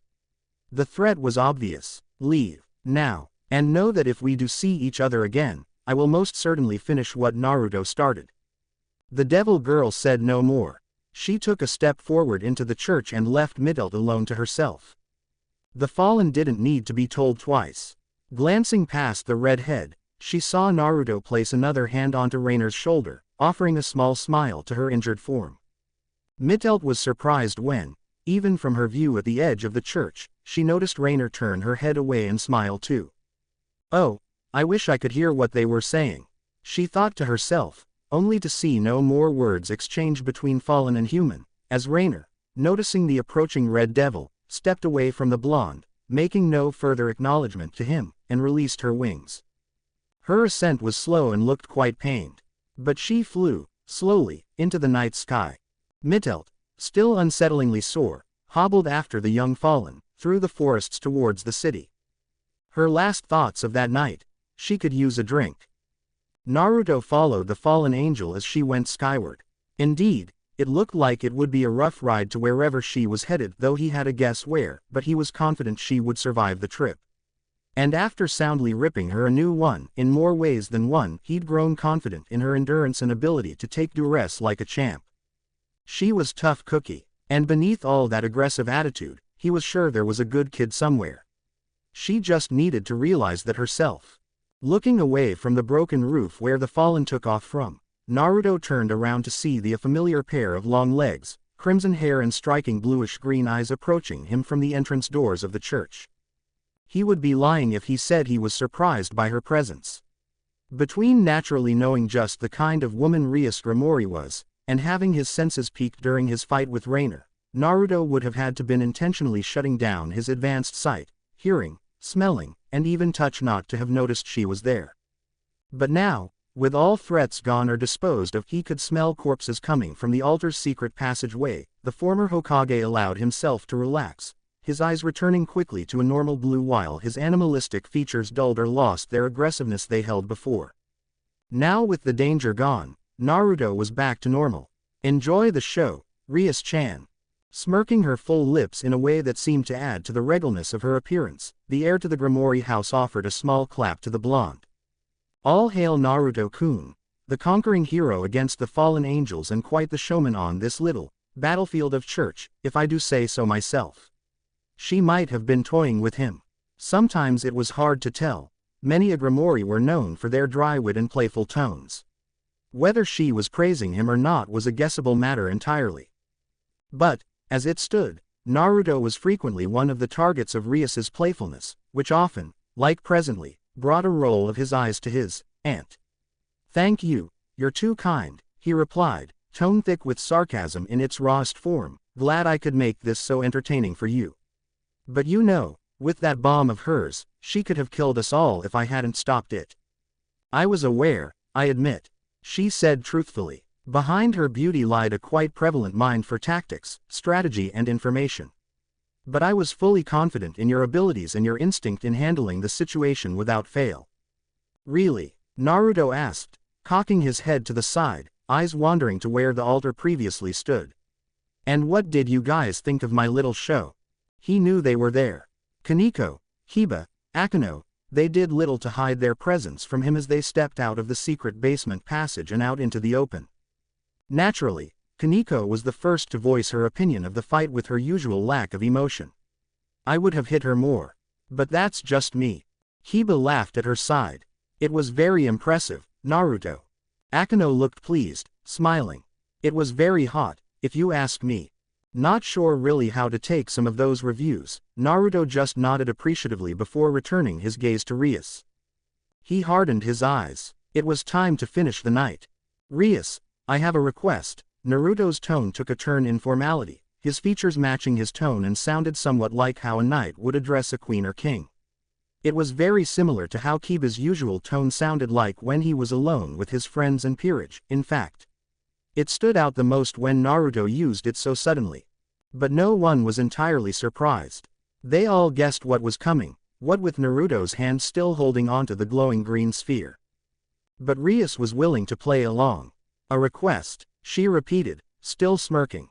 "And what, pray tell, does the conquering hero have a request for?" He lifted his free arm, pointing to the still, pale girl at the corner of the room, wearing his jacket over top herself. "I request," he paused, briefly, "I request she be made into a member of your peerage." He fumbled with the words. He was about to say, servant. The word still left a taste in his mouth, at least in the context of what it meant when people said it in the underworld. He was thankful, though, that Rias decided not to, again, call him on his reluctance to a single word use. Instead, she turned to the girl, laying quietly on the one of the church's still standing pews. Like Snow White, she was waiting to be awakened. She turned back to Naruto, looking at his hand. She held out her own. "Do you mind?" she asked, quickly receiving a quick shake of the blonde's head as he handed her, carefully, the glowing sphere of twilight healing. She looked it over, inquisitively. While by no means an expert on the power behind a sacred gear, she was the heir to one of the most prominent households in the underworld. Her knowledge around just about everything there was to consider in heaven, the underworld and the worlds in between was something to be astonished by. So, looking over the God-given object, evaluating its abilities, potential, and the way Naruto watched her, anxiously, Rias was able to quickly make up her mind. But first, she had to be certain. "Are you sure about this?" she asked her adopted nephew, eyeing him carefully. "If I do this, there isn't any going back. She's a devil, through and through, and a nun." She held up the sacred gear to him. "Are you willing to allow this? I will make her a member of my peerage, but only if you want it." The implications of what was about to happen were not lost to him. He understood what would happen, what could happen, and made his choice the moment he ushered the challenge to the angel. He understood and would accept the responsibility. She said she had only one regret. He spoke aloud, catching Rias's attention. She met a boy. A boy who made her smile. The corner of his lip quirked upwards a little. He thought she was cool. Brought her to an arcade. Hey, won her a toy. He laughed silently, shaking his head in amusement. He felt old again, old in a teenage body. How long had it been since that occurred? She wanted to live for him. She wanted to live to see him. So, I say we should, at least, give her the chance to do so. They really were beautiful, twilight healing. Its constant, harmonious glow that emanated from its transparent sphere was calming and relaxing to view. Even better to feel. They were never meant to be used as an energy source to power weapons or an attack of some sort. Their purpose was, since their creation millennia ago, to heal the hurt, sick and downtrodden.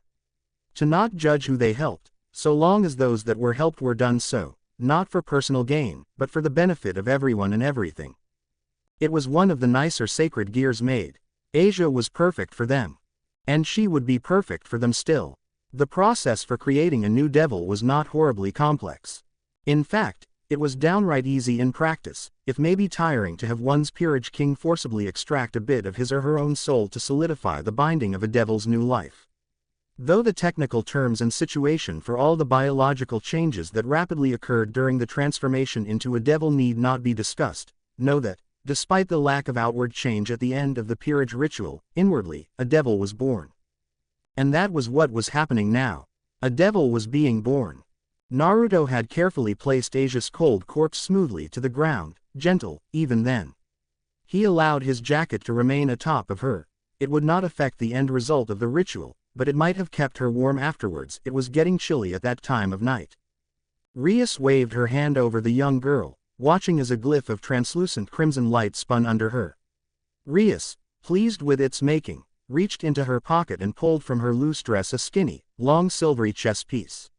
It was the bishop piece and it was placed carefully atop of Asia's sleeping form. Naruto might have thought this strange but understood that she always carried around her peerage pieces.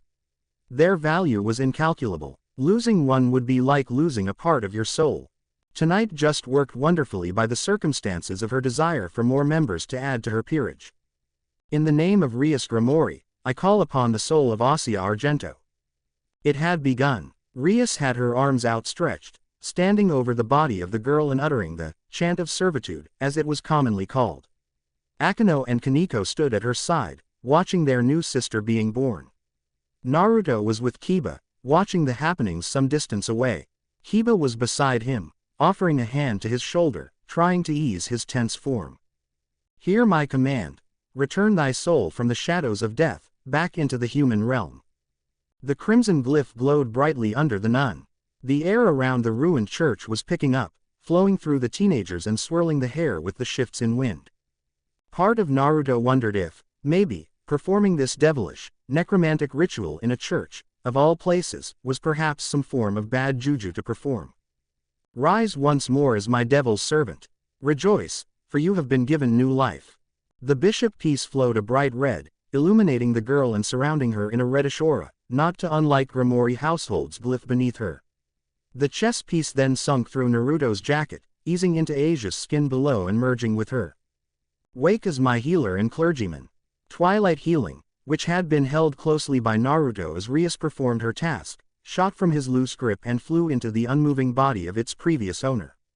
The action surprised him, including everyone around, especially as the reddish glow from the chess piece now seemed to be taking a somewhat greenish tone than it had previously. The green disappeared quickly then, and then the body flinched. Those first moments of new life were always so bizarre to witness. This was Naruto's third ritual viewing, and every time, there was always the twitch in the body that made the experience so bizarre to him. Was it a chill, a shake, the soul of the peerage king awakening the body from the inside? The chess piece making room in its new owner and trying to ease itself into a comfortable position between, say, the heart and lungs. Whatever it was, it gave the ninja the chills. Asia's eyes were the first thing to move after the shake in her form. The Viridian eyes opened slowly, taking in the roof of the church as the first thing to cross her new, bettered night vision. She opened her eyes a little further, seeing a wider space but feeling very tired nonetheless. She thought she might have recognized her surroundings a bit, shifting her glance from side to side, up and down, but wasn't too sure. Then she noticed the people standing around her. The beautiful redhead was smiling to her, quietly, looking very pleased with whatever she was looking at. Behind her was a small, silver-haired child and a dark-haired teen that looked to be around the same age as the redhead. They were wearing the same kind of uniform and smiling to her. Asia was confused. Where, exactly, am I? It was an honest question. A voice behind her was happy enough to answer. You're still in the church, Asia. The young nun's eyes widened, turning her head swiftly to the other side. She recognized the voice. And you're alive. That's what matters the most. Naruto walked over to her. She was still wearing his jacket and staring dumbly at him. No doubt she was wondering how she was alive, who these people were and what was going on. To make long, overly descriptive dialogue short, he told her everything. He told her how he defeated the fallen angel and retrieved the sacred gear. He told her how he managed to convince Rias to accept her into her peerage as a reborn devil. He begged her forgiveness for doing something she hadn't asked him to and was grateful beyond words that she would not scorn him for his actions.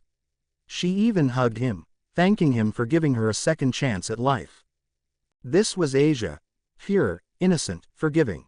A truly wonderful person in his eyes and the rest of Rias Grimori's peerage.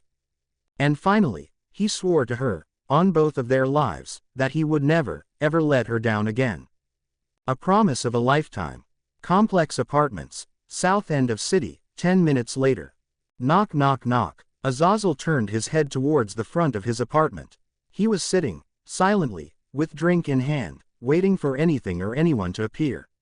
The 3 knocks on his door was the first bit of noise he'd received since angry shouts from several Legion commanders, asking what in heaven's name was going on towards the abandoned church on the northeast side of the city. They felt the rush of energy. Energy that felt strongly angelic. Many wondered if a Lord of Heaven was descending from the forgotten church, flaunting his power to challenge any who would dare match him. It was a dramatic idea to believe possible, but the old Lord guessed it wasn't an impossible one. But, in the end, he assured all worried parties that everything was being handled by a professional under the employment of the Grigori faction and that any and all fears would be settled soon. He even sent Lord Barakiel ahead as backup, with very specific instructions in mind from the old Lord. The use of the stern fallen, along with the apparently trustworthy employee of their Lord Azazel, quieted many of those voicing concerns that night, for many trusted their Lord and did not believe he would lie to them about, well, anything. Their trust had been well placed. Soon after Azazel's promised, the rush of powerful holy energy had been swept away, as if erased into thin air. To the legions, Azazel had been right, as usual. After the last call for concern had been answered and assuaged, Azazel decided a nice cup of red drink would do his heart well. His stress levels were escalating and a cool, calming drink of one of his favorite brands would do him some good because, even he would admit, ramen just couldn't do what alcohol was so readily awaiting to do to his nerves. He'd only been on his 3rd sip when the noise rang through his apartment. He stretched his senses out, feeling the presence just outside the door. Weak though it was, he recognized it almost instantly. Coming, one moment, he shouted, slamming his glass down and quickly running towards the front of his temporary residence. He unlocked the door's simple locking mechanic, feeling several dozen additional magical runes and ties disappear with his simple twist of the door metal seal, then threw the door wide. His eyes were wide and worried and, despite the short run to the door, he appeared out of breath. But the figure, standing casually in front of his doorway, made his worried expression disappear into a fit of smiles and chuckles. Raynor. There she was, his missing ward, standing there, outside his residency, calmly waiting as Azazel moved to stand quickly beside her. In an unwanted twist, Azazel's mind registered the scene before him was playing out as an almost painful echo from many years ago, with her scantily dress covered in dirt, her face bruised and her expression dour than such a pretty face should ever been. And while before, 5 days prior, specifically Naruto had left the young fallen in a state of mostly sore muscles and a wounded pride, this time, it seemed, he left her with more wounds on her person than just her sense of superiority. He might have been angry at him if he wasn't just happy that she was alive. And above all else, there was something that stood out of Rainer's appearance that was certainly more prevalent than anything that looked dirtied, roughed up or untidied.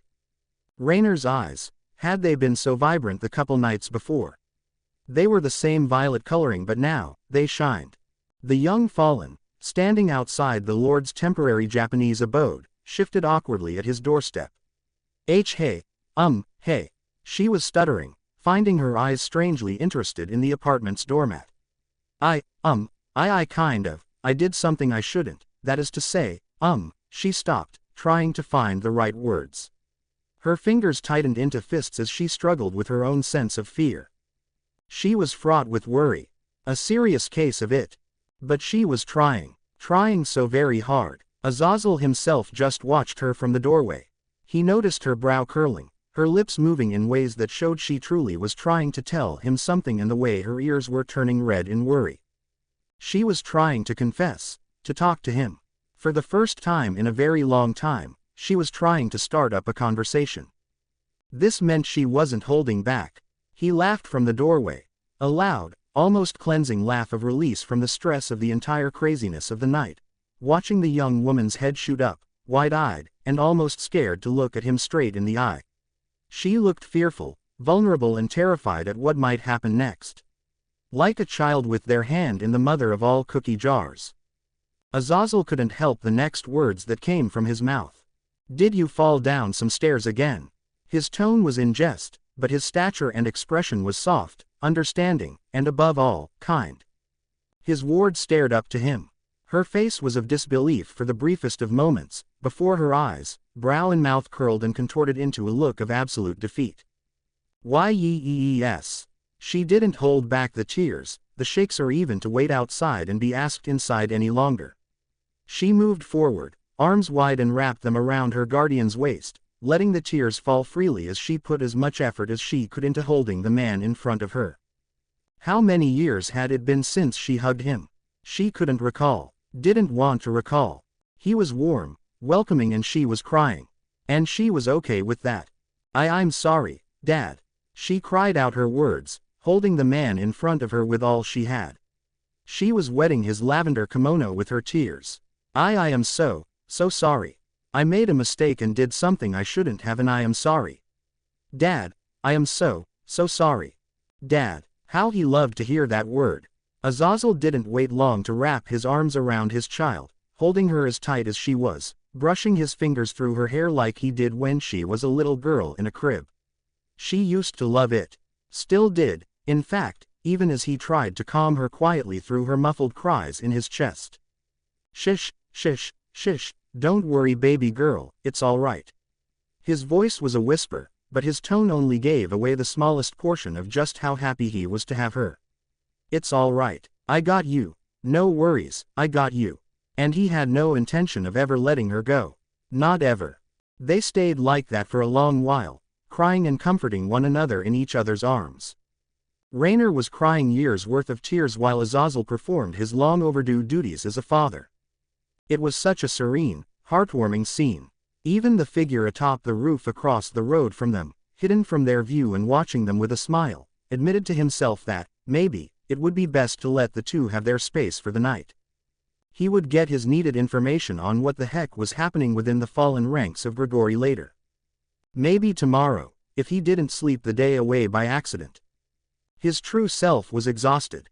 Naruto laughed quietly, moving to the side of the roof, away from the father and daughter pair, and dispersed into thin air with a loud pop, and a small cloud of smoke that followed. A few days later, it's 7 a.m. Helpful advice to all you men out there. If you walk into a bathroom when a girl's already using it, and she's ready to make you look like what Vlad the Impaler did to the Turks, just remember, she should have locked the door. A hand reached out from underneath a thick nest of blankets to smash down on an annoying alarm clock at the side table. A loud grunt could be heard through the large apartment as a bushel of bright blonde hair made its way from under the blankets that laid atop the couch. Exhausted and looking irritable, the blonde-haired owner of the clock-smashing hand stood up from his resting spot in a slouch. Scratching his mangled and stiff hair loose, the young owner of the apartment made his way out of his living room and into the kitchen, stretching out tight muscles as he did so. The blonde attempted to blink out remaining levels of exhaustion as he pulled out a carton of 2% milk and drank it straight from the lid. Though taught better than to do so, he had a busy past week.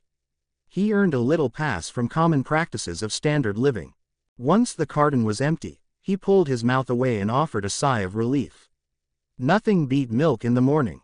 Tossing the empty carton into a waiting trash bin, the blonde casually walked to the window of his apartment, gazing out over the view of several houses, stores and the single high school building off in the distance. Naruto smiled out to the view. It is looking like a really nice day today. Oh, hurry up, Naruto-kun. We're going to be late if we don't hurry. A feminine voice shouted from behind the former Hokage, followed by quickly shuffling feet and sounds of distress and questions of, where did I leave this or that or whatnot? Naruto blinked, startled out of his musing on the great view to turn around and look back to the unexpected guest to his apartment. And by unexpected, he meant that he kept forgetting that he'd been given, unceremoniously and without debate, a roommate. The roommate being a Ms. Asia Argento. Oh, I knew I should have gotten everything ready last night. I was just so tired but I couldn't get to sleep and, I mean, your bed is very comfy, Naruto-kun, but I was just nervous and this is my first day to get registered and, oh. Now, before any misunderstandings occurred, Asia was given the apartment bed by Naruto as long as she remained in his place. It was an appropriate choice to make with being in a new environment, especially with a boy living so close by. The blonde ninja hoped to make her feel as comfortable as possible, even under the strange occurrence of becoming a devil and moving into a completely strange lifestyle so suddenly. Volunteering to sleep on the couch was the least Naruto could offer to help ease the former nun into her new life. Oh, I am really making a mess of everything. And on my first day of school, of all days to be so untidy.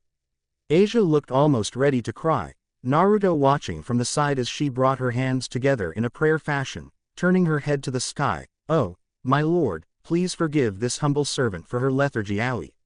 Asia's arms suddenly went to her head, holding it tightly almost as if she had a brain freeze. Funny little fact about devils.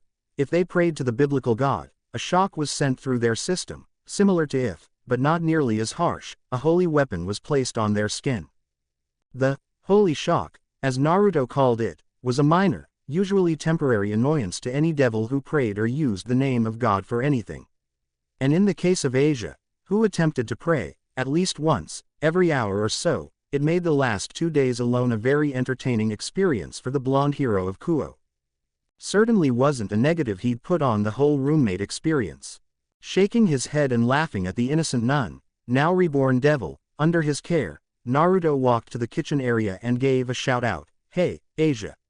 You want eggs, bacon, waffles, pancakes, you name it, I make it."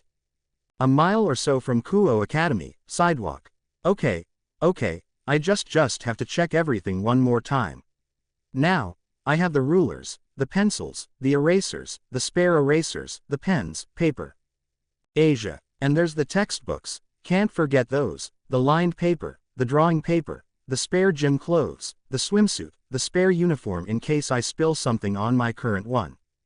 Asia, and there's the mechanical pencil and there's the painting kit and, wait, hold on, where's my apple? I was sure I had one. This is terrible. How am I going to make a good impression with the teacher if I don't have the proper greeting etiquette material for him or her? Oh Naruto-kun, we have to go to the market and... Asia, Naruto shouted, startling the girl out of her murmurings. She stared up to her guide from her sitting position in the middle of the city's walkways, having placed her very large backpack on the ground to look over the contents inside of it. She was panicking and making an extreme effort to come off as a perfect student for her first day of school, which required her to sit down, take all of the items out from her bag and place them on the ground, counting everything to make sure she had everything she needed for Kuo Academy. It would have been cute if this wasn't the third time she performed the action since leaving his apartment. Naruto, somewhat grieved by his roommate's need to be perfect, reached behind himself to pull out the needed reddish fruit. I've been carrying it myself, remember? This was the third time he reminded her. Her cheeks turned pink in remembrance, as well. Oh, right, I forgot. I didn't have enough room for the fruit. She tried laughing but it came out strained and twitchy. She started to put everything back into her bag, slowly, red-faced, and trying to avoid Naruto's gaze. She was trying to prove herself to him. That much was obvious, and he felt like a jerk for reminding her that she had everything ready, prepared and accounted for. She was just scared. She needed a pep talk. Hey, Asia, listen. He knelt down beside her, helping her put her things quickly away. I know what you're going through. New town, new living space, and now a school, especially school, that's a lot to take in, right? He didn't even mention the whole, becoming a devil, thing. That went without saying, but I'm telling you, you're going to do fine. You have me, Rias, Akano, Kaneko, Kiba, everyone, who is willing to make your first day at Kuo great. He put the last pencil in her bag, closing the latches for her and lifting it carefully onto her back. So don't worry about anything, alright? We've got your back. Asia turned around, backpack once more strapped tightly to herself, and looked nervously up to Naruto. Yeah, I know, it's just, I'm still nervous. She fidgeted with her straps, her bottom lip quivering a little as she stared into Naruto's blue eyes.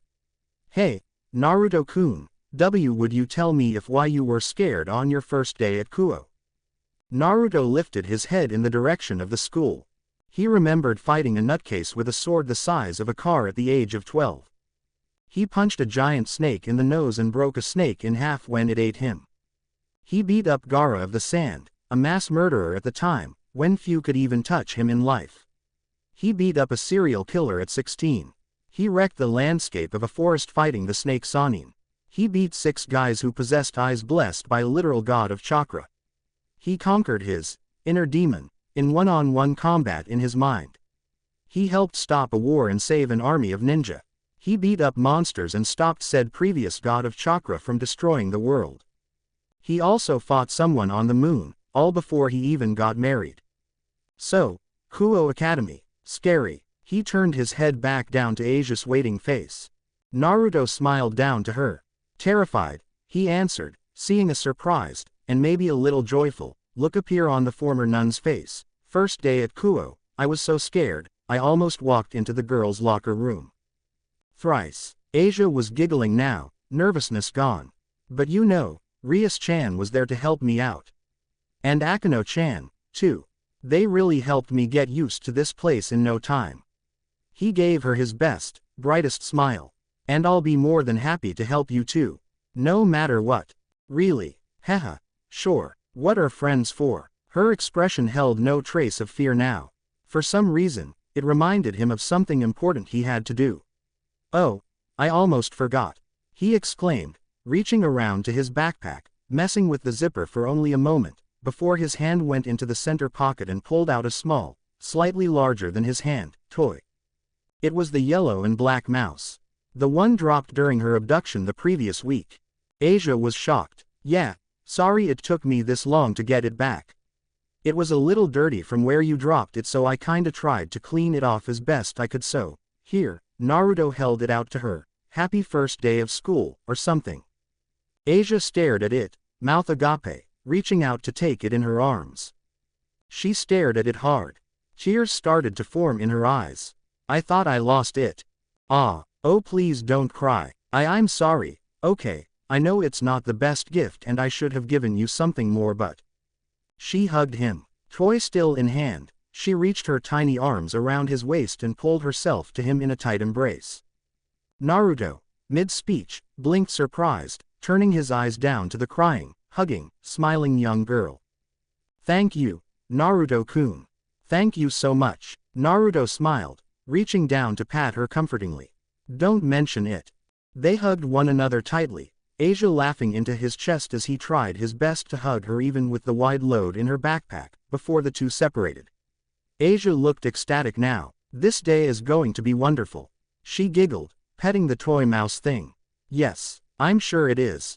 Naruto was about to agree, along with a spurring forward for the pair before they actually were late to class, only for one of the most interesting of occurrence to happen at that very moment. A voice shouted from the corner ahead of them. Oi, Asia-san. The two blondes turned to the origin of the yell. Asia-san. Good morning. Naruto couldn't hold back his surprise. Neither could Asia, though for different reasons. Gee, good morning to you too. Now Naruto was really surprised. He turned his head towards the smaller blonde, Asia's expression one of complete and utter joy as she lifted her free arm not holding the toy to wave excitedly. She looked ready to bounce for joy. The level of vibrancy coming off her was so pronounced and enjoyable it was difficult not to smile with her. And all this, just from one single boy down the corner of the street. One brown-haired, average height, all-around perverted boy of Kuo Academy. It was Issei Hyodo. Issei-san, Issei-san. Wait for me, Asia yelled, running forward a couple steps, paused, then turned back around frantically, cheeks colored an embarrassed red. I am sorry, Naruto-kun. I did not mean to run off but if you don't mind, I just...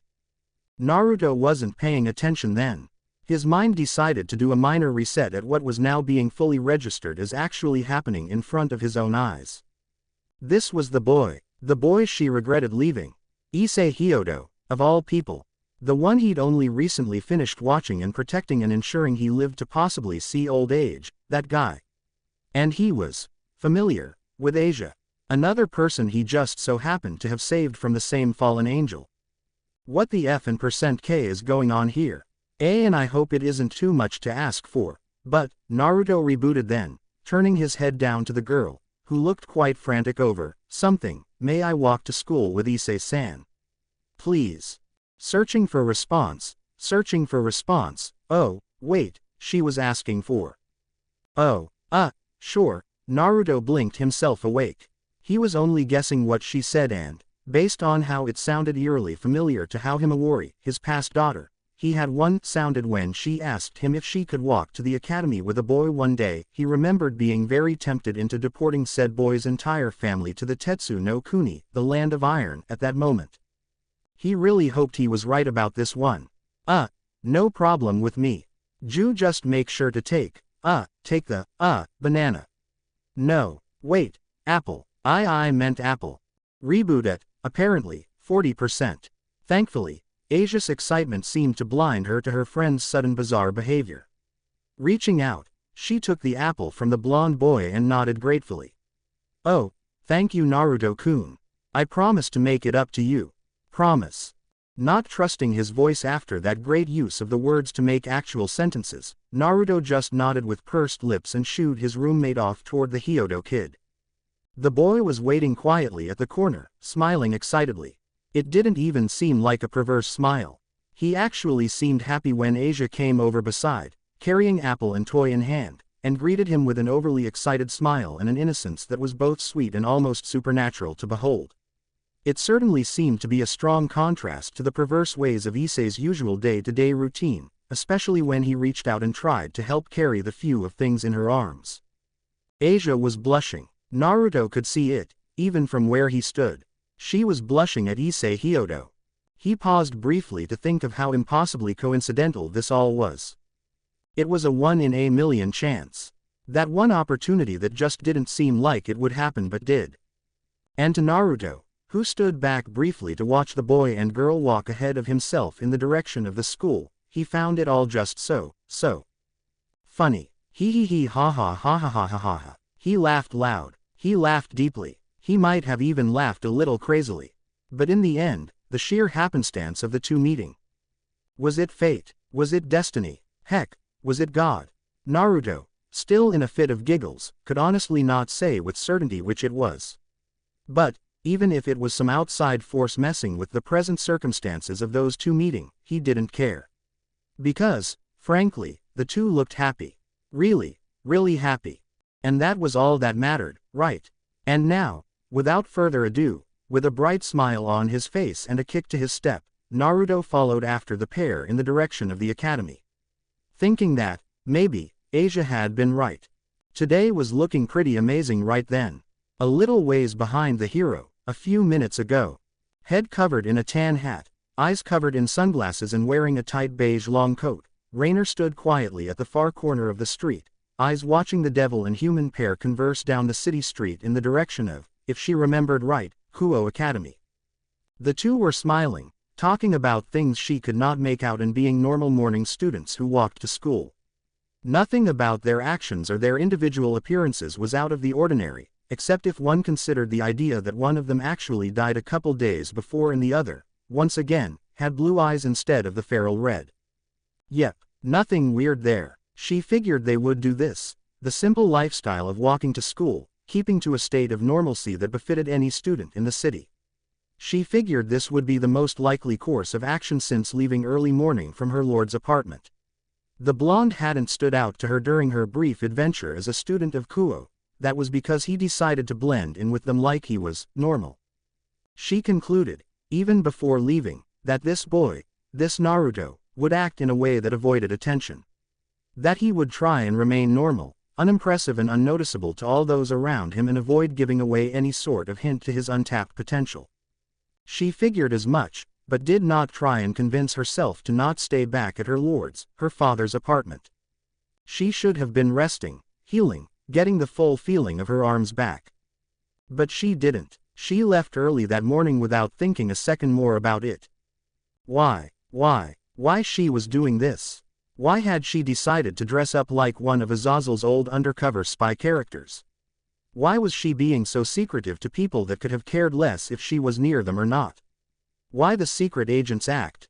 Why was she finding the blonde's simple act of just walking away so casually and carefree so interesting? She was better than this. He was the enemy, maybe.